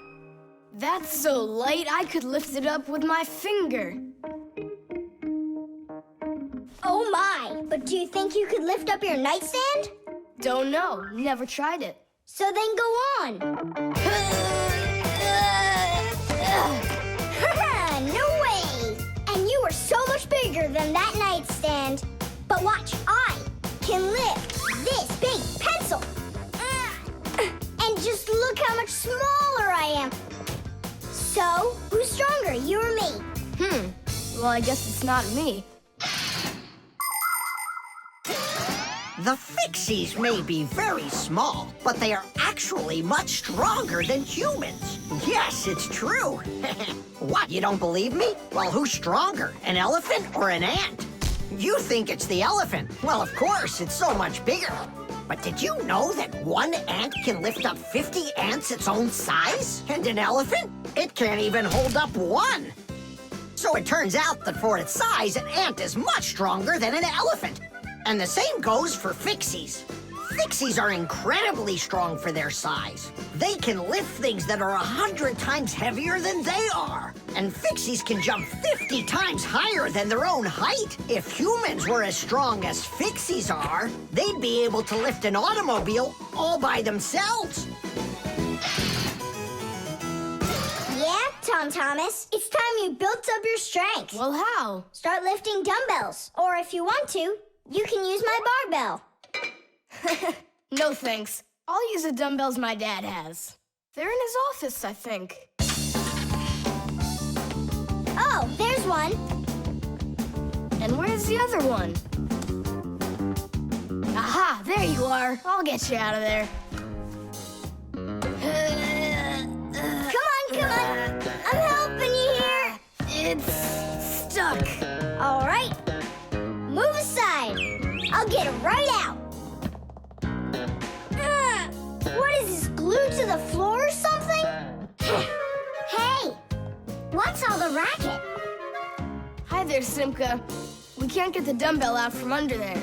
Well, of course you can't. The sofa's pressing down on it. So that's what it is.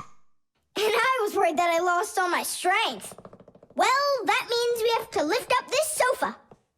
We can't do that. It's too heavy for us. We can do it. Tom Thomas, get me your hockey stick from your room. We can't move a sofa with a hockey stick. Don't worry, you'll see. Here, I brought it. What is it for? We're gonna use it as a lever. A lever? Well, yeah.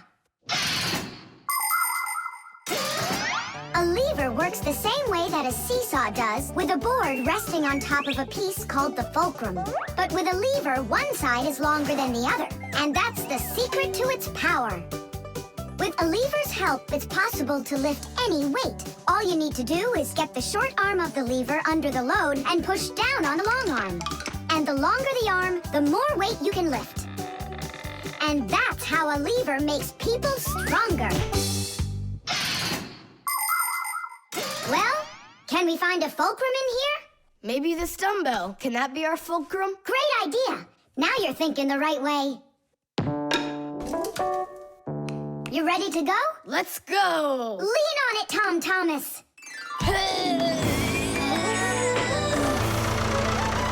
Yay! It's working!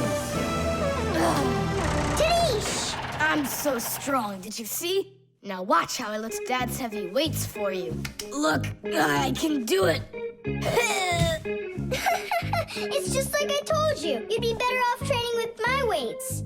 Didn't you just see me lift up the sofa? You didn't lift the sofa, the lever did. Did you ever hear the saying, knowledge is power? I've heard it. Although, some physical power won't hurt you either. So pick up your lever and go out and play some hockey. You know how built those hockey players are.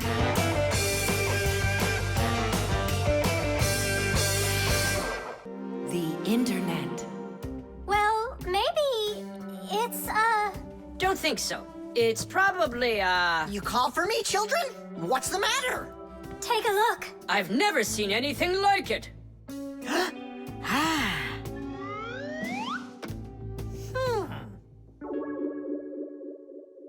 What in the world could it be? Hit! Maybe it's a bathroom scale? Or a clock with a digital display. Wait a sec. Are there instructions around here for this thing? I couldn't find them anywhere. That's a problem. Well, then let's try to figure it out. What are you trying to figure out up there? What a huge hockey puck! It's big enough for a monster! And the name is so silly, T-Robot. Why don't they just call it the Trollbot? Or I got it, the Trollboat. Please, stop the racket. So what could this thing do, huh? I have no idea. We could try finding it on the internet.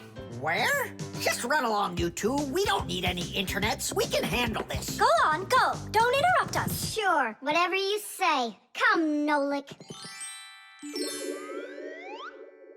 We'll find it out by ourselves. Yeah!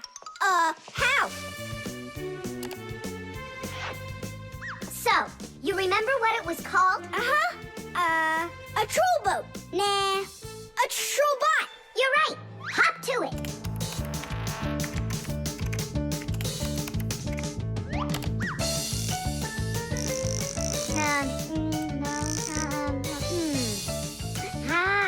That's not it. Oh, T-Robot. You're right.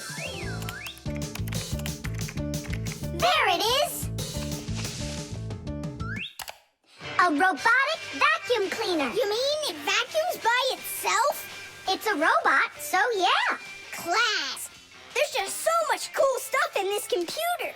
Nolik, this information is not on this computer. It's on the internet. From your computer, you can send a letter to another computer. You can also download a song or a photo from another computer. That's all possible because most of the computers in the world are connected to one another as part of a huge web. And this World Wide Web is what we call the Internet. Thanks to the Internet, we can take a peek at just about anywhere in the world and find information we need about anything.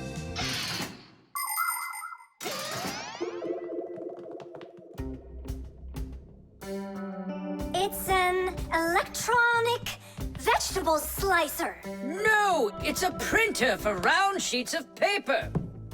There's no way. Grandpoos, we found out what they do with it. You're back again? You mustn't interrupt the adults. Just wait a second. Nolik, turn it on. Turn what on? Don't you turn on anything. Ready, set, jump!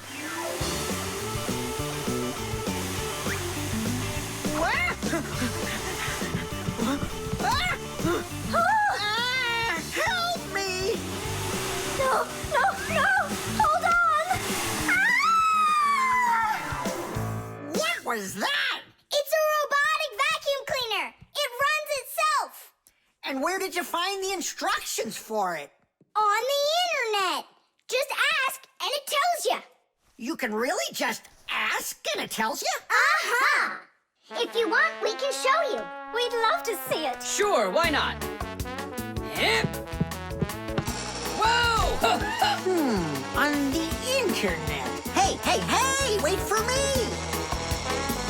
What's an elephant weigh? What's an elephant weigh? What's an elephant weigh? The answer's easy to get. It says it weighs 5 tons. It says it weighs 5 tons. It says it weighs 5 tons here on the internet. It says it weighs 5 tons. It says it weighs 5 tons. It says it weighs 5 tons here on the internet. You send a letter to me. I send a letter to you. You send a letter to me. It's just so easy to do. We're writing letters now. They're fun to send and to get. We're writing letters now to the internet. We're writing letters now. They're fun to send and to get. We're writing letters now through the internet.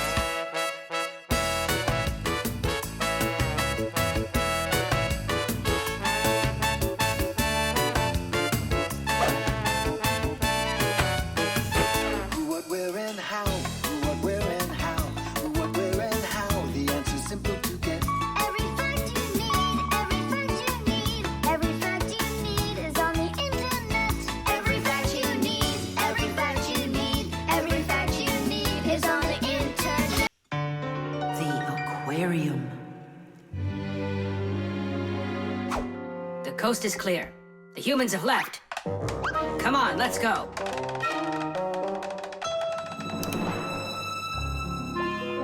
Marcia, why are the fish looking so tired? 'Cause they're not getting enough air in there. The water in the aquarium is dirty and it needs air, but the filter isn't working. The filter? Yes, that device over there. These fish need our help, and if we don't do something right now, they could die. Right. First, I'll fix that light, while you and Marcia go over there and see what is wrong with the filter. But I want to go and look at the filter too. You're too small for this. Oh, whoa, whoa, whoa. And you're a giant. I mean, you're like 6 feet tall, huh? That's enough arguing. Nolik, let's go.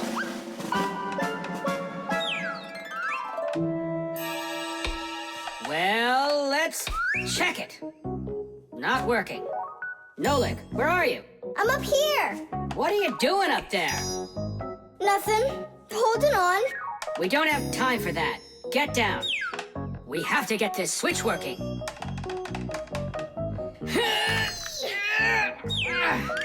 Marcia, what's the matter with the filter? Well, probably something's caught inside and it's stopping the motor from turning. A filter is used to keep the aquarium water clean. A motor in the filter turns the paddles and pumps water through a fine net or a sponge. The dirt in the water gets trapped in there, and the cleaned water is put back into the aquarium. Many filters not only clean the water, but also add air to it, so there will be more oxygen in the water. You see, even though fish live their lives in water, they need oxygen just like all of us.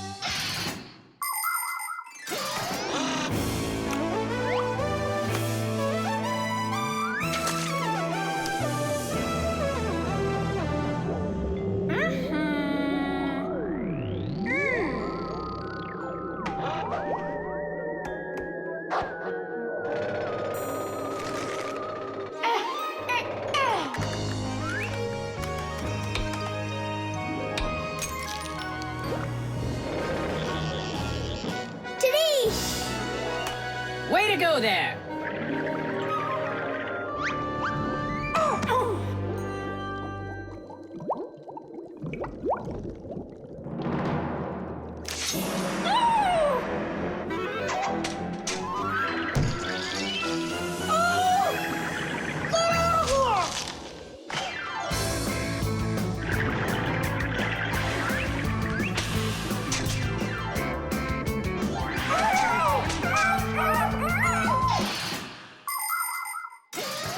There are lots of ways for people to breathe underwater. As an experiment, try putting an empty glass upside down in water, and you'll see that some of the air stays in there. That's the idea behind the ancient diving bell. An empty bell was lowered under the water, and some of the air remained in there for the diver to breathe. And about 200 years ago, the first diving suits were invented. The diver got air from a hose that started above the water. This let the diver spend a long time under the water and even walk around on the bottom, but just not too far. Later on, people learned to squeeze a lot of air inside of metal tanks, and that's when scuba diving started. Scuba divers breathe the air stored in these tanks so they can swim freely and even dive deep down below the water. Our work is done. The light is on, and the filter is working. And the fish look so excited! As if they're not fish, but monsters. Thank goodness they're behind glass. Papoose! Just hang on. We'll be right there to save you. But I don't even have my pack-a-mat. Ooh, look how they're chopping their teeth. They must be so hungry. You're right. They're hungry. Nolik, come on.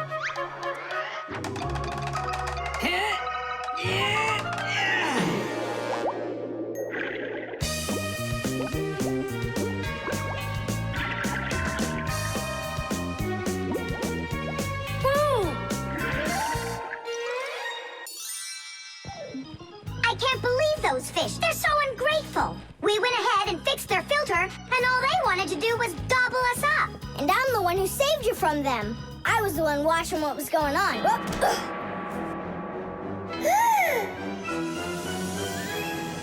Oh, gee. Hold it. Do you think giving her some food will help? As long as you're not thinking that food is me. The refrigerator.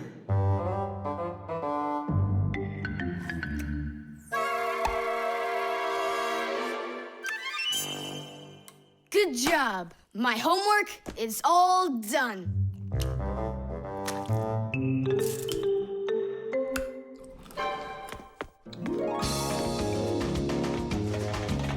Tag, you're it.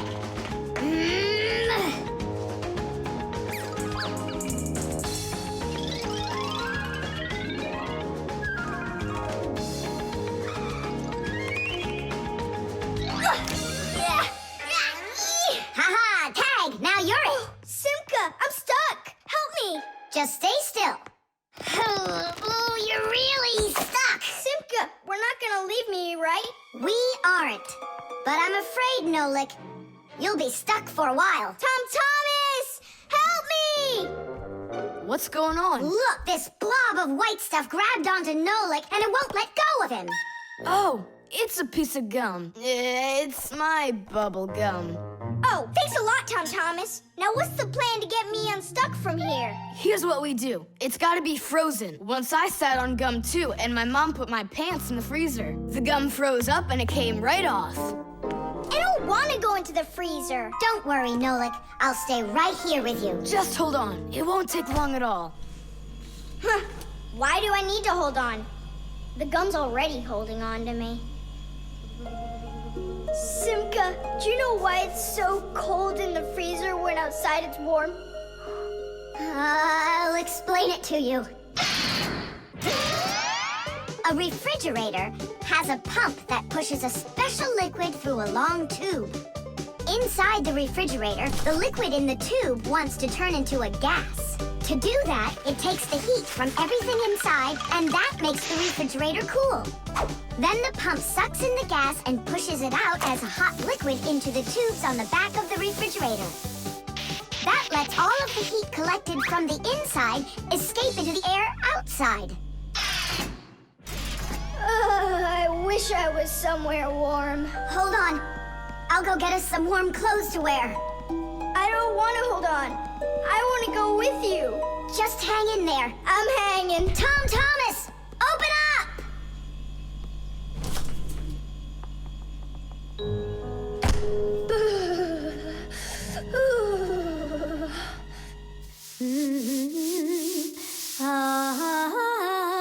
Marcia, do we have any warm clothing to wear? Why in the world do you need it? I just do. Well, I need to know what is happening.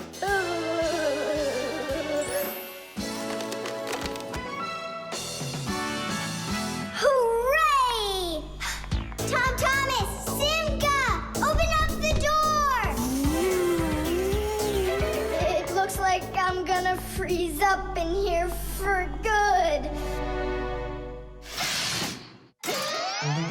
A Fixie is constantly surrounded by all sorts of danger. Inside a dark freezer, a Fixie can lose his way and freeze to death. If he's not paying attention, he can drown inside of a washing machine or inside of a dishwasher. And a careless Fixie is always at risk of getting an electric shock. Or suppose there's a short circuit inside of an appliance that starts a fire.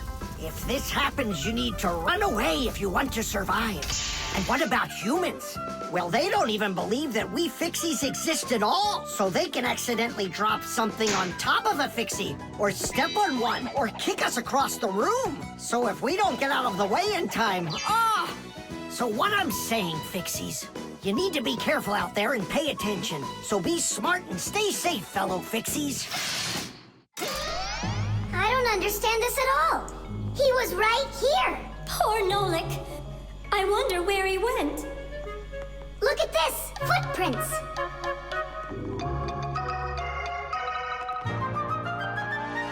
Nolik, you're alive!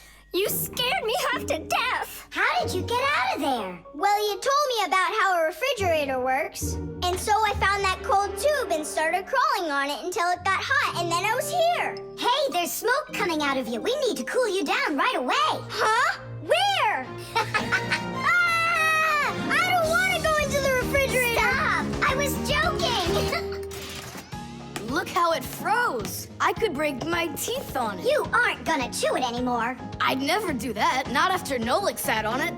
Well, you didn't need to stick it where it doesn't belong. Hey, I apologize. I'll go and throw it away. Maybe you'll try the trash can?